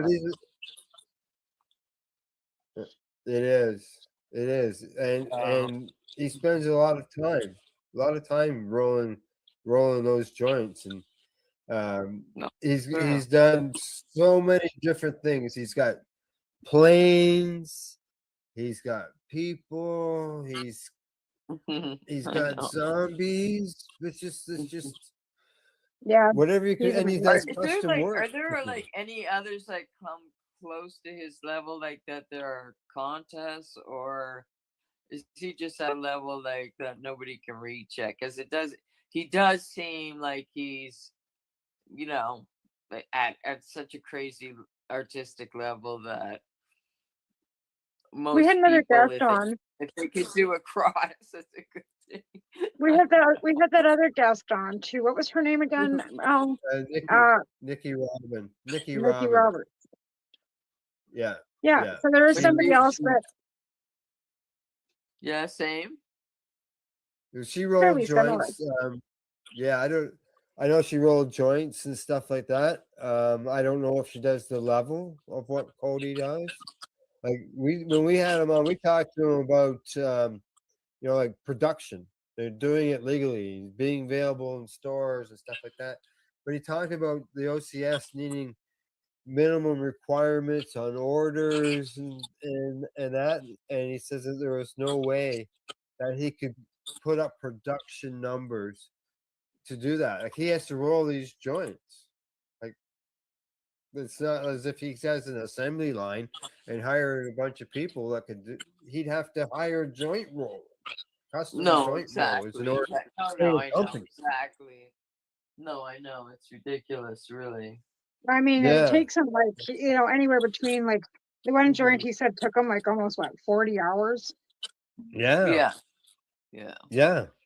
No, I know they just So don't like. That's what I'm saying. He's like, I know there's many craft people, and I love it when we focus on craft. And I do think I do feel like where I'm working, they do have a feeling for it, which is kind of nice, but it's also just in the Yeah. culture of the place, how people treat each other. I think that's the most important thing. So yeah, but he's at a really high artistic level. He's He beyond is. craft. I think he's beyond craft, to be honest. Right? Like Yeah. but there should be like recognition, and he should be, it shouldn't be hard for him to make a good living doing it at shows or whatever legitimately, like, without it being an issue. But they do complicate things, it seems. Yeah. He would probably have to go in with a backup, with a supply already prepared, if he was going to be selling them at events like Right, that. right, right, Yeah. right. In order Yeah. but he couldn't to even sell them. That makes sense. he couldn't even make enough for as many people that would want them. You know what I mean? No, Like I know. he would be sold out within the first couple hours. So you know what I mean? Like there, you got thousands of people. He like That's he wouldn't be able when to roll artists. enough joints to keep himself, selling all weekend. Like I just don't see that possible. Yeah, I think I he'd mean, Yeah, run but I out that's know. within what the art. first That's what hour. Sold artists out. do. Gotta go. But I'm sure he but must have a big online thing going on, but that's what artists do. They yeah, they Twitch. show up at these craft shows and whatever, yeah, and sell out really He fast. And no, I think he's super talented. I mean, I would love to. It seems like events are going to start happening in Quebec, and there's an event happening on Valentine's Day weekend in the underground. I'm totally excited about that. And so, things are sort of going back to normal, I guess. That yeah. seems to be a reality. Be gathering on the hill in April. I'm sure of it. I haven't I'm out of the loop because I'm off of Yeah. Facebook, but Right. Yeah. no, that is like the mountain is a sacred place in Montreal, and it's a ritual, like it always grew in interest.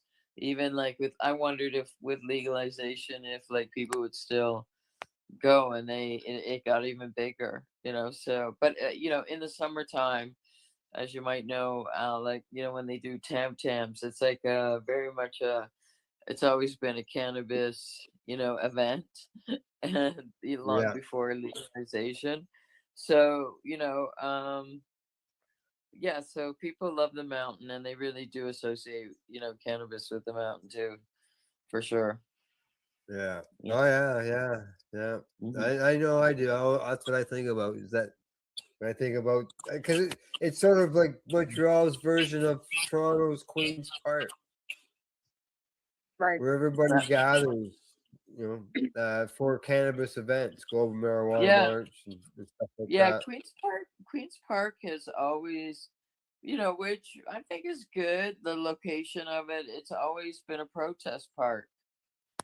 Like Yeah. it's always been like the queers, as a queer protester, we always like did a protest from the gay ghetto, whatever, through the business section, and then would end up at Queens Park, and it was just, it seemed like the front Queen's Park. That's what it was meant for. It's actually, in some ways, it's a good, I would say, demonstration of, good democracy, really. You know what I mean? Yeah. So, Yeah. so yeah. So also the Just pot don't hurt. thing too. Yeah. And Like and those early pot protests that did end up at Queen's Park, there was always like cops around the periphery, and they were getting like secondary high, and they were having a good time. They were not yeah. like they were not there in a menacing way too much. Like, I mean, Nope. obviously for some it would be, but They're, yeah, they were like happy. They were like, we were watching them laugh and whatever, and we were thinking because they're there more was so there. much smoke. There was so much Yep. smoke that they must be getting high. So they I, were. I've got pictures from the stage during those festivals that they were holding there during the Global Marijuana March. And yeah, it's just the field. It's a big cloud over time with everybody, eh? Outside event. It was cool. Right? It was always Yeah. good. So Yeah, yeah. no. Well, when they can see 420 from space because of the fucking cloud, that's a good thing.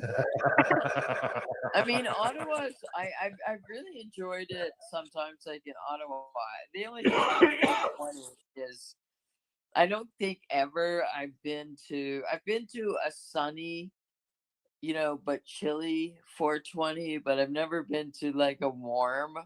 It seems like it's always like it's not only usually It's like never warm. cold. It's It's usually always hot, cold. damn It's always fucking snowing. It's rainy. miserable. It's always like miserable here, like right? and in Toronto And you have too. to Like wonder it's why pick 420. Like April the 20th, like California, is it warm in California? Is this where this comes from, right? 420 comes from California? Of course, because it's fucking warm in April. The rest of us were freezing our asses off still in April. Yeah, but I mean, still people come out for it. That's for sure. Oh, I know. The ritual. Oh yeah. Well, even for the Global Marijuana March, 1st of May, still no guarantee it's going to be a nice day. No. The only one you can think of that was going to be warm would be Cannabis Day. Cannabis Day. July the 1st. July 1st. Yeah. That's the only one that you can guarantee that you might get away wearing a tank top. And that's iffy sometimes out here too. Sometimes it's like, July, it's still like, 1st, it's still like in the, 22, 23. Doesn't start getting like super hot till like mid-July, the end of August, and it's 50 above. Yeah, then we bake. Yeah, then Yeah. we bake out during August. That's the dry season. Right. All our lawns go brown and burnt, Yeah. and yeah, exactly. So Absolutely. And our cannabis grows like a bugger because it's so hot and there's nothing but sunshine, right? yeah. We're going out to the talking straight. Now, Laurent, I know you mentioned you're sort of out of the scene a bit, but I don't know whether you know anything up to date on this. But your province doesn't allow people to grow cannabis. Still not. No, I haven't heard. Some people seem to. There's mixed messages out there for sure. And of course, because I just so fundamentally disagree with it, I just went ahead and grew for anyways. Encourage others to do the same. Said, because apparently it's somewhere in the, I think there was an appeal, and and then the government's appealing, and I'm not sure. I thought it was it's got to be close to being resolved, but I don't know. I don't know where last it's at. last time it was heard before the Supreme Court, and I think we're still waiting on a ruling of it. So, because it's so do you find, I don't know, obviously you're working with people within the cannabis industry, I would think that those people that you're working beside or near or would see it in the lunchroom, could possibly be consumers and growers. Like, does it seem like people are growing anyways, even though the province doesn't allow it, or? Definitely the people, it's definitely attracting people from various experiences, including, I would say, medical, so they would have medical grows that are legal, at home. Yeah. You know what I mean? So that's what I would say is like the norm. Yeah, because you can still grow. You can still grow legally in Quebec if you have a medical license. Correct. Yeah. Yeah. Yeah, I'm just talking about the regular person that just says, "Hey, the rest of the country can grow cannabis plants. I'm going to do it too." Yeah, right. I mean, So I think it's ridiculous that they've restricted it because I mean, why? Like what? Just so they can say, "Oh yeah, we're going to one up Canada. We're not part of Canada. We're like, is this something we're just going to fuck tail the feds? We're not going to do." Because of their sovereignty, right? And this is one of the reasons why they can do that is because they've got sovereignty specifically kind of separate, right? Even though they're not separate, but they can do that because they've got this stupid sovereignty act, and they pull it, and that's a federal law, so they can, they can kibosh that whether it's a federal legislation or not. Yeah, it's crazy. It's not right. Yeah, whatsoever. Really, you're not allowing, like, even like, I don't know if it's changed. At one point there, you weren't even allowed to sell a T-shirt with a cannabis leaf on it or something. No, but that's still, unfortunately, that's still the law of the land in retail. Like everything is sort of instead of it's sort of glass, but it's glass that you can't see through. It's kind of frosted or yeah, there's some kind of something because they all had to get them.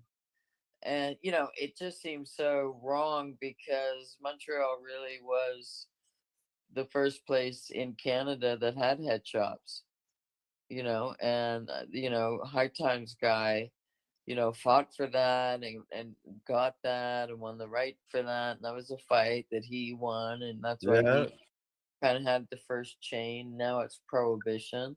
It's still a chain, but from going from that like decades before to fast forward, and because the thoughts of legalization freak them out, yeah, and this is why even where I work, they're pretty low key. Their website is hard to access if you live in Quebec because Quebec government doesn't really want you to advertise or be seen promoting, and they kind of like promote that the profits from the cannabis sales go to rehab for people who use too much cannabis. Like, what I mean? It's like that's what they like. They're like just basically saying that's all it's for. I mean, you know what? Maybe I'm lying here. I don't maybe have this totally right, so I don't want to misinform, but they use that a lot. Like they have this mindset about it that is backwards. That's all I could say. You know sounds what I like mean? it. But they Sounds use like it. that. You know what I mean? They but still they don't mind like taking the have that. money. Like it's Like like that's the thing, right? Because the yeah, federal they want the government money is though. They want the right, but they money. still want the money. Exactly. And that's like they get 25% of what the federal government collects, right? Or they do. They get 75% of the taxes goes back to the 75, yeah. province. 75% of Yeah. it. So Quebec is reaping in the 70 plus their own provincial sales tax that they put on it themselves. So the We federal made so much GST, money, like they do. at the beginning of COVID, and that like when they made it an essential service right away, they But that's the realized thing. like Quebec is getting money. They're getting their own provincial they made, sales tax and they off are of it. they're Plus, they're like getting opening money more from and the more federal stores. government off it. They're making a ton of money, yet they want to go and say, "Don't say anything about it. Don't talk about it. You can't grow plants." Shh. But here we're gonna shove all our money in our pockets, and like that's the thing. The federal government's still giving them money too. Oh, we're not getting not enough federal transfers. Bullshit. You're getting 75% of the cannabis GST. Yeah, they get money. That's right. All right, ladies, it's time for us to take another break. All right. All right. All right. As we go into this break, we're going to watch another one of these videos promoting our nomination for the Can Expo for best cannabis-related podcast. And we'll see you on the other side of the break. All right, coolio.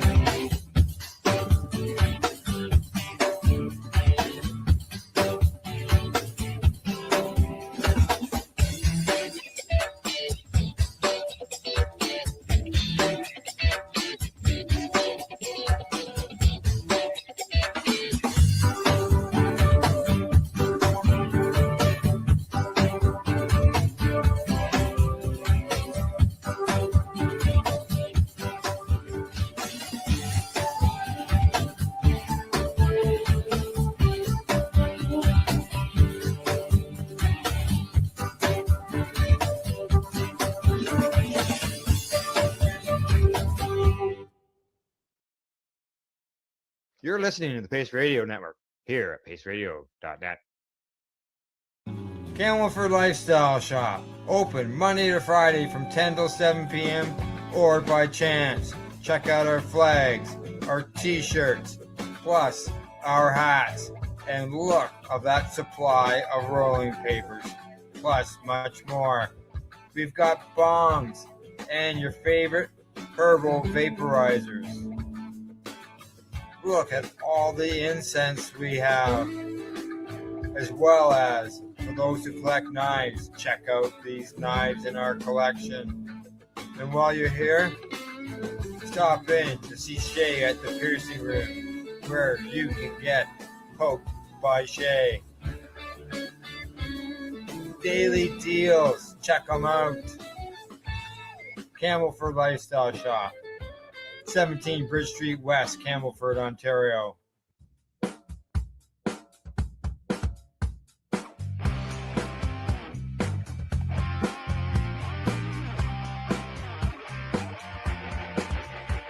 I'm having an awesome day, and I'm gonna make sure it stays that way. I'm having an awesome day, and I'm gonna make sure it stays that way. Limestone City Hydroponics is Kingston, Ontario's hydroponics shop. Take your growing to the next level and create the optimal environment with a tent kit, or maximize your yield with an ebb and flow flood table kit. Either way, Limestone City Hydroponics has more sizes and options to fit your needs. Are you looking for the power of the sun that adapts to your budget? Then look no further, as they have professional grow lighting. They have indoor grow systems that are easy and cost effective, with many options to fit your living space and lifestyle. Cultivate your growing potential. We have everything you need to succeed. And if you can't make it to the store, they offer local delivery to the greater Kingston area. Remember, when you're looking for experts to help you grow, then look no further than the locally owned Limestone City Hydroponics, 105 Sunderland Drive in Kingston, Ontario. Call them at 613-548-0420. Rerolled Saturdays. Check it out. Nothing but non-stop cannabis and psychedelic programming. Find it at 420pace.ca. You're listening to the Pace Radio Network here at paceradio.net. Welcome back. We are back from our break. And Tamara, I can barely breathe right now. My sinuses are just blocked right. It's it's one of those things. Just so you know, my COVID test was much better today. I'm all the way out of this thing. Give me a couple of days and I'll be negative. So, You're still not negative? No, not completely. Oh wow! Really? The test has 2 lines on it, and I've got one line solid, and then the other line is just very faint. It's not bright red on both lines like it was a week ago or 8 days ago. Right. It's just like a very faint orange line. So that tells me I'm no longer contagious, and things go back to normal here pretty well. So Oh, that's good. Yeah, you sound a bit stuffed up tonight. That's for sure. Yeah, I'm stuffed up. It's just now it's more like a head cold, right? So Yeah, Taylor's been sick again too, but we tested and he's negative. So good. yeah, Hey, there's Loretta. She's there back. you There you are. are. Should have run for his. I know it's like I had to run like this, like I said, run from 6 o'clock, like drive, like I didn't get a speeding Yeah. ticket. I was safe. Didn't get into an accident. Yeah, And that's good. I know. I was worried the you were going roads to are get a terrible. ticket. Yeah, no, Yeah. I couldn't drive fast enough to get a ticket if I wanted to. The roads are so bad. There's so much ice, Oh. like I couldn't get a ticket. I couldn't speed if I wanted to. It's not Oh, bad. okay. No, yeah, no. Wow. I have to drive Yeah. I'm driving like 38 to 40 kilometers an hour to get home. It's taking me like almost 15 minutes to get to work, which is usually a 7-minute drive.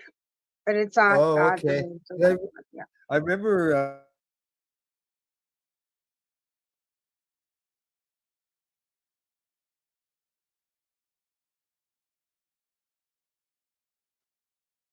I lost you.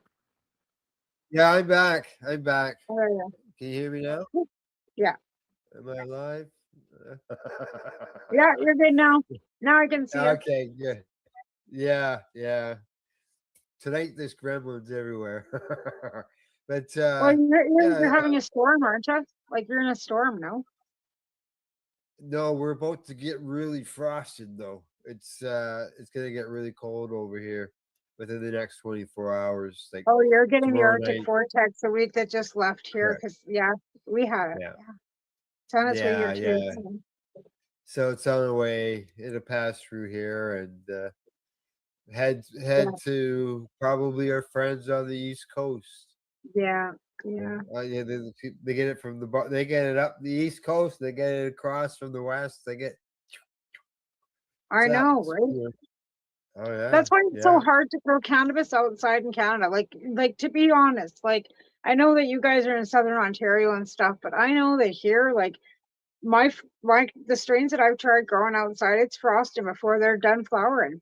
Like, and we're getting Oh, really? snow. Well, yeah, we got like by the end of October, we're done. Like done. Like by Yeah, mid-October. We can get snow like Thanksgiving, but usually it is later. But it can be cold in the middle of October. I know I've pulled plants at that time of the year, or be cautious about them. Because Right. It'll just be like a snowfall, and then like the next day or a day and a half later, it's back up to 65 degrees. Yeah. Because it's just that time of year. It's just unstable. It's Yeah. the same like trying to put your plants in at the 1st of May. Like fuck, you're gonna get some cold snow before. Yeah, no. Like, I mean, I'm telling you, they was like, oh, we should be sprouting our plants. I go, if you plan on, growing them inside, yeah. But don't be planning on putting them out. Oh, we put them out May long weekend. And I go, why would you do that? Like, you're gonna end up with them getting frosted by, end of May, right? Like, we still get like, why? Like, just stop. Like, I'd wait Yeah, till the middle of June. Well, I always suggest the 1st of June is kind of. It's not as bad as May 2-4 weekend could be the 3rd week, so that's another week and a half really afterwards for June 1st. So I don't know what happened to Loretta. Where'd she go? I don't know where she went. Oh, her phone moved. She's nearby. She might have fallen asleep. she was there, and then I ended up with an issue there with another gremlin and disappeared. Like I said, she might have fallen asleep because she's taking the metro and she's tired. Like, and she might have just dropped off on us. I hope not. I don't know where she is. Loretta. That's crazy. Yeah. So this well, are you planning on going to this Canna Expo then, Al? Like, yes. what events? And you're gonna do? Are you gonna take that on the road? Like, are we gonna do it on? Are we gonna do it on the road? On the road. I'm gonna go down to the city. Go there. I'll be there obviously for the Sunday. It's usually the day I had to go down. Friday, it's the roads are like you're trying to get downtown Toronto or even to the exhibition grounds, you have to go down the Don Valley Parkway, and it's that's why it's called the Parkway. That's what you're doing. You're parking there.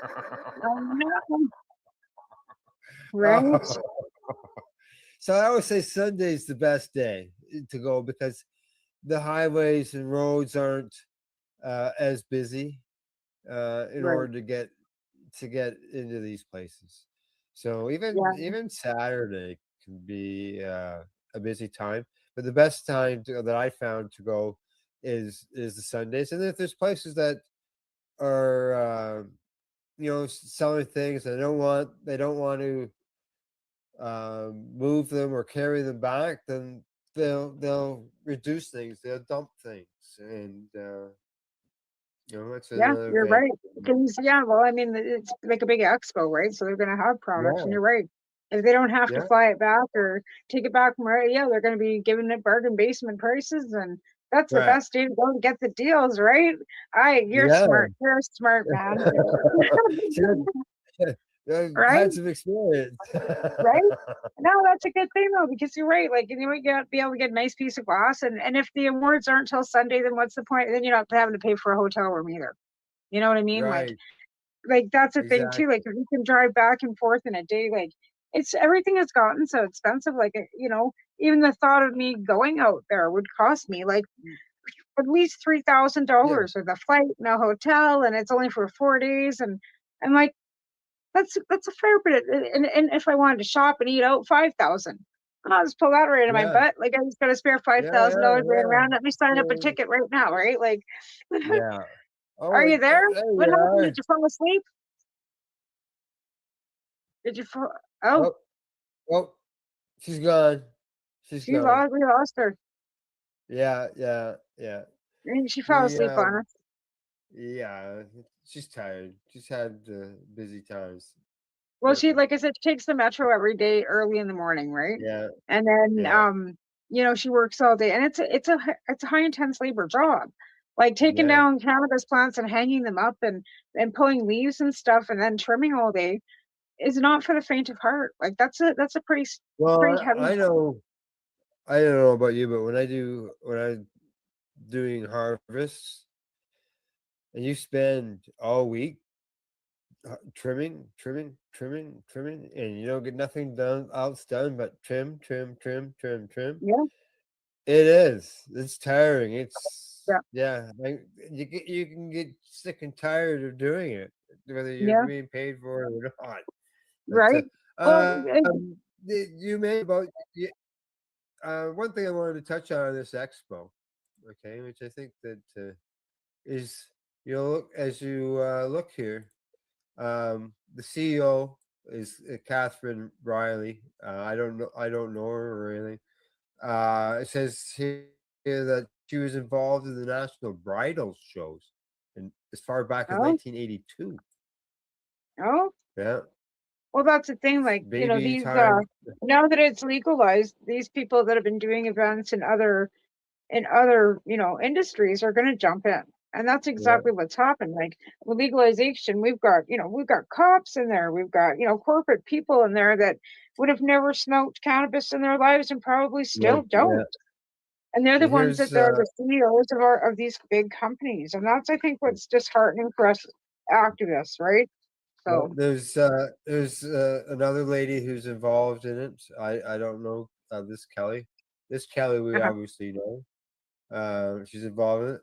There's Thomas. He's with Aggressive Organics, and this marketing group. And if you look at the picture, it's all women, right? So other than Thomas, the whole event is being run by women. It's all being run by females, which is there good you to go. see. Yeah, that is good to see. I'm trying to find a lighter to light this joint, so I don't need to be moving around so much. But I thought I had a lighter right here. Yeah. Because I'm sure I hit this joint, and now I can't find it, and it's driving me a bit crazy. I want to light this joint. I can't find my damn lighter. This is ridiculous. Anyways, Is this the roach for your Remo joint? oh God, no! I smoked that all one night. I smoked that the whole thing down before I went to bed. Did you? Okay, So yeah, yeah, because I knew you had put it out, and yeah, I never heard what happened to it. yeah. No, I Yeah, smoked half of it like pretty much through the show, right? And then I put it out, right, and then I finished it off right before I went to bed. but yeah, Yeah, the it's good. I caught there was a thread on my wall, on my Facebook wall about the joint when I posted it, and there was a local guy, and his name's Al as well, and he had commented on it, so I sent him a message and said, "Hey, the joints are at the store in Campbellford at Spirit Leaf," and day or two later, he sent me a message and said that he went in there and he really liked the place, and he had never been in there before, and he bought two of them. Nice. Two supercharged joints. When from what I know, because I was talking to one of the guys that worked in there, it sounds like this next box is probably gone, or there was only like two joints left at that time, so it's probably gone. So who Right. knows? Maybe they got themselves something there. Maybe that store found something, obviously, that no other store in town has got. Right. Right. So Well, I mean, that's the thing. yeah, Like, there's a lot of people that recognize that because of the nutrients, because he's been around for decades. Like, he's at every cannabis show. So, like I said, with yeah, legalization, like there's going to be more and more of these shows being run by, like I said, corporate people that were, yeah. running events like bridal shows and egg expos, and because they're like a big trade show. And if the LPs Yeah, get basically that's what it is. Yeah, yeah. Like when Marco was doing the trade, right, TY that's Expo, he was hiring a company, that was involved in doing all that, and right, these people, and these obviously with this event, those people are involved in doing those things now. So right, it's good yeah. to see. Yeah, yeah. Well, Yeah, it's and just that's good. I mean, cannabis. that means it's professionally ran, and it's showing that the stigma is coming off, because everyday Yeah, people that never would have ever gone to something like this are now interested, and they're marketing it. And that's what I find kind of funny, because they're not supposed to be able to advertise and be involved in this stuff and market it, but yet they still are, no, right? yeah. Well, you can see here they're advertising this event, right? It's a cannabis event. They talk about all the different things, and they do mention the samples for those that have their can sell that are bud tenders. So Right. they're giving away cannabis at these So it's like events, basically for the which is industry, like the legal industry, right? So it'd be like liquor. Okay, the same type of thing. So it'd be like a big liquor convention where you have all your yeah, vodka vendors and all your, because let's be honest, at the farmers market here, we've got these little microbreweries and stuff bringing out their gin and their vodka oh to the yeah, farmers yeah, markets, right? So when is it going to be yeah. the little cannabis farmers, but we're not allowed, like the 4-plant grower, but we can't, right? Because we only have 4 No, plants. no, but we can gift our cannabis. So could we go to a farmer's market and gift uh But our no, like that's the cannabis thing. Like to people? we shouldn't be able. It should be the same thing though. We should be able to grow enough cannabis to be able to take it to market, just like they can with the liquor. I completely agree with you. You're doing with the rest of the stuff that's growing in the same garden, right? Right? Like grow with your tomatoes and your cucumbers or whatever, right? And then have the ability to sell it at a farmer's market. They're selling, like I said, they're selling freaking vodka and like it's not home brew. There's these little micro whatever they So it's are. okay. So it's not moonshine. No, no. Okay. No, it's some like there's little distilleries, right? But they don't know Yeah, like these little yeah. distilleries. We And have a they've got microbrewer in the area as well. Yeah. yeah, but they're making gin and vodka and they're taking that Wow, to really? the farmers market. And it's not beer. We have several of those here too. I think we got 3 or 4 microbreweries in town. Yeah. Like seriously, in town we have like 3 or 4 microbreweries. It's like behind the restaurant that You I got was like more behind Barb's. Yeah. There was a So guy you there, got he had more. one big still and he was making beer. Wow, really? Eh? Yep. One still making beer. Yep. Yep. But you can't produce your own beer and sell it. You have to have a Not in your license and all house, that. but you have to get a Yeah, license for it. If you rent a warehouse and you get all the that's the industrial same way stuff with and you get, yeah. then you can, Yeah. but they're selling it at the farmer's market. So they're technically selling it, not at a brick and mortar, right? Like that's a Yeah. really fun, like, you know what I mean? Like how, I don't know. Well, be a It's not a craft licensed producer. setting, Yeah. but it's Are not a they like licensed setting. You know what I mean? It's a farmer's market. It's not a licensed setting. There's kids everywhere running around, yeah. Oh yeah. Oh yeah. It's public. It's a public thing. right? Yeah. Yeah. Oh yeah. So we Yeah. can't Well, I grow know 4 like I plants in go a public store.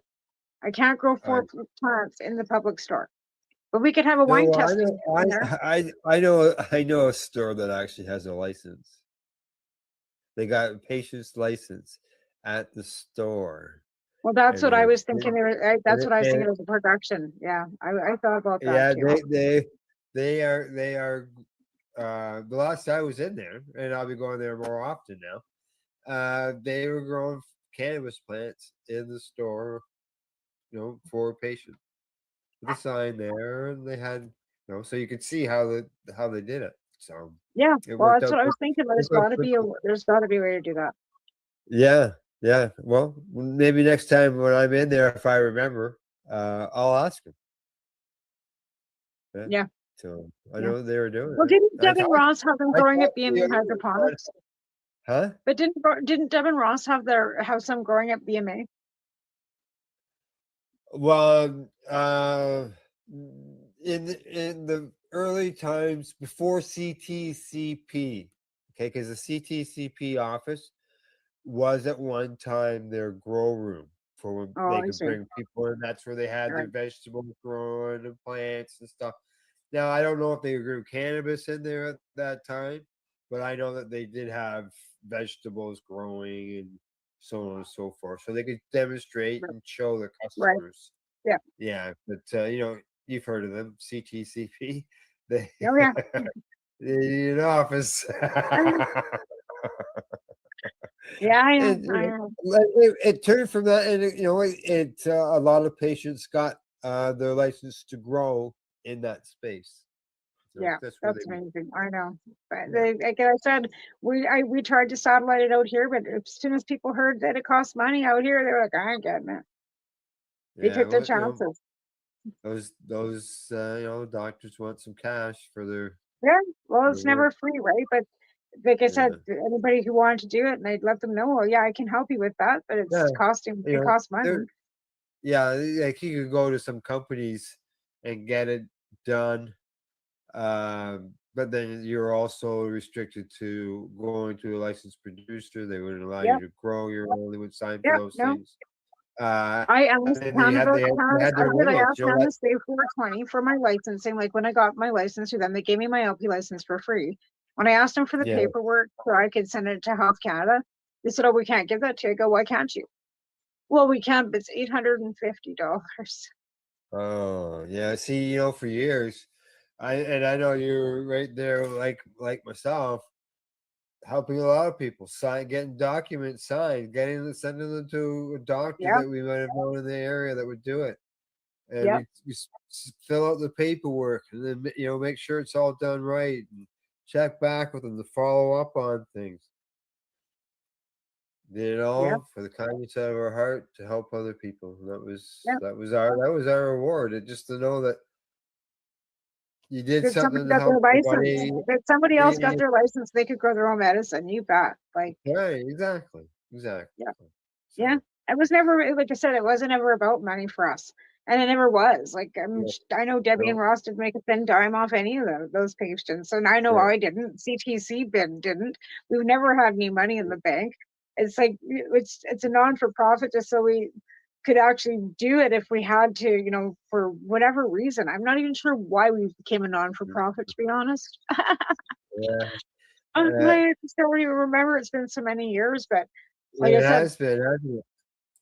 we just So, anything else you want to say before we shut things down? We got to get done here shortly because on CBG TV, The late night sesh comes I on at gotta the feed top my of the kid. hour. It's already 7:30 here, and we haven't eaten dinner. So I just look him. Well, yeah, around. you come right in from work. You're still wearing Yep. your hat and your coat when you come on the show.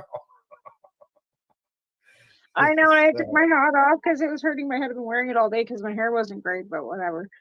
oh yeah, yeah. It's cold. I'm in and All out right. packing stuff. So Yes. All righty. Other than that, we'll see everybody next week with our special guests.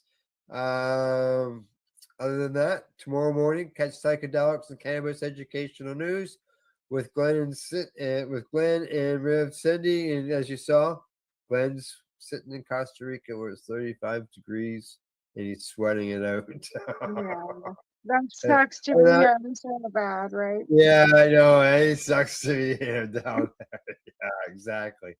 Thanks go to our helpful and friendly folks at Legacy 420 Camelford Lifestyle Shop. Huge thank you to our guest Laura Clark, who left a little bit early, but we kept the conversation going. And thanks to you, Tamara, and to everybody for tuning in tonight. And before we leave, one more promo on the vote. Don't forget to vote, canexpo.ca. This is a slow and quiet version.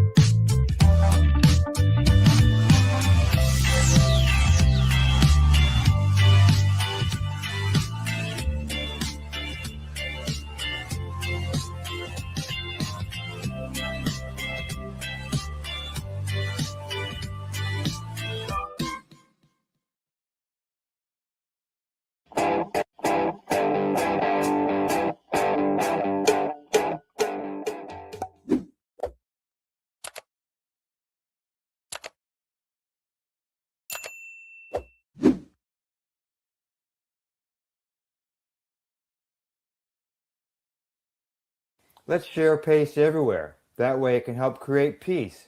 People everywhere advocating cannabis education. You're listening to the Pace Radio Network here at Pace.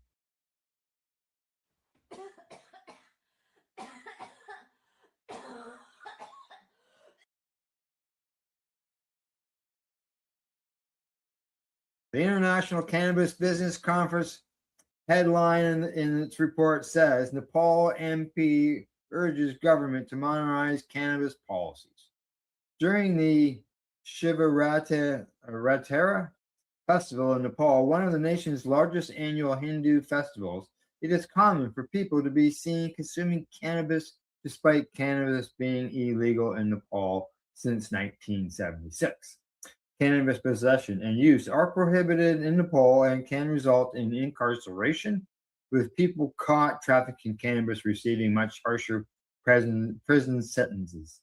In recent years, countries all over the globe have worked to modernize their cannabis laws and regulations to permit various levels of commerce, particularly medical cannabis commerce. A laundry list of nations have successfully transitioned away from full cannabis prohibition to a regulated system. If an MP in Nepal has their way, the Asian country will join that list. Now, Rastra Swatratra Party, the RSP party, the MP there, Jalal, has demanded that the government immediately adopt a policy to utilize cannabis to boost the country's economy. Speaking at the House of Representatives meeting on Wednesday, he alerted the government to bring necessary policies to stop the exodus of youth through the use of cannabis, boost the country's economy, and create self-employment opportunities. They say cannabis should not be only seen as a narcotic substance, and intoxication. It can also be used as raw material for medicine, clothing, paper, oil, bioplastics, and construction materials. Many countries around the world, including the US, Canada, Australia, France, Germany, China, and India, are building economies worth billions through scientific and systematic management, the MP stated. Now, Nepal's economy is heavily dependent on the national agricultural sector, which is estimated to employ roughly 2/3 of the population and generate about 1/3 of Nepal's GDP. Nepal's nominal GDP ranks 99th globally among the world's economy, and the nation has a long and rich history with the cannabis plant, and it deserves to take its rightful place in the emerging international cannabis industry. Ooh, yeah. Ooh, yeah.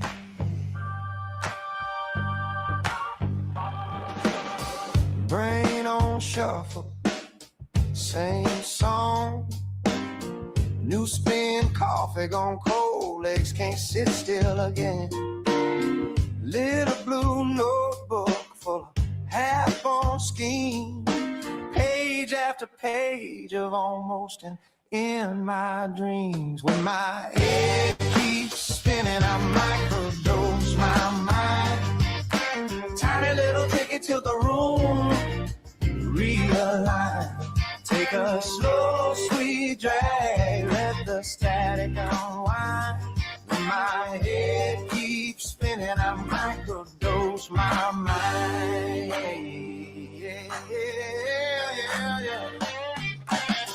To-do list tangle, knots behind my eyes.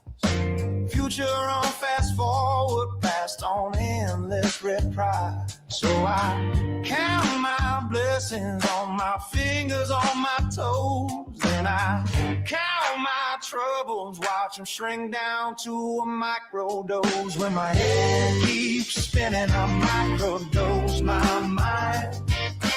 Tiny little ticket to the room, realize. Take a slow, sweet drag, let the static unwind. When my head keeps spinning, I microdose my mind. Oh, yeah. Little bit of color in the cracks, that's enough. Little bit of space in my chest for the tough stuff. I'm breathing slow, I breathe out light. Let the small things glow in the big dark night. When my head keeps spinning, I microdose my mind. Tiny little ticket to the room, realign. Take a slow, sweet drag, let the static unwind. When my head keeps spinning, I microdose my mind. When my head keeps spinning, I microdose my mind.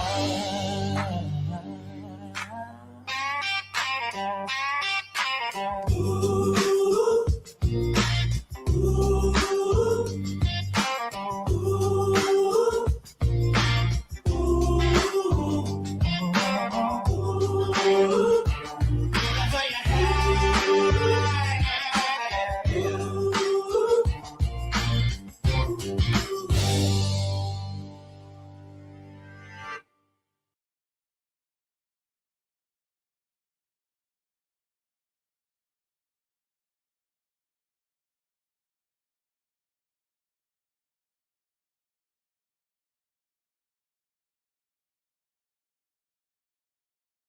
The opinions of the individuals during this broadcast are their own, and may not be the opinions of their group or other organizations they may be involved with. All medical advice during our broadcast is not a medical opinion and should be checked with your medical physician. Hi, I'm Timmy. And I'm Mary Jane. He's the newbie. She's the doobie, and this is the show where we toke cannabis. Talk from both sides. Is that even possible?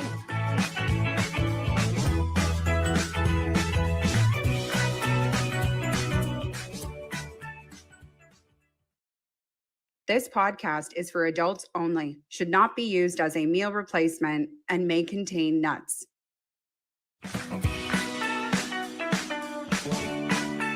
And hello, everybody, and welcome back to another episode of The Newbie and the Doobie. My name's Timmy. I am the newbie. Hi, Mary Jane, also known as the Doobie.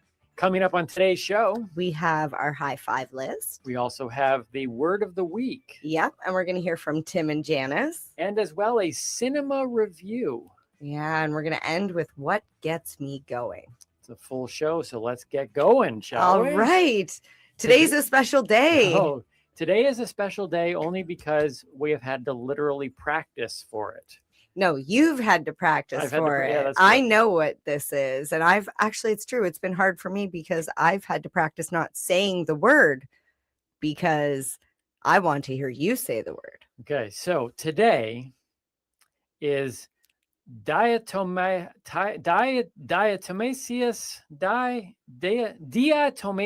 Earth Day. Is that right? Also known as Diatomaceous Earth Day. Oh, it's a shush. Diatomaceous. Diatomaceous. A diet? Okay, so diet. Omaceous. Omaceous. Yes. Diatomaceous. Yes. So it's Diatomaceous Earth Day. That's correct. And I actually have some diatomaceous earth right here. And I'm going to be super careful with it because it is a poison. I'm going to talk a little bit more about it, but I'm just going to set it right there. So do you want me to talk about it right now? Get it over with? Well, I'm just wondering, like, if it's a poison, why is it here? Okay, so it's like literally this could be our last show. Don't sneeze. Don't. It's fine right now, but do not put it all around. Here, let me put this in front of your face. Don't sneeze. You do realize that I have sneezing fits. This is true. I do, but I catch them. Like you do the first. Yeah, but I literally, when I sneeze like I no less than, let's say, what, 15? I was going to say 32. Yeah, well, my record is over 30. Yeah, they go on rather long sometimes. So if I sneeze once, we're pretty much dead because the sneezing will continue. The powder will be all over the thing. That's true. Okay, so I'm going to put this over. No. I'm not going to sneeze. You're good? Yeah. Let's do this. Let's, for the sake of the show, we're putting poison. We're putting our lives at risk just for you. Right? Just for you. Well, I mean, last episode we did a pee test. We actually brought urine into the thing. So now we're bringing poison. What's going to happen next episode? This seems like a very I don't know. What would we bring next time? I don't know. What's worse than poison? We went from urine to poison. Surprise, I don't know. surprise. Stay tuned for that. Right? Maybe a guest. No. Well, I don't know how would that be worse than poison? I guess it depends who the guest is. That's true. All right, so talk to me about diatomaceous. Diatomaceous earth. Diatomaceous earth. Okay, so I'm familiar with this because I use it in the garden. Okay. But I wasn't really sure what it was exactly, so I had to Google and I found out it was ground up sediment of fossilized algae. Okay. I just thought it was some like living thing from the bottom of the ocean that was ground up, which is technically what it is because it's sediment of fossilized algae. Why is it poisonous though? Okay. It's only poisonous if inhaled because it's high in silica. And if you inhale it, it can cause silicosis. Okay. So that's why I say it's poison. We can't inhale this. So like sneezing wouldn't really be the problem, but then the inhalation of the powder afterwards. Right. So if I sneezed and blew everywhere, if you breathed it in. Absolutely. Okay. Because there are little tiny particles. And this is why it's useful actually, is because of the particles in the garden, at least. So you use this when you're growing your cannabis. So yeah. So how you would use this is it's beneficial to help kill any insect that has an exoskeleton. Or your villain. Or your villain. Your arch nemesis. In their face. Right. Okay. All right. So it would work on ants, mites, earwigs, cockroaches, fungus gnat, larvae, the babies, the eggs. The larvae. Yeah, is that how you say it? The E at the end always throws me off. Anyways, The that's how I wrote larvae. it. So the fungus gnat babies, because fungus gnats lay their eggs in like the ground. Okay. Right. And then they climb up the plant. And fungus gnat is like the number one pest that I have ever had to deal with is the fungus gnat. It's almost like, see, I used to make the mistakes of still buying plants from, Metro, like just like roses, like a rose bush or whatever. And then I would put it right in my garden next to the cannabis, not thinking that a lot of the stuff that you're getting from the garden center probably has some sort of bug on it. Right. So I would introduce the bug into my garden. So this will help with fungus gnats. So this is rat poison for your garden. Well, no, because Not they that you don't have rats in your garden. Well, but the bugs don't even eat it. This is the beautiful breathe it thing. in. No, this is how crazy of a thing it works. Okay, so how it works is you lay it out in a line. Oh, you want to chop No, up some lines? no, not those kind of lines. Okay. But you would lay it out with a spoon very carefully. I suggest if you have a little dust mask, you can use that while working with so it. we shouldn't be wearing that now? Well, no, because we're not agitating it. It's Okay. just sitting here. Because in your garden, you would just leave it anyways, right? It would just sit there. What if I got sarcastic? Would that agitate it? Because that sometimes when I get sarcastic at you, you get agitated. I don't know. It depends if it's a male or female. What, there's male or female diatomaceous? No, earth? that women get angry with sarcasm. Okay, look. You missed it. Over your head, under your feet. I'll Dirt, continue on. I think So- dirt and earth is gender fluid. Pretty sure. I don't know. I don't think there is a male or a female dirt. Then I don't know if they'd get offended or not. Okay. So, or aggravated or agitated. I don't even know what I would say to like trash talk it. But anyways. So, okay. So as long as we don't agitate it, we don't need to wear the mask, but you would use gloves if you were picking it up? I would wash. Yes, Timmy, I would. Okay. All right. Yes. Okay. I was going to go into a long spiel, but generally, yeah, All right. I would. So how you would use it is you would take a spoon and you would put it in a line wherever the insects would be crossing. In a potted plant, you can literally just like make a bunch of lines on the bottom. So what happens is, say for example, you have ants in your house or cockroaches, just like any house, not a garden. You take this stuff and you lay it out.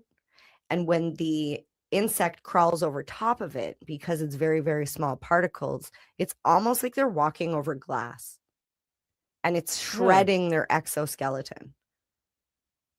But they're so small. The particles are smaller. This is why you don't want it in your lungs. Because it would like just slice your lung open? It's very, very bad. That's why I'm like, it's there.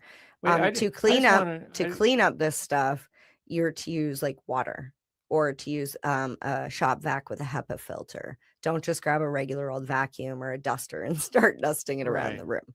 I just have a question for our, just to give me the thumbs up or not to our producer out there.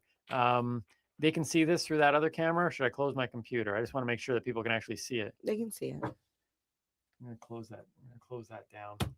They can see it on that one I and was- probably on yours too if Yeah, we so put I it was- right there. So I was concerned that people weren't being able to see it. So just the white powder. But It almost looks like baking powder yeah, it does. So it's bait, but it's or like a flour. like you just, it looks so harmless there, but then you describe it as basically like this killer glass particles, Like shards of glass that you would be for insects. like breathing glass. Yeah.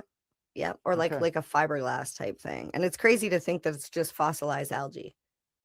All right. So you use this. So is this something you would recommend people are using in their cannabis gardens? Yep. People have used this in their garden. That's why I purchased it. Okay, now- And I made Right. sure that I purchased the food grade one. So this is where I got a little confused in my research.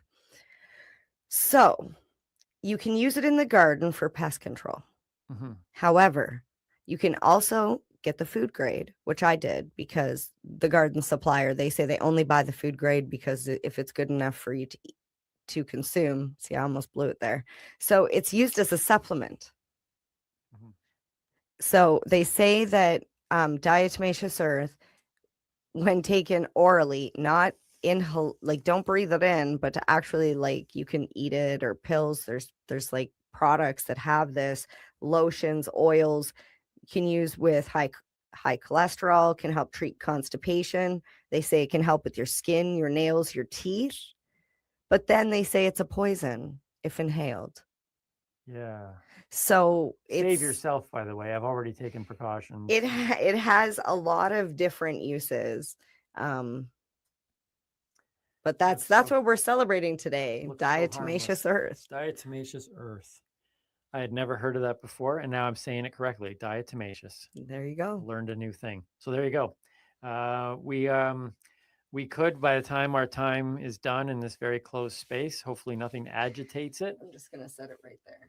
All right. Let's leave the poison closer to me. Got it. Yep. All right. I would also like to take a moment to shout out to my middle daughter. Today is her, if you're watching this on launch day. Yes. August 31st. I never know what day we're recording for. Is that today? It gets very, yeah, this is August 31st day. Okay. So happy birthday to Aaliyah. She is. Don't say it. No, I'm just trying to do it in my own mind. You know, every year you add one, right? Yes. Yeah. Every year, which is so, that's a horrible rule because like I have 3 children. Okay. So I have a hard enough time keeping track of my own age, let alone their ages. And then every single year, every single one of them goes up another year. It's like, how do they expect anybody to keep track? I don't remember. I do know. I don't even remember my own age. When people ask me how old are you, I just tell them what year I was born. I'm just like, I'm born in 88, and you do the math because I suck at it and I don't celebrate.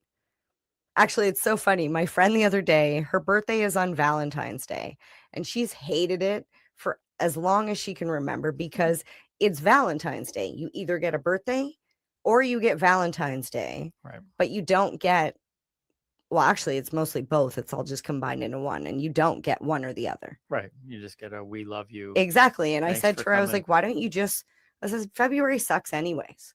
It's cold. So why don't you have your birthday? Just have it in July. And then my other friend laughed and she's like, MJ, only you would say that. And I love you for it. You would do that, wouldn't you? I said, damn right I would. Just celebrate it when you want to celebrate it. See, I'm lucky. I'm born in the summer, so I'm good. I'm a summer baby. But happy birthday, Aaliyah. Happy birthday, Aaliyah. I think this is the first time on the show that we've acknowledged someone else's birthday. We totally missed my birthday. I know. Because it hasn't even happened yet. Right. I mean, like when you're watching it, my birthday already passed. But like right now, what day is it today? We're still in July. I don't know. Calendar says August. We're time travelers.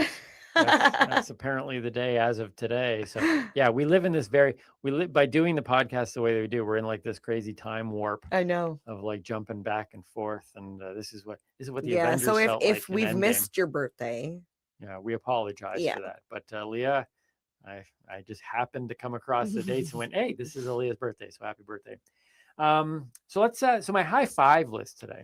High five. High five. Because like I know some people ask me, Timmy, are you joking? It's a regular question that drives me crazy because as a professional comic, well, you're a comedian, right? Everyone always assumes what's the joke, and like I tell the truth a lot, with huge embellishments, those type of things, but. I was just thinking on or off stage? Both. Okay. Yeah. Well, there's so many times I'll tell like one of the most outrageous stories on stage and people will be like, is that true? And it's like, no, how did you even get out of the house? Shouldn't somebody be watching you 24/7? But so I literally, this is a true story. I have been trying to practice and I've gotten it wrong so many times to say diatomaceous. There you go. Right? Diatomaceous. So as I was thinking, I'm like, you know what? I wonder if there are other D words that would give me this much trouble. That's where my brain goes. And you might be thinking, that we go to some deeper place, but it's like, no, like what are the D words that I find super interesting? So I actually have Timmy's high five list. Can I ask? Sure. Is discombobulated on the list? No. Oh. No, but that's a good That's word. one of my favorites. Because I used to get discombobulated. Oh, I still do. Yeah. Often. I do like that word, discombobulated. Yes. I like that there's bomb in the middle. No. Combobulated. No bomb. It's not discombobulated? Oh. No. Now you don't like it as much, No, eh? I You don't like it. Bob. No, because bopping is not the same as Not a bomb. bop. Discombobulating. Oh my God. Okay. Wait, Let's say the word see the again. high five. Just say the word one more time. Bob. Like Bob. Oh, Bob. You laid it. Bobulating. Okay. All right. Well, this isn't on the list. Okay. These are Timmy's high five interesting D words. Okay. Number 5. Dexterousness. Like dexterity?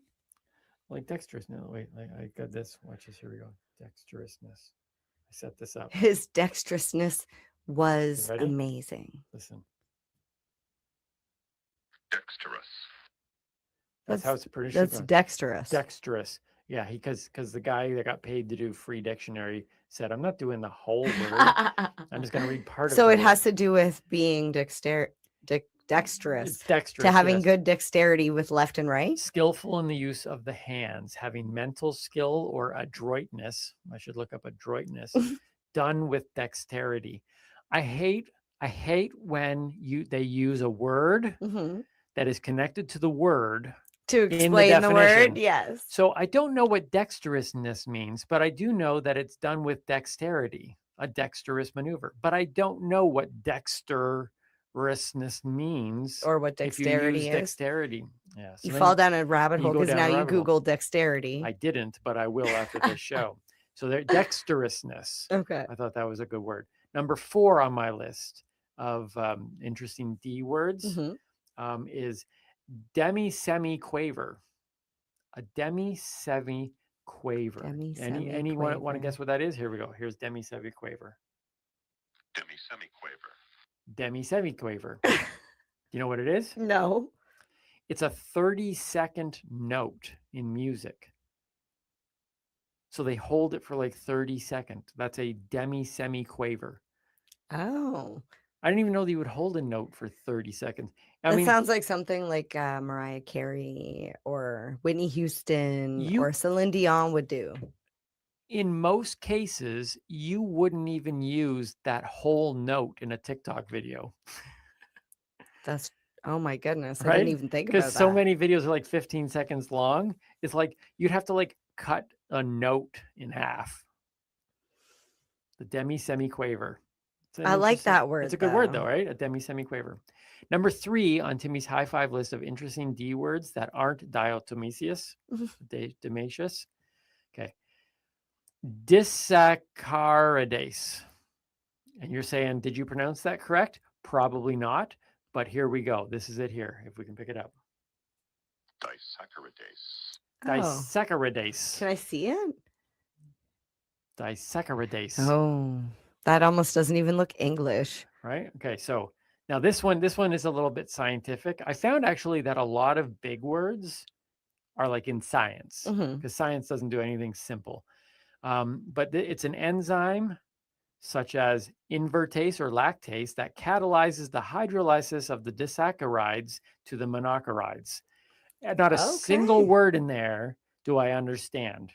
I knew mono, but that was part of the other word. So I knew that just meant one.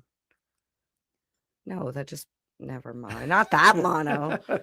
That was like cured by the time I got like literally. Okay, so I still don't know what that means because I have to go look up invertase and catalyzes and the hydrolysis. But anyways, that's what it is. It's it's the wait, let's hear it again. Disaccharidase. Disaccharidase. It is a cool sounding word though. It does not sound English. If you were just at a luncheon, disaccharidase, like disaccharidase, and people are like, "Oh, that guy sounds smart," right? It's like one of those words that makes you sound smarter than you are. Here we go. Number 2 on my list of Timmy's high five, great D words that aren't diatomaceous. Diatomaceous. Dolichocephalic. Dolichocephalic. Okay, you want to see how close I got that? You think it's even relatively close? Dolichocephalic. Dolichocephalic. Dolichocephalic. It's got the word phallic in it. Okay. All right. Now you're just going to take this down the wrong road. What's the meaning? It's something with a relatively long head. It's not. It is. It's right there. It's so phallic. Okay. So it's not phallic, it's cephalic. Now I don't know what this means, but it has a cephalic index below 76. So it's actually like if you're born with I'm sorry, okay, I can't I know. even. I shouldn't even have chosen this word. I knew you were going to go to a weird place. What was the word again? Dolichocephalic. Dolichocephalic. Wow. It is a cool word, though. It almost sounds like supercalifragilisticexpialidocious. Docephalic. Oh, see, dolichocephalic. Did you almost say Dolichocephalic? Okay, all right, let's move on, shall we? Man, sometimes it's impossible to do it. Man. Man. Okay, if you saw it, crack me up. you got to watch last episode for that one. Last one, number 1. Okay. Those, you I must don't know if I admit, can take number. You have to admit though that these are pretty cool sounding words. I do like the sound of these words. I can't pronounce them again for the life of you or me. Here we go. Number 1 on Timmy's high five list of great D words that aren't diatomaceous is desultoriness. That just sounds desultoriness. I have a desultoriness quality.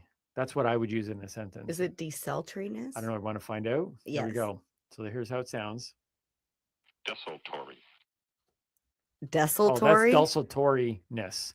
Desultoriness. Desultoriness? It means moving or jumping from one thing to another.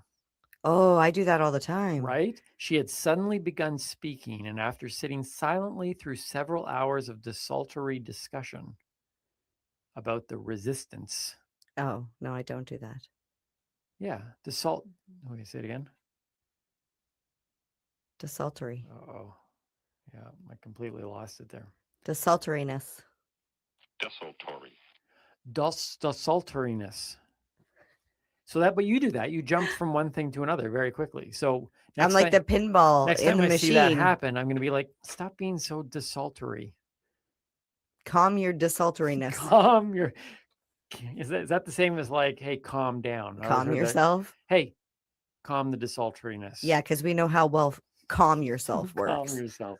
That's like saying, relax, It also could mean occurring randomly or sporadically. Oh. So it's desultoriness. The desultoriness of this, our whole show is desultoriness. It's things desultored? just desultored. Yeah, it things altered. happen randomly or sporadically. Right? And we jump from things often. So there you go. 5 D words that you've probably never heard about that sound really cool, but you can only pronounce it properly probably the first time. And then it goes weird from there. Or never, in your case. And that's all stemmed from my love of the word diatomaceous, which is currently killing us. I'm trying to not breathe throughout this episode. I know, right? So let's go to our word of the week and then bring in our friends Tim and Janice. All right, that's me. Word of the week. Is the word of the week diatomaceous? It is not. Because that would have been interesting, seeing as that is the word. Yeah, but we already did that. That's true. We've spent way too much time on a word that nobody cares about. All right, let's move on to a important word of the week. All right, we've got the word crumble. Crumble. Like, hey, we talked about apple crumble, I think, in one episode. I love apple crumble. I'm not sure if we did or not. I can't remember, but crumble, yeah. So crumble. So this sounds like a word that would be just in common. Like, okay, so how does it connect to weed? So crumble is also called honeycomb for its honeycomb-like appearance. Okay, someone thought that through. It is a concentrate, which is also high in THC. It is created by extracting the cannabinoids from the plant. Okay. The appearance is going to be just like we talked about with shatter. It's going to be a light golden color to a dark brown. Okay. However, the texture, like I'd stated, is going to be different. It's going to look. Is it kind of like that? No, it's going to look like a honeycomb. Okay. So it's going to be crumbly. Mhm. So the texture is you can do a couple things with crumble. You can add it to a joint. You can Okay. add it to the top of your Because I've seen bong. you, because you spread your weed, and in one episode you taught me how to roll a joint, and Mhm. you kind of sprinkle the weed across the roll. Mhm. So then you would add crumble. Is it kind of like adding like chocolate syrup to the top of your ice cream, like just a little? Yeah, it's because it's high in THC, you're basically boosting the THC content of your joint as well. So Okay. you're adding the extra boost of THC, but because crumble is a concentrate, it also has a purer form of cannabinoids like the terpenes and the flavonoids as well. So you're going to get a different flavor. Okay. So you're like mixing and adding flavors to your cannabis. But crumble melts, doesn't really burn. So if you're going to smoke it on its own, you need to have, like we talked about with shatter, you need to have a dab rig or some sort of device, a vape for specifically for concentrates. Okay. Yeah. So why? Okay, so let me maybe you said this and I was getting lost in it. Why would you use crumble instead of just say, for example, it's a higher, you get more THC. Mhm. Why wouldn't you just get a higher THC flower? Why wouldn't you just, like what would make somebody say, I am going to specifically add crumble to my joint? Mostly just for flavor, added kick. Okay. A lot of times people are looking for like a higher high. If you're doing it recreationally, you're looking for a higher high. Maybe, you might be going to a party and a group of you are going to be sharing a joint, and you roll a nice big fatty and you throw a little bit of crumble in there because it's probably only going to go around 3 times. Okay. Whereas if you're a medical consumer, you've probably been consuming for a long time and your THC resistance is a lot higher. So you need more cannabis. So it's just like an extra way to boost Okay. your THC intake, as well as, like I had stated, the flavonoids, the terpenes, like the flavor, Can I ask, last episode we talked about shatter. Mhm. What would be the primary difference if you were to try to pick one defining thing between shatter and crumble? What is, because both of them seem like it's kind of like this crumbled consistency, this little. No. No, because shatter's more smooth, So right? shatter looks like a sheet of glass. Would shatter when I've seen, okay, I'm trying to remember now, would shatter be more compared to the honey that came from the honeycomb? No. No. Then maybe I'm No. thinking of something else. All right. I think so. So it's consistency mainly, though. Absolutely. Most of these things it's the process in which it's made. Like whether they use I don't want to go too much into details because I'm not huge in teaching people on how to make this Yeah, stuff. no, that's okay. We don't So need to go into that. it goes into the process and how it's made. And I think a lot of these products stemmed from just like I had a friend who was like, I'm going to make this oil. He was trying to make oil and he used butane and a glass tube, and he ended up with something that didn't look anything like what it should. Right. Because in the creation process, he did something different and he created a new end product. And I think a lot of this happened where people were creating this thing and they're like, oh, it's a drier, crumbly texture than it should be. And instead of wasting it, because like I said, you got to use a lot of cannabis to create a small amount of concentrate. So people were like, well, is it still good? Can I still use it? Yeah. And then they started realizing that crumble is just as good as the wax or the oil or the butter or the whatever other concentrate there is out there. It's how it's produced. That goes back to what I have talked many times about weed. Weed is not weed. No. Weed is not just weed. No, not at all. Right? So especially when you get into the distillation processes of it. It's a lot like it's like baking, right? Like you can put apple and pastry Mm-hmm. together, Mm-hmm. and it can come out as a pie. It Mm-hmm. could come out as a tart. It could be in a crumble. Yep. And that's basically what it is. It's just another way to produce weed in a different No, form. it gets even better. Oh. See, I always take cannabis that one step further. Okay. It's almost like saying not only do you have all of the options of what you're going to bake your apple into, but what about all the different varieties of apples? Oh. Right? Right. Yeah. There's so many different kinds of apples. Yeah. Okay. All right. Yeah. All right. It's not just weed is not weed. Yeah, I'm gonna end it there because my mind just got blown on that one. That was impressive. Thank you. You know what else blows my mind? Tim and Janice. I was wondering. There's Tim a and lot. I love Tim and Janice. For those of you who have been watching, Tim and Janice has joined the show a few times. TikTok stars, Tim and Janice, hashtag Team Blue and Yellow. Check them out on TikTok. But we have been slowly asking them to come in and to talk about some of the topics of the day. We told them this one. Okay. Mhm. We told them that the theme was diatomaceous. Is that what you told them? Well, I probably pronounced it wrong. No. And did you type it out or did you have like a phone conversation? No, I typed it out. Okay. But I've seen the word written down multiple times. That's true. So all I know is that Tim and Janice do Tim and Janice. Yes. And we don't give them any instructions, but somehow they took Space Day down an interesting route. Yeah. So let's see what happens with Diatomaceous Day. We learned a lot about them on Space Day, didn't we? Right? Ladies and gentlemen, Tim and Janice. Hi, I'm Tim. And I'm Janice. Today we've been asked to celebrate Diatomaceous Day. No, Tim, Diatomaceous Day. That's what I said, Janice.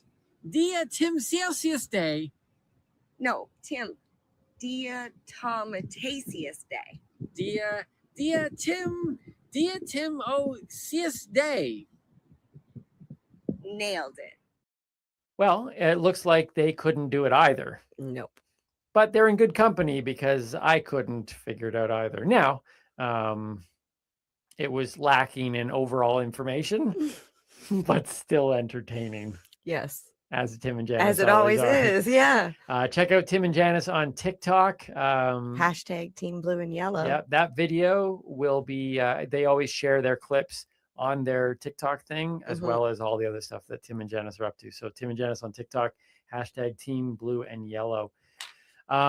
You have been getting me to watch stoner flicks. Oh, yay. It's time for cinema review. It is time for my cinema review. I've reviewed a few movies so far over our time and more to come, because one of the things that we said when we first started this podcast was that you wanted to show me much more of stoner flicks. And I've even already talked about movies that aren't necessarily stoner flicks, but they're flicks that are embraced by due to their quirkiness or weirdness. But this one is as stoner flick as you're going to come across. So I am so excited about this one because I told you to watch this for a reason, specifically because it ties in with what gets me going, Right. Not because it's a great movie. Well, it is a cult classic, apparently. I'm not going to say one way or the other whether it's a great movie. I am going to do my cinema review. Well, I was gonna say I'm not gonna say any more other than it is a cult classic.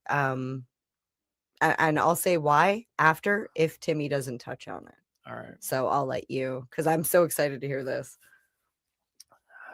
For my cinema review today, I am doing Evil Bong. It's a 2006 movie. When I saw it, I originally thought that it was like a 1980s. I mean, it relied on a lot of. It's filmed that way. Yeah. It's actually filmed very sitcom-ish. Like it's all pretty much done in like two settings. Even had some kind of like, the thing that I remember it as is like, I know you think it's an old reference, but the old Batman show in between scenes would go. I remember that. That was the part I liked. And that's what this one had. It kind of had And it would, in between sections, it would have this like funky kind of like Oh yeah, the weed smoke. leaf and the The smoke. smoke, yeah, the Right? green. And then it would come back and they'd still be in the same living room. Anyways, it was so from the moment I started watching this thing, I already knew where this cinema review was going. So, ladies and gentlemen, Timmy Cinema Review, Evil Bong, 2006. This movie can be summed up in 2 words that Bong users can most relate to: sucks and blows. The greatest evil I witnessed was whoever greenlit this project. For the record, I was not high while watching, so there's that. But I wholeheartedly believe that if you have to be high to enjoy a stoner flick, or any movie for that matter, then it's simply a bad movie.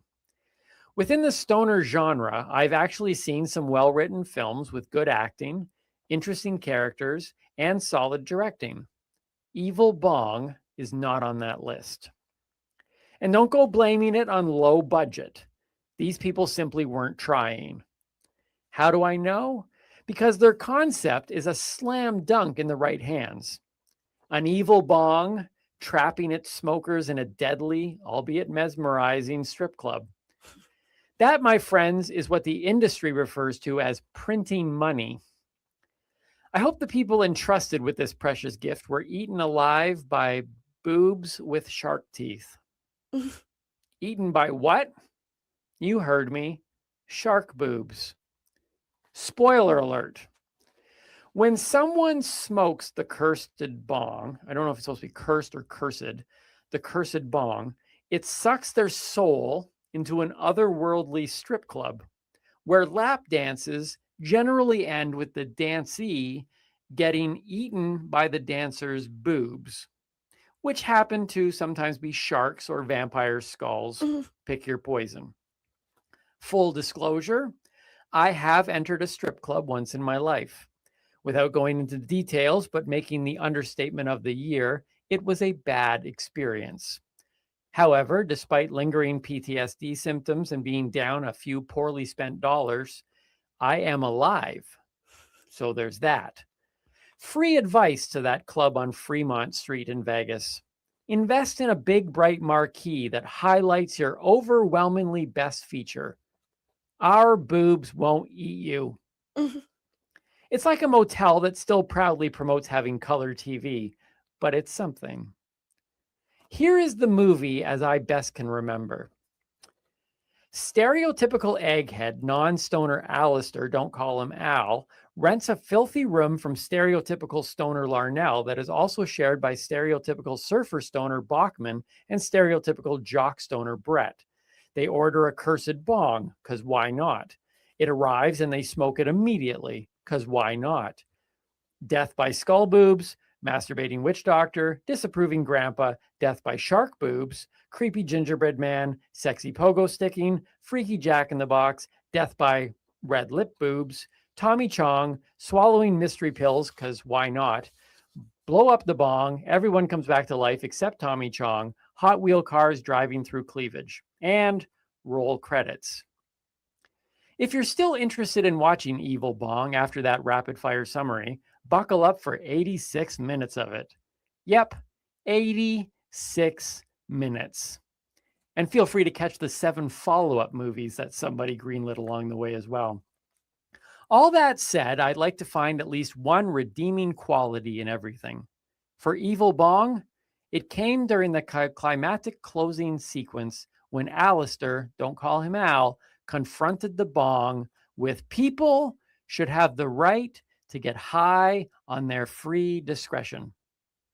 Look, I don't agree with almost every creative choice in this movie, but I agree with that. To use or not use cannabis is a personal choice and one that should be respected accordingly. As a side note, we watched this movie as part of 13 Nights of Elvira. I suggest you do too, because the Mistress of the Dark literally makes everything better. I give this movie 1 joint out of 5, because I don't actually have a 0 ranking. Maybe I would if I didn't watch it as part of the Mistress of the Dark. So maybe she gave it the 1. Anyways, feel free to watch it, but I've pretty much told you everything you need to know. Yeah, I would say that Did I that's nail pretty it? accurate. Yeah, I was surprised that when I went to look for that, there was, like you said, multiple sequels made. They waited like 3 years, made another one. Someone went, hey, that's good enough to make another one. Then they waited a few more later, and then it was like year after year after year, like 5 years in a row or something, 4 years in a row, they put out another one. So weird. Yeah. I know there's B movies. This is probably a D movie. Maybe I don't even know. I mean, like, if they didn't have Tommy Chong in it, I probably would have never even known that movie existed, because he was the reason why I found it in the first place. I can say this. I want to go back to what I said earlier. This is nothing against stoner flicks, because I've seen some really quirky, low budget ones that are really. This one went down, and quite frankly, if it wasn't for Elvira popping in every once in a while, that was pretty funny. I might have zoned out completely, but I knew I had a cinema review to do, so I focused. She had some good jokes. She did. Yeah. I love Elvira. I like the guy who's like, yeah, I'm the starter pitcher, and she's like, more like a catcher. She was so I funny. died. If you don't listen, if you're on the younger end of things here and you don't know who Elvira is, let me just put out a little public service announcement here. Just Google Elvira, Mistress of the Dark. Don't I just Google Elvira? Just Google E. Actually, I don't even know if that. I don't think that would work. I don't think. Anyways, so. there you go. There's my cinema review on Evil Bong. That was a good one. Thank you very much. Much better than the movie. I almost feel like I just unleashed a What Gets Me Going on low budget horrible films, but now we're going to lead right into your What Gets Me Going. Yeah, and I set that up so nicely because what gets me going is dirty bongs. Wait, can I just say this right at the beginning? What's worse, dirty bongs or cursed bongs? I've never met a cursed bong, but I've met many dirty bongs at people's houses. When you go over and they're like, you want to smoke a bowl? And I'm like, meh, okay. And then they pull out this nasty bong from underneath the coffee table or from under the sink, and it still has water in it from how many days ago was that? I don't know. It's yellow and it's got brown chunks floating around in it, and it's people. Remember, I was told I have to. Oh yes, laugh like that. Well, you're only supposed to laugh when it's funny. Actually, that was funny. I enjoyed that, and because I know how that it irks you. It really okay. I know.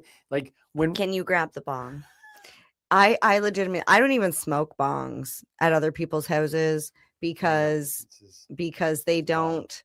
I've never tried a bong. Can I see that? Yeah. I don't smoke bongs at other people's houses That's for rubber. that reason. Haha, I was just about to talk about this. This is silicone. So this is a special silicone bong, and I have not used this one yet. There's still toss up on silicone, but the reason why I bought this was this reason. Oh, easy to clean. Easy to clean. And everything comes apart. Sorry. And it's food grade silicone. Just for the record, this reminds me of Qbert. Do you even know Qbert? He's on Pixels. Yes, he's on Pixels. Yeah. Again. Okay. So this is on your list, younger people. Elvira, Qbert. We're just literally we teach everything on this show. That just reminded me of Qbert. Okay. Yeah. So now that I've torn my bong apart, you want to put it back together? Yeah. All right. So the reason why you don't want a nasty bong is a couple reasons. You're not even going to be able to taste your weed, your cannabis, the true flavonoids of the cannabis strain if your bong is nasty and disgusting, because the way bongs work is the smoke has to go through the water and then into your lungs. So if it picks up all of the yicky stuff from the water before it hits your lungs, you're going to have that nastiness. So there's also health issues, and not to mention spilling the dirty bong. Nothing worse than nasty bong water spilt on a carpet because you know that shit's gonna stink for months. Months. It's disgusting. Okay. So let's see okay. So imagine water when it's staying still creates a biofilm. This is where the science comes in. Within 24 hours, you get a biofilm on top of the water. Well, stale water. I mean, that goes into like marsh, like kind of gross, moldy marsh. This is just regular water. If this cup was sitting here for 24 hours, it would get what did I say was the pathogens? No. Well, it has like that almost like the biofilm. When you see like oil, when you see like it looks like all the dust collects on there and everything else. Yeah. It's disgusting. And that's just a normal glass of water. Now, imagine adding mixed resin, like mixing resin and plant material into the bottom of the bong. That's perfect to create pathogens.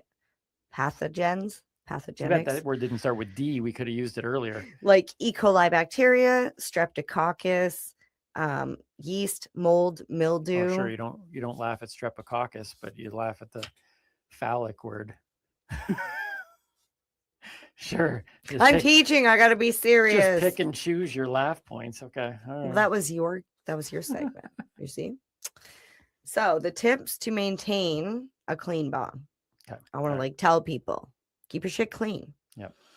Empty your unit when not in use. Rinse it once a day with hot water. Do it at night. Then you can let it dry overnight.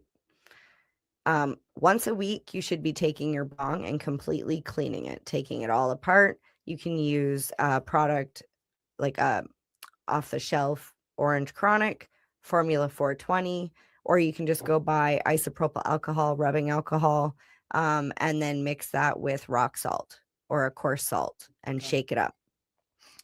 There are also other products if you would like to help keep your bong from getting dirty. What is dirty? It's a D word. I'm gonna mark that one down. You better. So there's this product called Res Block. When added to the water, it actually repels the resin from sticking to the side of your unit. Okay. There is also a product called Bong Water Flavors. It's not flavored like bong water. I want to add that. The flavors are things like strawberry mango, peach grape. My favorite was apple kiwi or the pineapple. Okay. So that adds just a little bit of flavor. And I know some people say but that will change the flavor of your cannabis. But it's not like the juicy drops, which used to drip on your cannabis. And that changed the flavor of your cannabis. The bong water flavor actually just changes the air. That if you were to just breathe in, it would taste like pineapple. And then you would taste your cannabis. So there's that. And I just want to, this is my last thing I'm going to say about dirty bongs. Most people buy bongs for their like glass and their intricacies, their perks, their designs. Bongs are a thing of beauty. And you really should admire and respect them. So keep them clean, please. Not just for the bong, but for you as well. Your health will thank you. So I have a few questions and a statement. Number one. Okay. You have taken me into some cannabis shops, and I have seen some of the bong work. Yes. Like the glass work and stuff like that. Like they're art pieces. I can't imagine if I was I can't say if I was a bong smoker, but I could see somebody not being a cannabis consumer having a collection of bongs. Like some of them are so incredibly intricate and detailed. I tell you, I amazing. don't. This one here is silicone because we travel with it. Right. It's literally just a prop. But there's a glass unit I want. It literally just looks like a vase. I think it's called the company is My Bud Vase or My Bud Vase, depending on what side of the border you're on. But it actually comes with like a rose pokey and it looks like a vase. It's something that if you spun it around and set on your shelf with the vase on the top, your grandma would come over and go, "Oh, I love that." Yeah, no, they look fantastic. So my question though is, do people who keep a dirty bong, is it solely based on like laziness and people who don't want to clean it, or are there people who say they like the extra flavor? There's nobody that likes the extra flavor. It boils down to amount of usage. I understand. Think about this. I smoke a joint. Think of how often I smoke a joint. Now think of how often they're going to be smoking a bong. Are they going to get up and go empty the bong every time and then fill it back up with clean water? Most of them, no. They sit there and they have their bong at the one spot, and then they go and they smoke their bong, and then they go back out. Yeah, but okay, so let me talk from a non-consuming standpoint. I wouldn't sit down with a bowl of spaghetti, eat the spaghetti, walk away for a couple hours, work on a project, come back and put more spaghetti in that bowl because the old spaghetti is all crusty in there. So what and this I'm just trying. That's a great question. I'm trying, like, that would ask them. Like I would have that old crusty spaghetti on the bowl. I wouldn't even think about. I would take time to wash the bowl. Wow. Yeah. But this is a regular occurrence. Are you saying? Would you say? Oh my God, yes. I know Trev would be behind me on this because he is a bong, like a glass connoisseur. He actually, I think his fiance told him no more bongs, no more glass. I think he's moved on to shoes now. But yeah, he absolutely drives him crazy. Dirty bongs. You go to his house, none of them are dirty. Not one. They're all clean on the shelf, and that's how they should be. So that way, if you want to use one, you go and you use it rather than, oh, I got to clean that. Yeah, it seems to me to be something that would just it would just be natural, like cleaning your dishes. When you're done using it, you would wash it. But hey, to each their own. Whatever. Some people have messy houses, some people don't. Some people have messy bongs, some people don't. I don't. Just dump it out in between uses. Right. Even if you have to have, like, if you're that lazy, put a 2-liter bottle near you that's empty and take your nasty bong water and dump it in your 2-liter bottle in between each ones and have a clean one. So you fill it up with clean water and dump out the nasty water. So that way you're not running to the bathroom so just do or the kitchen every time. A little bit of prep. But make sure you have a lid for that 2-liter. That shit stinks. See, this is what I love about what gets me going. Because like this legitimately bothers you. It does. And it's so funny because I was like, oh, what am I going to talk about this week? And then my friend and I were talking and she had her little bong out and I was like, yep, dirty bongs. She yanked hers out from underneath the bathroom sink. Didn't hear any water go in it. Now, okay, is it taboo though to point that out to somebody? No, God, no. I'm sorry. I'm the kind of person that if you've got a booger hanging from your nose or something, I'm gonna have I had one?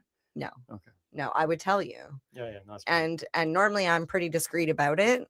I will say, like, Psst, I think you and I'll point. Okay, so you bring it up. You bring it up to people. Yeah, but with a bong, I'll look at it and be like, yeah, I'm not smoking out of that. It's nasty. You smoke out of that? No.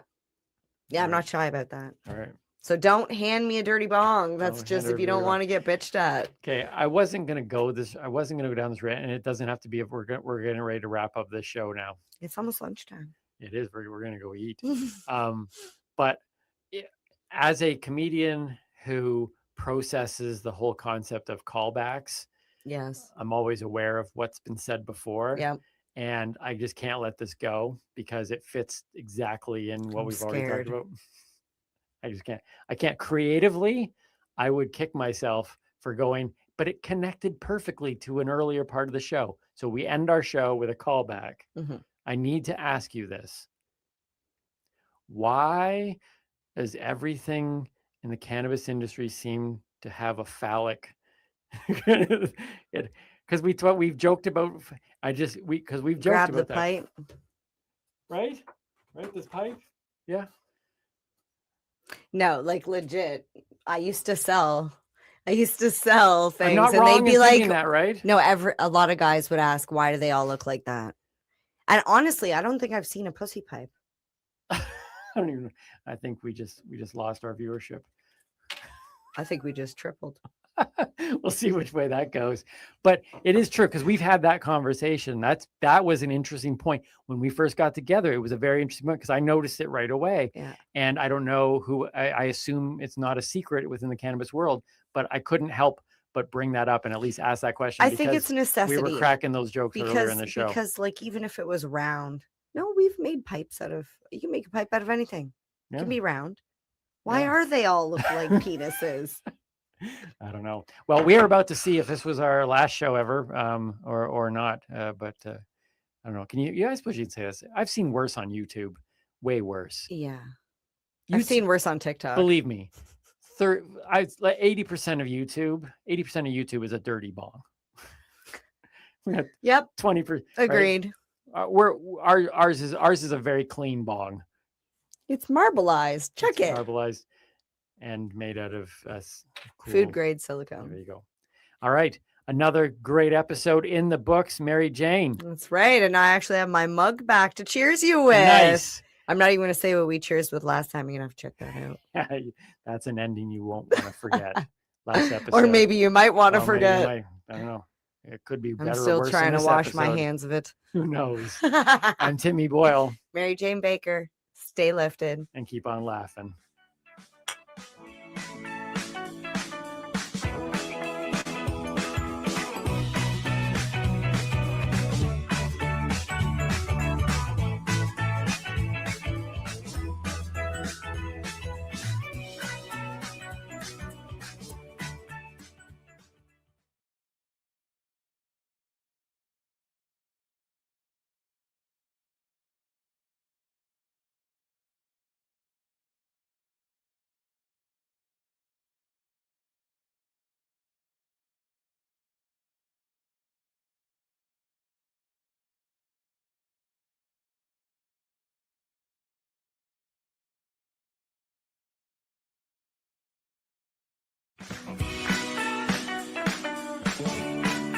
Hi, I'm Timmy. And I'm Mary Jane. He's the newbie. She's the doobie. And this is the show where we toke cannabis. Talk. From both sides. Is that even possible?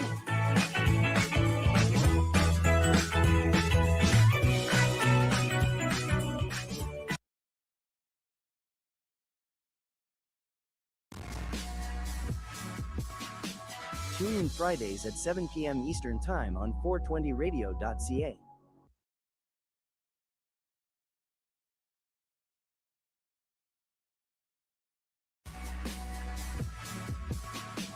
Tune in Fridays at 7 p.m. Eastern Time on 420radio.ca. You're watching the 420 Pace, found at 420pace.ca.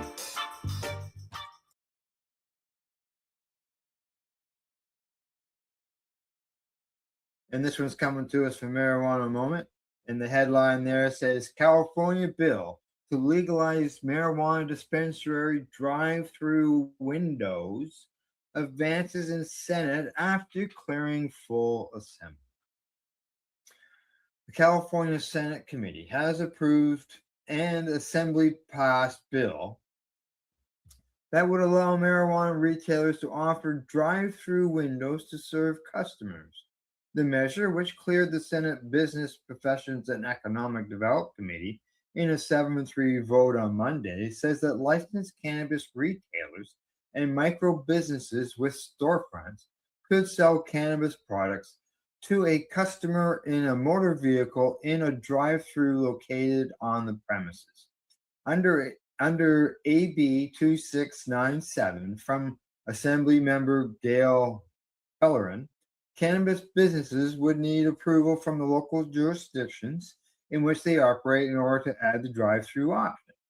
The sponsor told members of the committee before the latest vote that the bill will expand access to legal cannabis products while strengthening legal markets' ability to compete with the illicit market.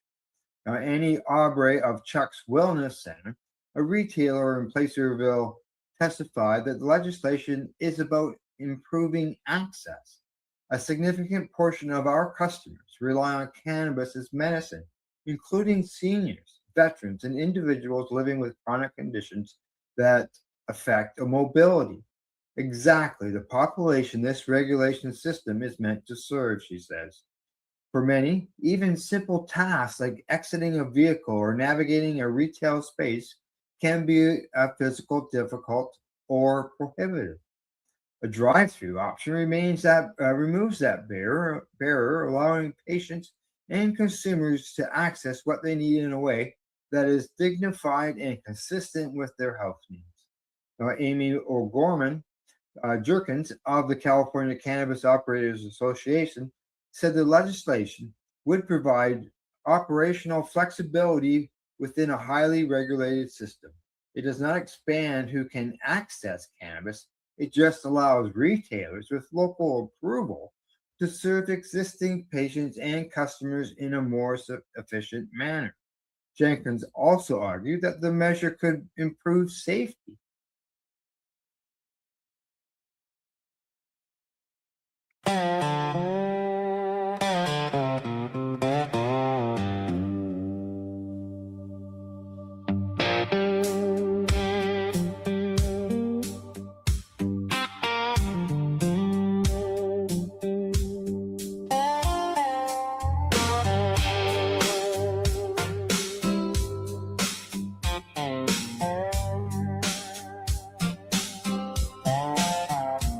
At the Grindhouse Cafe door, coffee steam on the glass, donuts in a paper boat, sandwiches going fast, gray heads and folding chairs, young ones in the back. Everybody came to learn and nobody came to act. Sun on the window blinds, names on the coffee cup. One man said his own hard truth, then the knowledge started. 2 shows on Sunday, 2 shows on Sunday. Come get educated. 2 shows on Sunday. History on the screen, stories in the room. 2 shows on Sunday, and the whole place blooms. Cannabis education at the Grindhouse Cafe.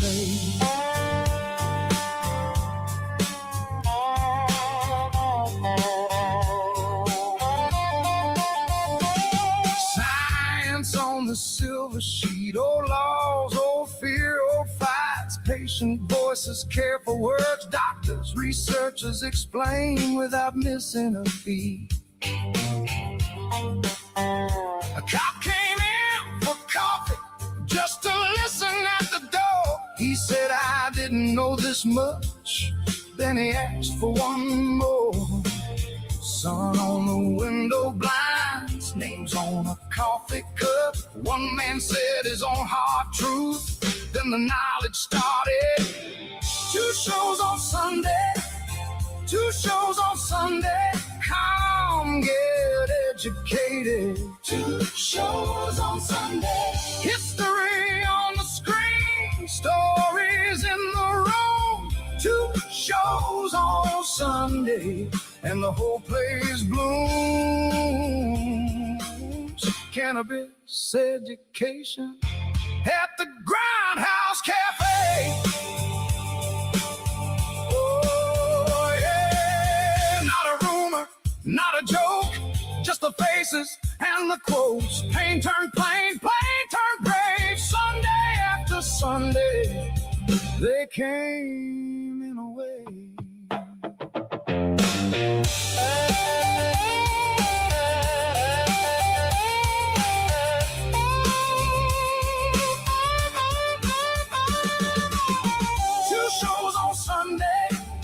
Two shows on Sunday.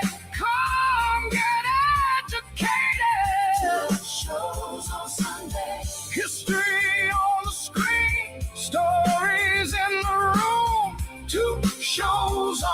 Sunday and the whole place blooms. Cannabis education. At the Grindhouse Cafe.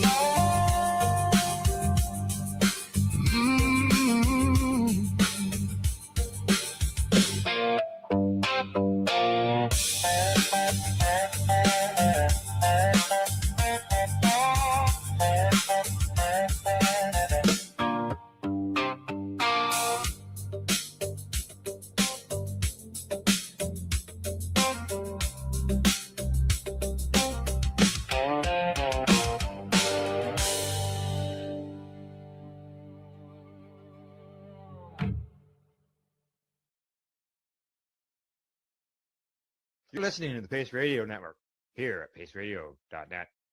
The views expressed by the individuals during this broadcast are their own opinions, and they may not be the same as those of their group or other organizations they may be involved with. All medical advice during our broadcast is not a medical opinion and should be checked with your medical physician.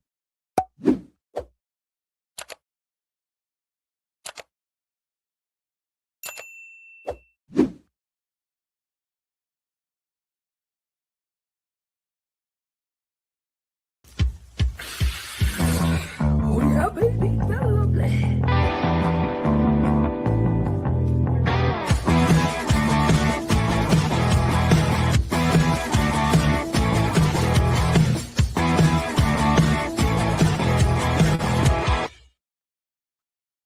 Good morning. It is June the 11th, and welcome to Psychedelics and Cannabis Educational News. And a good morning to you, Rev Cindy. How are you doing? I'm doing well. How are you? I'm not doing too bad. Was that a high five? It was a high five, my friend. It was a fixing the camera high five, but still, whatever. Exactly. Yes. So how are things today? Ooh, it's Thursday. Let me see. How are things? Things are good. My car is getting fixed. I think there was nothing major wrong with it. It's just the once in a while, the sprayer that gives you some water, the motor goes. Well, that's getting replaced, so no big deal. It's a nice day here, 30 plus degrees and sunshine this afternoon. We have a little bit of humidity. 30 is going to feel like 32, but it's not too bad. It's pretty okay. Yeah. Oh, if you don't like the sun. That's right. That's right. Inside with AC if you don't like the heat. Yeah, some people need that. So yeah. All righty. Well, I'm not doing too bad. Life goes on. Lots of room out here for me to tinker around on things.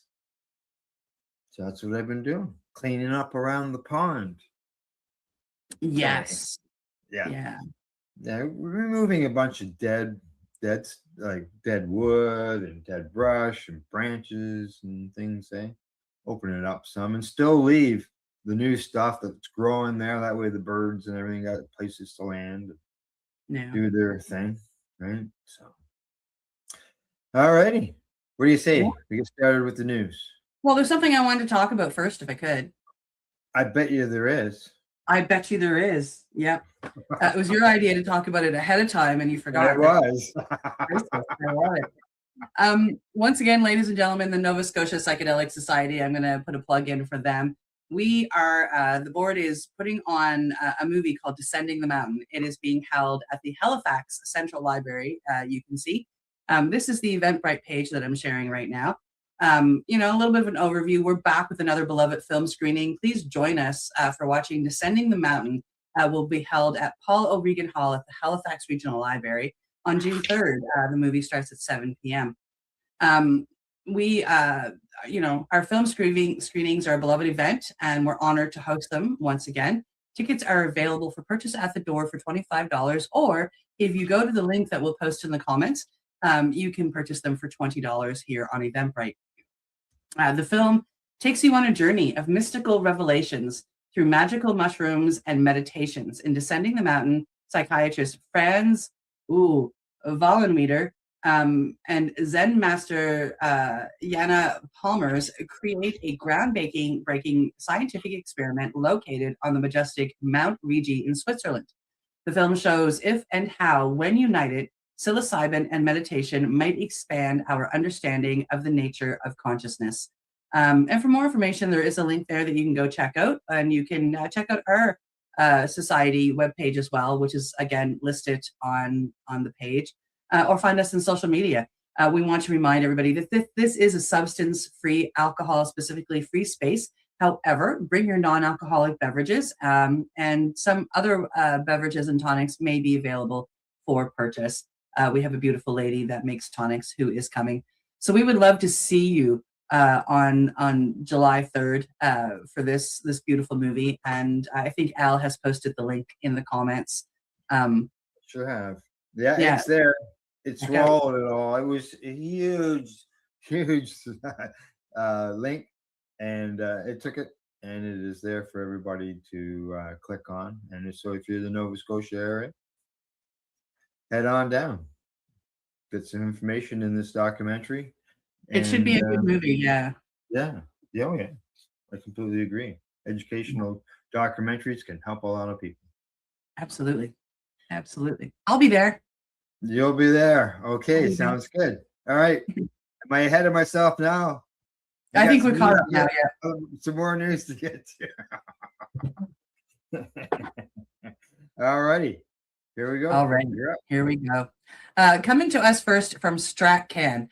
Alberta regulator eases restriction on cannabis samples. Let's find out what this is all about. Alberta is making a change that many cannabis producers and retailers have been requesting for years. According to StratCan, Alberta's cannabis regulator is easing restrictions surrounding product samples, allowing licensed cannabis representatives greater flexibility when sharing samples with retail staff and industry professionals. Under the previous rules, many producers argued it was difficult for retail employees to become knowledgeable about products they were expected to recommend to customers. Unlike many other consumer industries, cannabis staff often had limited opportunities to directly experience or evaluate products before discussing them with consumers. The regulatory changes are intended to help improve product knowledge and education within the legal cannabis sector. Supporters say informed staff are better equipped to answer customer questions, explain product differences, and guide consumers towards safer purchasing decisions. Industry participants have welcomed the move, arguing that education remains one of the legal market's strongest advantages over quote-unquote illicit sellers. Better informed retail workers may help consumers understand potency, cannabinoid profiles, terpene content, and responsible consumption practices. Critics, however, cautioned that regulators must continue maintaining safeguards to prevent promotional excess that could encourage irresponsible consumption. For Alberta's cannabis industry, the change represents another sign of a maturing market, one where regulators are increasingly focused on practical business realities, rather than the cautious restrictions that characterize the early years of legalization. I think this is a great move, Al. Yeah, anything that frees up, takes away some regulations, and improves things is a bonus. There's no doubt about that. I see that they say that all samples must remain for licensee use only and comply with federal guidelines. Samples are for retailer use only and cannot be provided or sold to the public. Mm-hmm. Yeah. We used to be all kinds of events, and there were samples, and you would see people posting samples. I haven't seen it. Yeah. Yeah, I mean, I used to go to like all of the different events, and like I would walk away with a bag full of samples. The last Grow Up event, seeing the bags of samples is completely different than in previous years. Oh, you're talking about the Grow Up event that just happened in Toronto? Oh yeah. Yeah. Okay. Yeah. I didn't see any pictures. I didn't see anybody. The samples were like, I mean, it was information, and then things that didn't include cannabis. Like I didn't see anybody receive cannabis samples at all.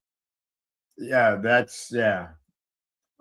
In the past, you used to get a joint quite often from some people.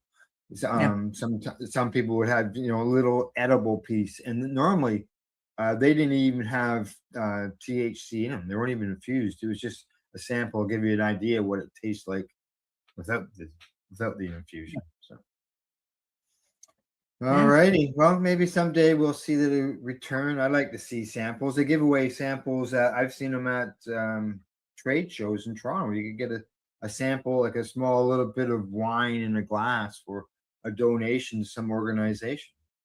Why not a little bit of an edible or a little bit of an infused beverage? Yeah. No reason why not.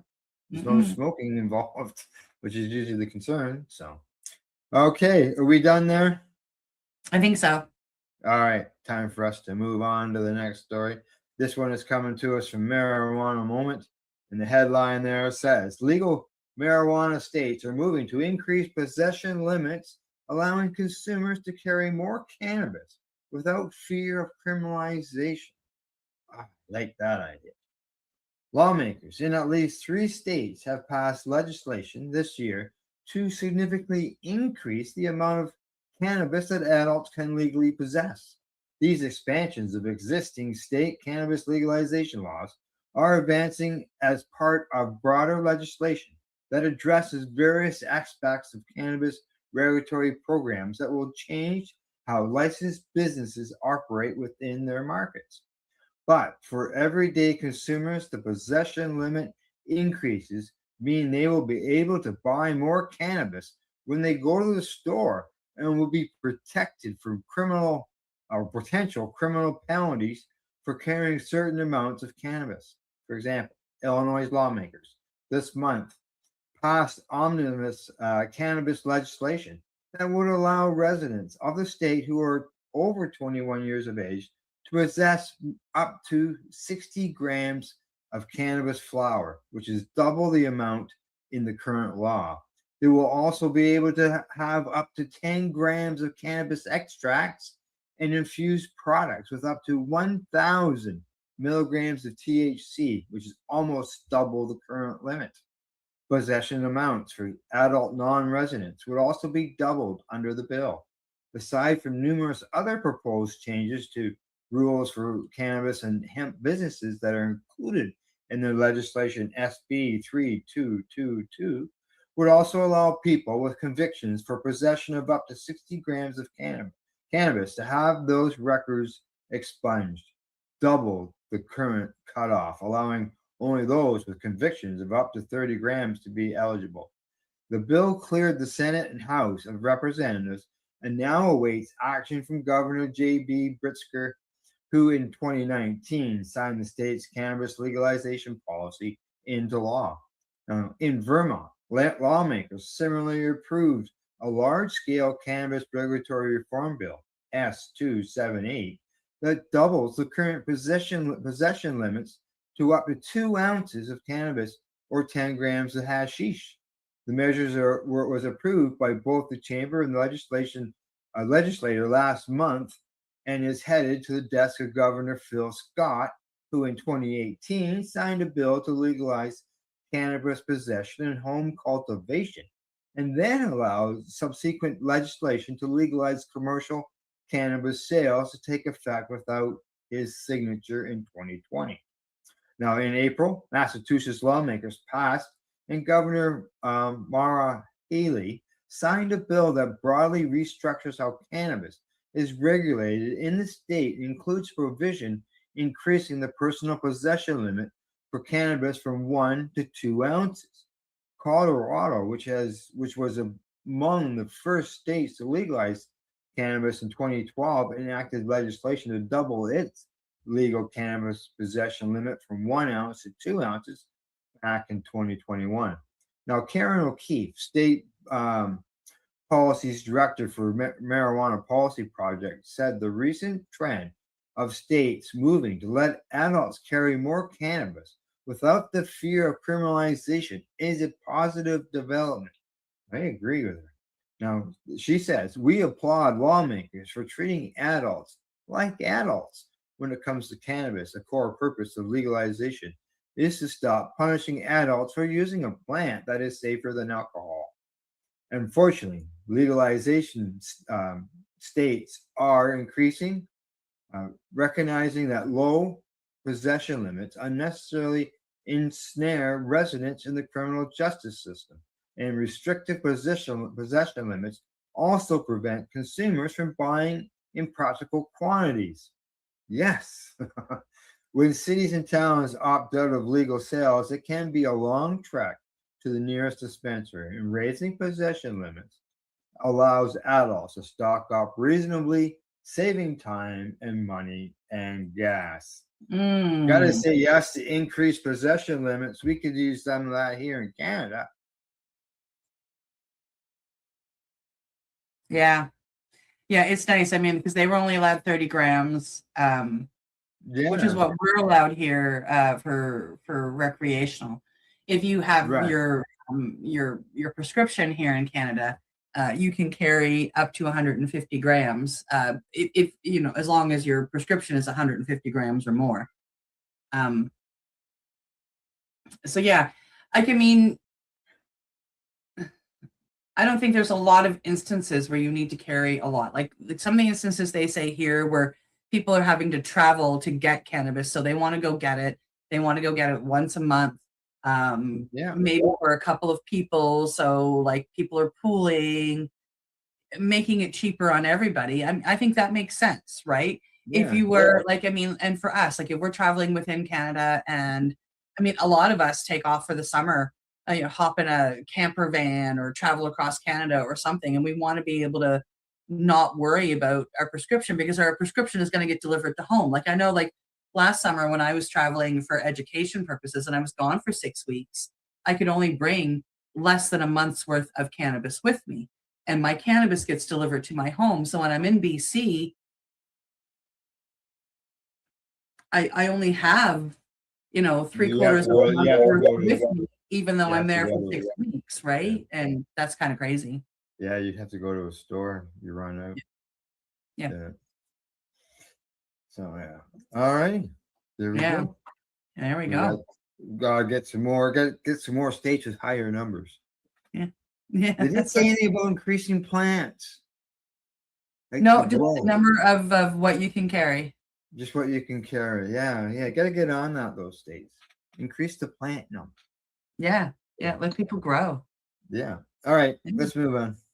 Okay. On to the next story. Coming to us from BNN Bloomberg. Optimi Health completes first export of psilocybin to the United Kingdom for phase 2 clinical trial. We're not just exporting cannabis now here in Canada. We are exporting our magic mushrooms. A Canadian psychedelic company has reached an important international milestone in the growing global medicine or psychedelic medicine industry.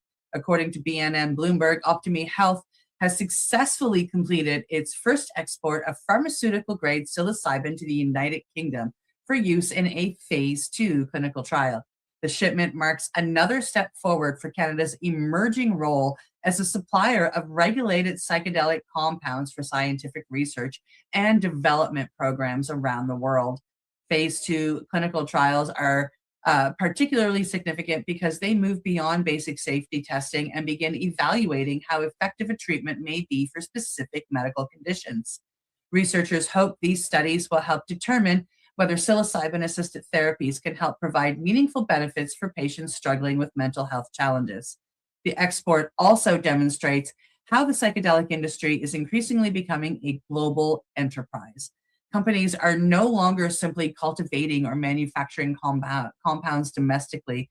They are participating in international research networks involving universities, hospitals, regulators, and pharmaceutical developers.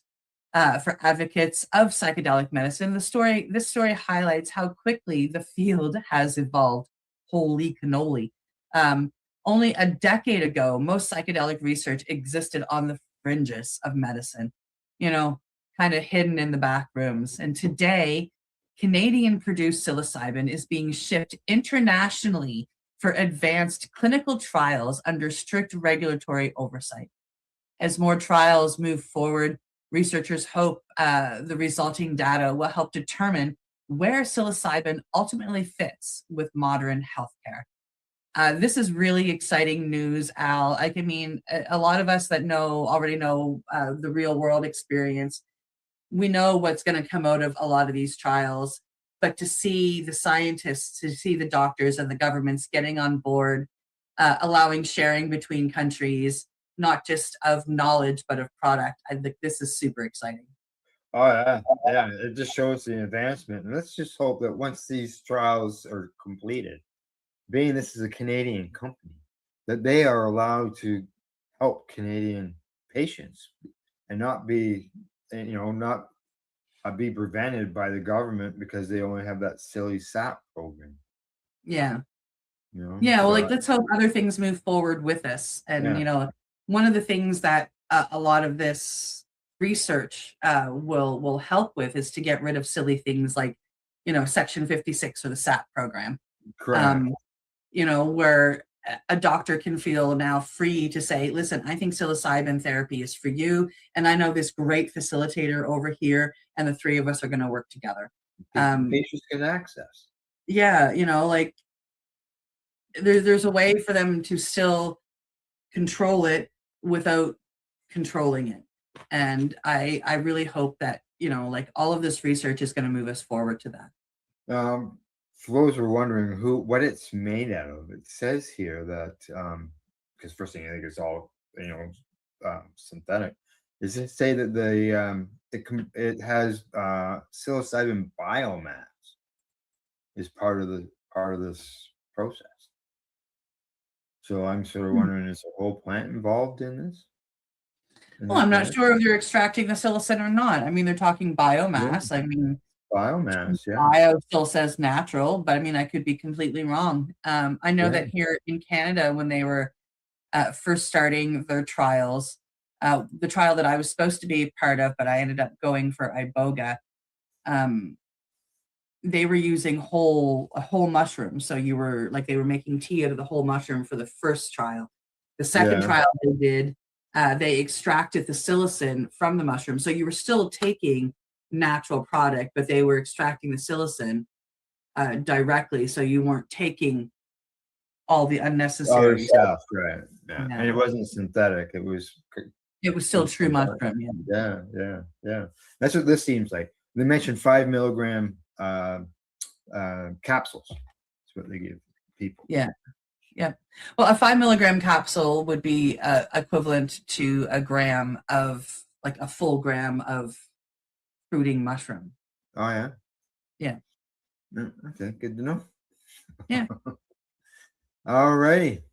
Anything else on the mushroom end of things you want to discuss? So. All right. I think we got some more stuff on that and on the UK coming up in a story after the break. So. All righty. From there, we're going to move on to our next story. And this one's coming to us from Marijuana Moment.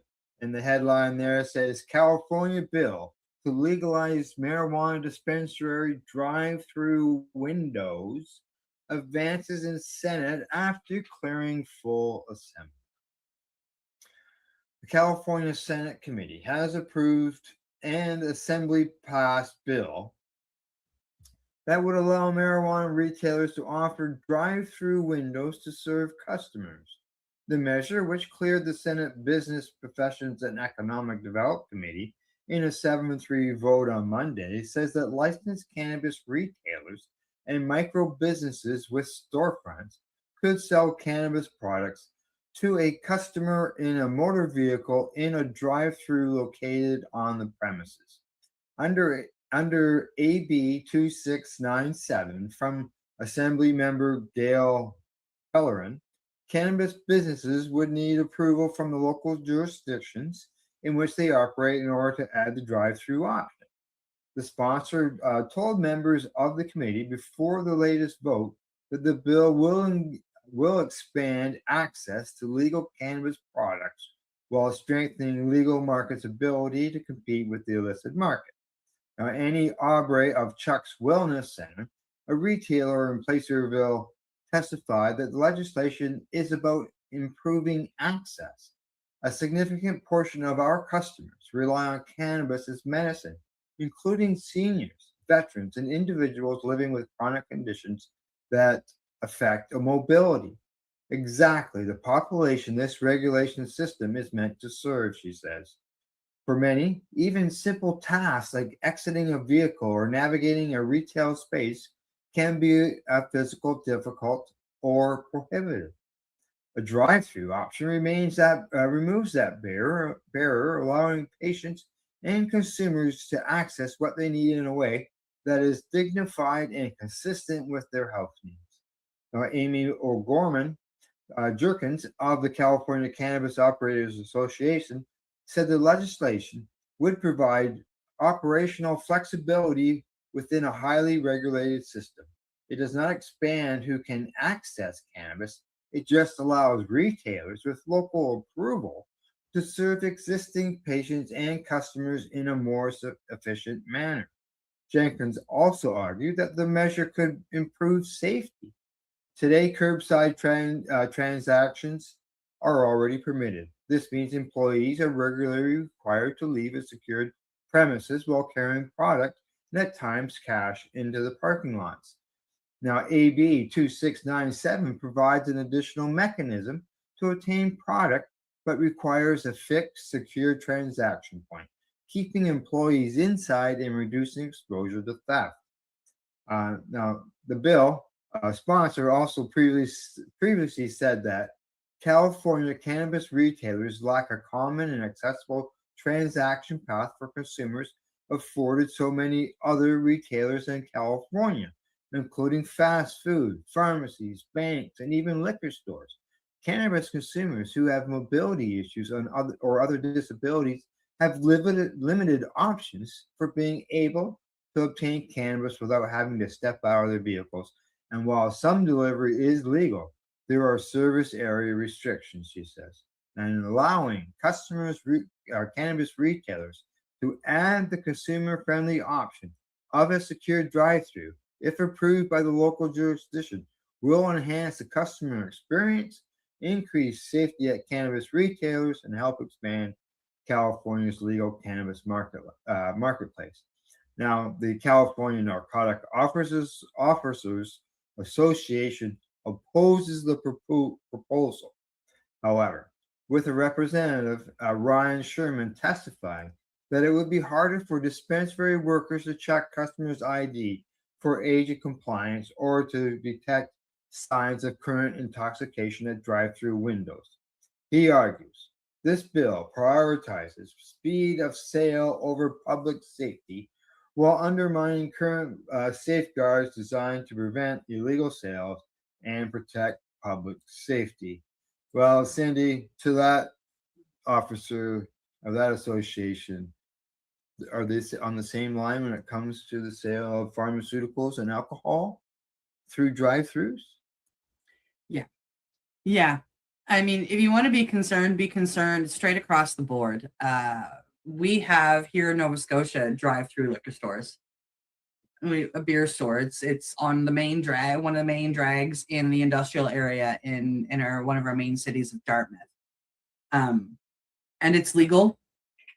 It's legal booze. It's actually at a production site for Moosehead Lager. They have a store you can walk in, and they have a drive-through, and it's open from like 10 a.m. to midnight. And on the weekends, I think even 1 or 2 a.m.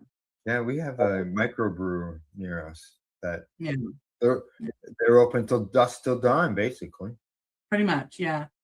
And like here in Nova Scotia, we have a number of Indigenous dispensaries that are on the different reserves, and there are many of those that have drive-throughs. And I've never seen them like they seem to do wonderful. Like they still check IDs, they still do everything they're supposed to do, and they don't have to, like as they say, run outdoors with a big bag of weed or a bunch of cash in their hand. Yeah, like there's no, the person in the window, the store operator, can see the person's face. They can match the ID of the person's face. So I don't see, I think it's great for the people on the disability end of things. Yeah. It's And unfortunate. straight up, most of the people that are going to use the drive-through are regular customers. If you're not a regular customer, who wants to go up to a drive-through and start asking a bunch of questions? You want to go into the dispensary and ask a bunch of questions. Yeah. Just Right. go up, So get what you want. 95% of the people that are going through the drive-through, they already know by name. Yeah. Yeah. No, I think it's a great idea. I don't know of any here in Ontario. I don't, as far as I understand, I don't think it's even allowed. I could be wrong, but yeah, I don't know of any. But why not? Yep. So, like they Yep, say, why not? they mention safety and too, because of the curbside end of things. Yeah, like I mean, I know most places, like I mean, if you look at grocery stores and whatnot for curbside delivery, they have certain areas that they want you to pull up. Your items are already paid for because you bought them online. You're not, Right. so it's coming out and putting stuff in. There's no money exchange or anything, and it's the same with most companies out there. But when you're going to pick up your cannabis, like that's usually not an option, at a lot of these dispensaries. Like, so yeah, that can be scary. Yeah. All righty, we got our first 4 stories done of the day. We got 4 more to come. We're going to be going to Spain. We're going to be going to Nepal. We're going to be going to UK. I think we're going to be traveling almost around the world by the looks of things. All right, other than that, you're watching Psychedelics and Cannabis Educational News. We'll be right back in, as I always say, 3 minutes. I just got to find the right button. There we go. You're listening to the Pace Radio Network here at paceradio.net. Camelford Lifestyle Shop, open Monday to Friday from 10 till 7 p.m. or by chance. Check out our flags, our t-shirts, plus our hats, and look of that supply of rolling papers, plus much more. We've got bongs and your favorite herbal vaporizers. Look at all the incense we have, as well as for those who collect knives, check out these knives in our collection. And while you're here, stop in to see Shay at the piercing room, where you can get poked by Shay. Daily deals, check them out. Camelford Lifestyle Shop, 17 Bridge Street West, Camelford, Ontario. What do you find at paceradio.net? People advocating cannabis education. I'm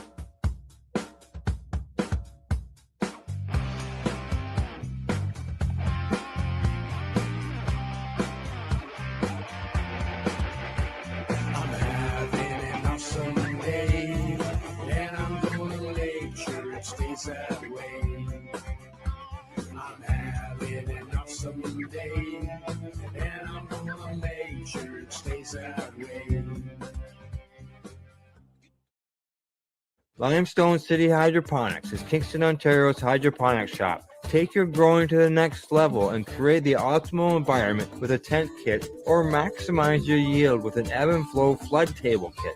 Either way, Limestone City Hydroponics has more sizes and options to fit your needs. Are you looking for the power of the sun that adapts to your budget? Then look no further, as they have professional grow lighting. They have indoor grow systems that are easy and cost effective, with many options to fit your living space and lifestyle. Cultivate your growing potential. We have everything you need to succeed. And if you can't make it to the store, they offer local delivery to the greater Kingston area. Remember, when you're looking for experts to help you grow, then look no further than the locally owned Limestone City Hydroponics, 105 Sunderland Drive in Kingston, Ontario. Call them at 613-548-0420. Rerolled Saturdays. Check it out. Nothing but non-stop cannabis and psychedelic programming. Find it at 420pace.ca. You're listening to the Pace Radio Network here at paceradio.net. Hey, we are back. I am catching up on the latest news during the break. And other news, we got 4 more stories to go. As I mentioned, we're going to be traveling around the world in this next half, and we will let Cindy take flight first. Yes. The next story is coming to us from Mugglehead Magazine. Trulieve is set to become the first NYSE-listed cannabis company. This is kind of really exciting down in the States. One of the largest cannabis companies in the United States is preparing to make industry history. According to Mugglehead, Trulieve Cannabis Corporation is poised to become the first cannabis company to secure a listing of the prestigious New York Stock Exchange. The move is being viewed as a major milestone for the United States cannabis industry, which has long faced challenges accessing mainstream financial markets due to ongoing federal cannabis prohibition. Despite operating legally under state laws, many cannabis companies have historically been excluded from major U.S. stock exchanges, forcing them to rely on alternative markets and limiting access to investment capital. A New York Stock Exchange listing would represent a significant step forward to broader financial acceptance and legitimacy. It could also open the door for increased institutional investment and provide a powerful signal that the industry is continuing its transition from a controversial emerging sector into a recognized component of the broader economy. Industry observers note that the development comes as federal cannabis reform efforts continue advancing in Washington, including discussions around rescheduling cannabis and expanding access to banking services. For cannabis investors and business leaders, the potential listing is about more than just one company. It's another indication that Wall Street may be slowly preparing for a future where cannabis is treated less like a legal anomaly and more like a regulated industry. Well, Al, we have been waiting for United States to legalize and waiting for this safe banking or safer banking to come through, and maybe this is the push they need. Maybe, but I'm curious. With everything being against the law on the cannabis end of things federally, how a company can end up on the New York Stock Exchange? Is it not regulated by any federal end, or is it just state federally or state run regulations and rules and laws that it has to follow versus federal? Yeah. I honestly know nothing about the stock exchange. Yeah, same here. I scanned through the article and I didn't see anything on there about how what if there's a loophole there or stating that they're following state law instead of federal, because how banking is federal. Yep. So I figured this might be as well. Maybe I'm completely wrong. I But don't know. yeah, it is a big step. I remember when it happened here in Canada, and it didn't happen overnight either. So I'm just doing a little Google search. Oh, yeah? Securities on the New York Stock Exchange are federally covered securities subject to oversight by the U.S. Securities and Exchange Commission under the Securities Yeah. Exchange Act of 34. It operates as a self-regulatory organization that enforces its own strict listing rules alongside federal laws to maintain market integrity. Federal laws right there. So yeah, that's are they looking down the road that allowed that to get through? Who knows? I don't know. I think Maybe it's going to we'll be find out in another article somewhere along the road. Actually, we will in the future. That's right. All right. Well, we're done with New York. I think it's time to head to Nepal. What do you say? Woo. Let's get on the All right. plane. All right, here we go. Off to Nepal. The International Cannabis Business Conference headline in its report says Nepal MP urges government to modernize cannabis policies. During the Shivaratri festival in Nepal, one of the nation's largest annual Hindu festivals, it is common for people to be seen consuming cannabis despite cannabis being illegal in Nepal since 1976. Cannabis possession and use are prohibited in Nepal and can result in incarceration, with people caught trafficking cannabis receiving much harsher prison sentences. In recent years, countries all over the globe have worked to modernize their cannabis laws and regulations to permit various levels of commerce, particularly medical cannabis commerce. A laundry list of nations have successfully transitioned away from full cannabis prohibition to a regulated system. If an MP in Nepal has their way, the Asian country will join that list. Now, Rastra Swachhatra Party, the RSP party, the MP there, Jalal, has demanded that the government immediately adopt a policy to utilize cannabis to boost the country's economy. Speaking at the House of Representatives meeting on Wednesday, he alerted the government to bring necessary policies to stop the exodus of youth through the use of cannabis, boost the country's economy, and create self-employment opportunities. They say cannabis should not be only seen as a narcotic substance and intoxication. It can also be used as raw material for medicine, clothing, paper, oil, bioplastics, and construction materials. Many countries around the world, including the US, Canada, Australia, France, Germany, China, and India, are building economies worth billions through scientific and systematic management, the MP stated. Now, Nepal's economy is heavily dependent on the national agricultural sector, which is estimated to employ roughly 2/3 of the population and generate about 1/3 of Nepal's GDP. Nepal's nominal GDP ranks 99th globally among the world's economy, and the nation has a long and rich history with the cannabis plant, and it deserves to take its rightful place in the emerging international cannabis industry. And Cindy, if you ask me, being that they are a country that relies on agriculture so much, cannabis could be a big boon to them. Yeah, no, I need another country on my list of I want to go to. So they legalize it, and it's going to end up on that list. I'm excited. Yeah, it almost Pictures sounds here is like really beautiful. I mean, like the countryside is like that's just gorgeous. I want to go see that.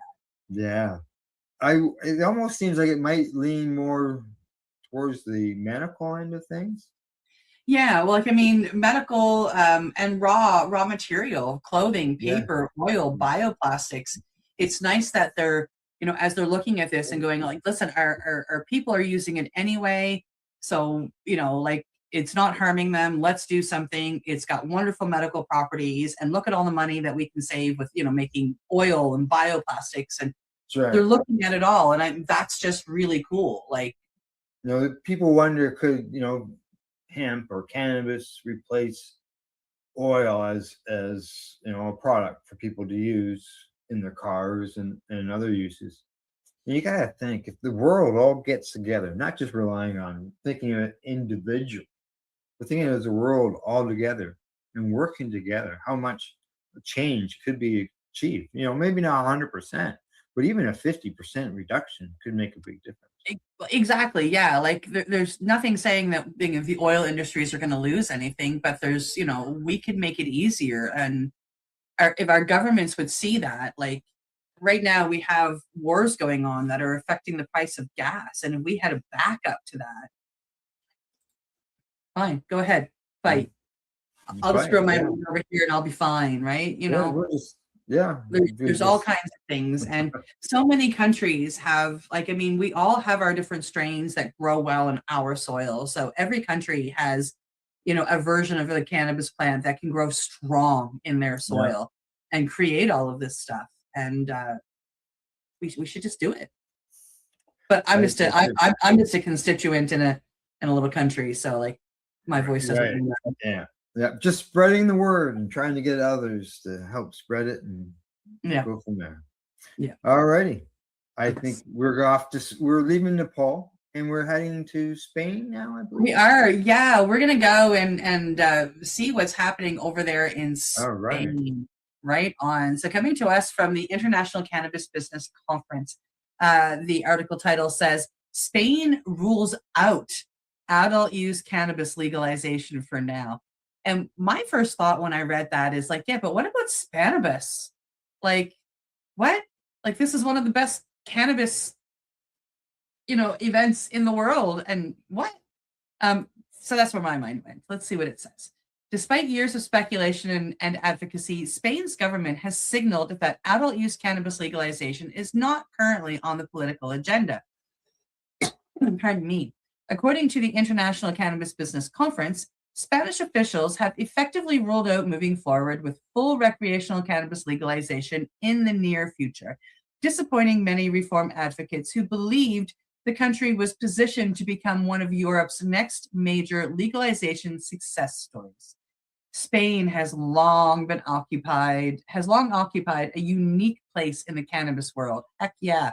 The country is known for its cannabis social clubs, private cultivation practices, and relatively tolerant approach compared to many other European nations. As a result, some observers assumed broader legalization was only a matter of time and a signature on a piece of paper straight up. However, the government leaders now appear focused on other policy priorities and have indicated there is insufficient political consciousness to advance adult use legalization at this stage. The decision comes as Europe continues to move at different speeds on cannabis reform. Countries such as Germany have implemented significant reforms, while others remain cautious or continue to prohibit adult use markets altogether. Advocates argue that legalization would allow governments to regulate products, reduce illicit market activity, and generate tax revenue. Opponents continue to raise concerns about public health. It actually might get better. Youth access and broader social impacts. For now, Spain appears content to maintain its current approach rather than embark on a full legalization framework. The announcement serves as a reminder that while global cannabis reform continues to advance, progress remains very uneven, and not every country is moving forward in the same direction. And the only word I have to come back to all of that with is Spanibus. I couldn't believe it when I read the headline. It was one of those WTF moments or WTH, whatever you want to use, because I couldn't believe it. As you said, it's got Spanibus going on there. It's got a large market. Lots of people consume cannabis. People from all around the world go to Spanibus. Yeah, they do, and they consume cannabis. They do it openly. It's like being in Canada for legalization. Not that I've been there. This is the reports that come back from everybody I know, and I've met quite a few people that have gone to Spanibus, and it's one of those things that's actually on my radar. Eventually, is Spanibus. I would like to go, and I don't think I have a hope in Heckaroonie of ever being a judge there, but doesn't mean I can't go to the and celebrate. Exactly. As the first line of the article says, Spain is home to one of the most vibrant and established cannabis communities on the planet. But then again, the Netherlands, Amsterdam. If you pick two European places that are all about cannabis, and like every single one of us that have, grown up in the cannabis industry go, ooh, I want to travel to these places someday. It's like, and neither of them are legal. No, yeah, like in Denmark there, they are pilot projects going on with some of the towns, but yeah. Yeah, but like countrywide in the Netherlands, it is still illegal. Yeah, correct. Yeah. There's only like 1/20th of the amount of coffee houses that there used to be, but man, when I was there, you couldn't walk for a quarter of a kilometer without hitting a cannabis cafe or like a coffee house, as they call them. So I can only imagine what it was like 20 years ago when they were all going. Yeah. But yet, as you say, it's not legal in the Netherlands. All they have is those pilot projects going on, and they've just extended them. And the one thing that was good for a while with those pilot programs is they actually had a time there where they allowed legacy and legal market to combine together with products. They still do. At least when I was there last year, they were. Yeah. It'd be nice if they maintained that. Yeah. Everybody has to have their tests and all that stuff, certificate of analysis and everything. Yeah. But yeah. All righty. From that story, from Spain, we're going to jump on the jet and we're going to head to the UK and we're going to be talking about psychedelics. And here we go. This one is coming to us from Leafly. Headline says UK voters support the clinical use of psychedelics, new poll finds. Now, people in the UK support the medical use of psilocybin alongside therapy, with backing from voters for all parties, according to the results of a new nationwide poll. The YouGov survey of 2,200 UK adults, commissioned by PAR, which is Psilocybin Access Rights, found that 68% of respondents support the medical use of psilocybin-assisted therapy for end-of-life psychological distress in the terminal ill, against just 8% who opposed. Now, support for psilocybin use in physical and neurological conditions such as cluster headaches, traumatic brain injury, and stroke recovery reached 61%, with only 12% opposed. For serious mental health conditions, including depression, anxiety, PTSD, anorexia, OCD, and addiction, 53% backed this use against only 18% who were opposed. Interestingly, the survey found that when people were told about the policies that allow legal access to psilocybin-assisted therapy in other countries, support increased by between 4 and 6% points on every condition. The poll showed broad approval for psilocybin reform across the political spectrum. People who said that they intended to vote Labour were 77% likely to support the highest of any voter group. Now, Reform UK voters also backed the UK government, allowing end-of-life psilocybin use by 68% to 11% who opposed. And Conservative voters also support the measure, 68 to 11, the exact same numbers. Even on the most contested framing, psilocybin for mental health, without any international context, Reform voters split positively, with 45% support against 26% who did not. They say these figures should reshape the political conversation in Westminster. This says Timmy Davies. He's co-founder of PAR. It goes on to say that the evidence tells us what every clinician working in this field already knows. There is no reason for keeping psilocybin trapped in Schedule 1, unable to be prescribed to patients who may benefit. The public is not divided on this. Reform voters, conservative voters, Labor voters, Liberal Democrat voters, Green voters, every grouping returns clear net support across mental health, neurological, and end-of-life applications. Now, the findings highlight the growing gap between the UK and its international peers. Australia rescheduled psilocybin, allowing for its prescription in treatment-resistant depression in 2023. Canada has operated a special access program since 2022. New Zealand introduced compassionate access in 2023. The United States now has regulated psychedelic access frameworks in Oregon and Colorado. And on April the 18th, in 2026, the federal government issued a landmark executive order accelerating psychedelic research and access. Opposition parties have shown support for reform. The Liberal Democrats formally adopted a policy calling for the rescheduling of psilocybin to facilitate research at their spring conference in York in March of 2026. The Green Party has a long-standing policy backing substantial public funding for psychedelic researchers, therapies for mental illness and addiction. 9 MPs, including several from Labor and the Liberal Democrats, and all the Green Party's MPs have jointly signed PAR's open letter to the Home Office calling for an urgent ACMD review of the evidence with a view to rescheduling psilocybin to facilitate access for research and treatment.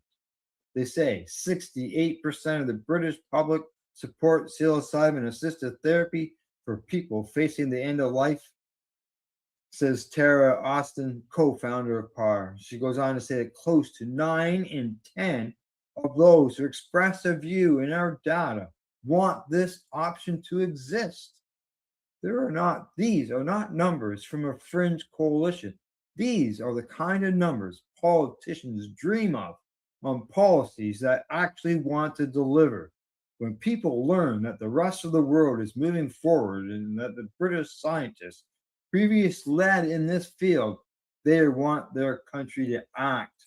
And here, those numbers are fantastic numbers, and it sort of dovetails to your story there earlier, Cindy, talking about the psilocybin stuff that is headed to the UK. And it can obviously show us in this report that the people support that. Yeah.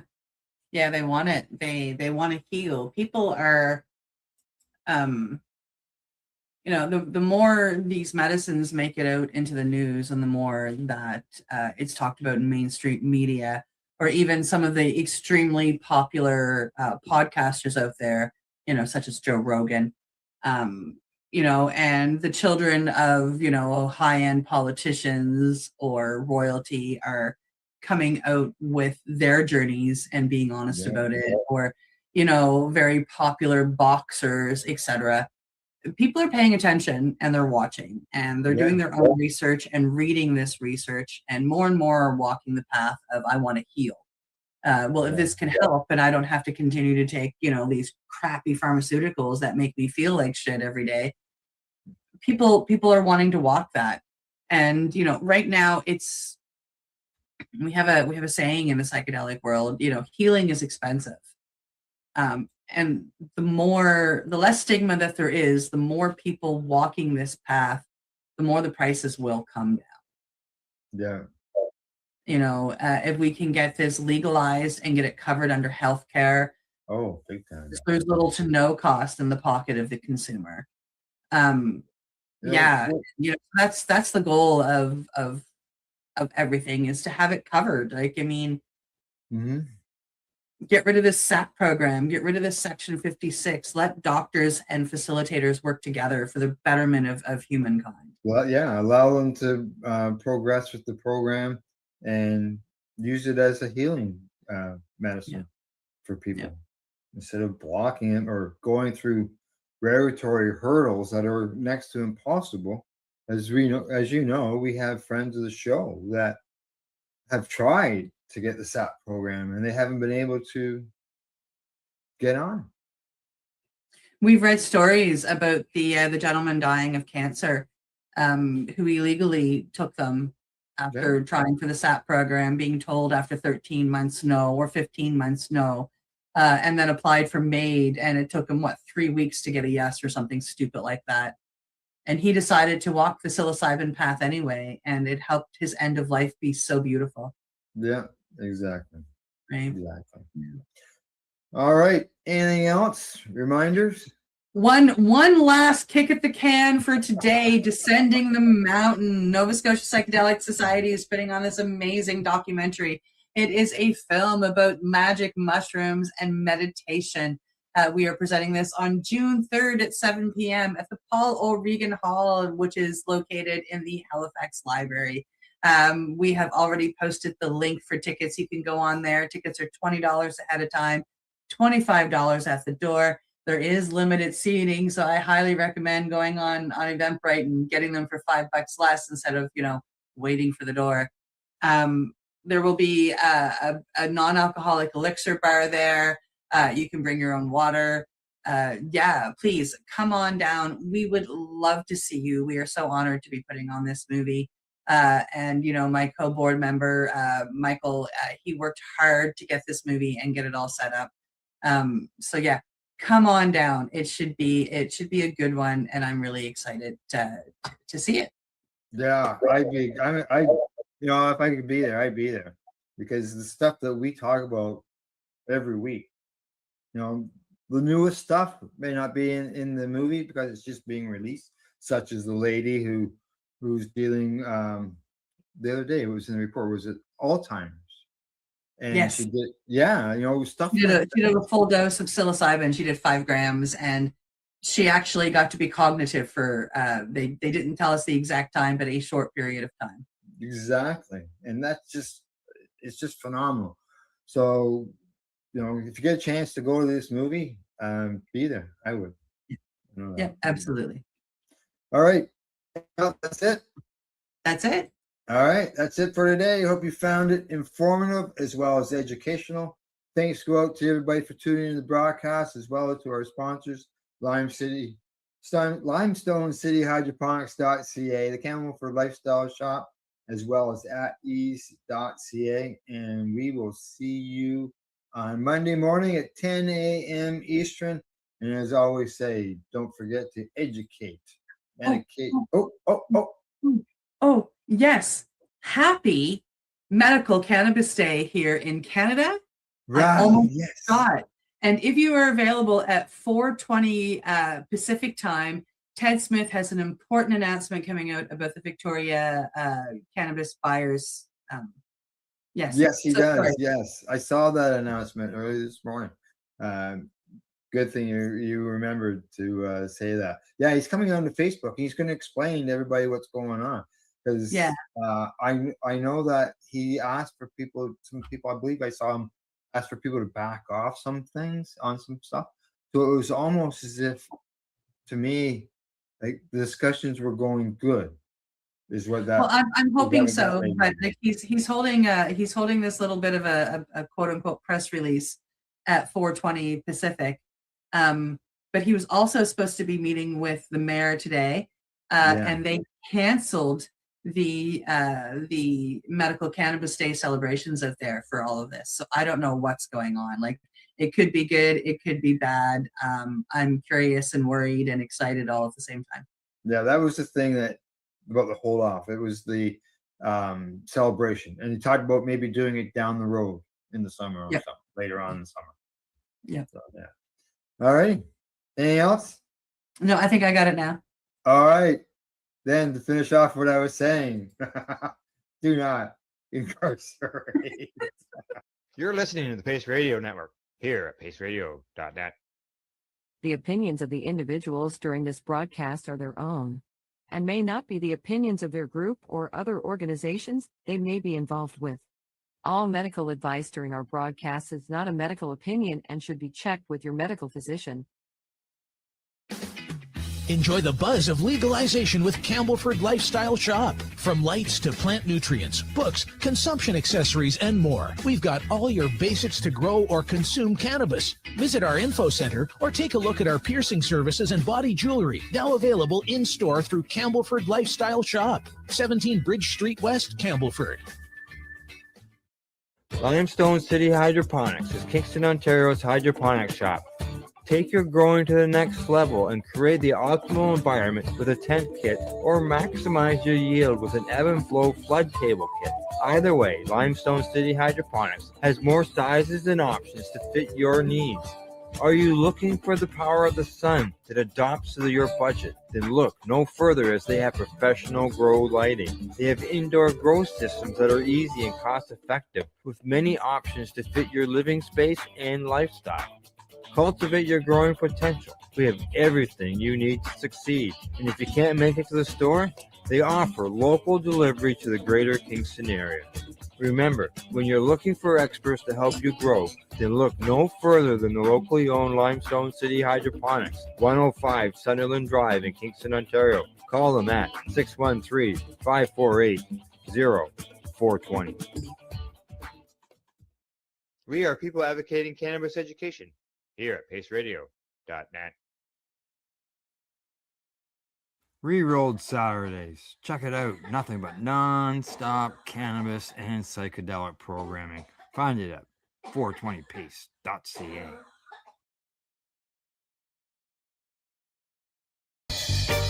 You're watching the 420 Pace, found at 420pace.ca.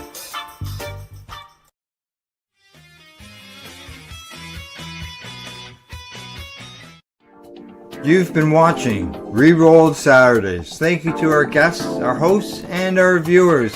Up next, Rerolled Saturday Nighttime Edition. It gets started at 4 p.m. See you then.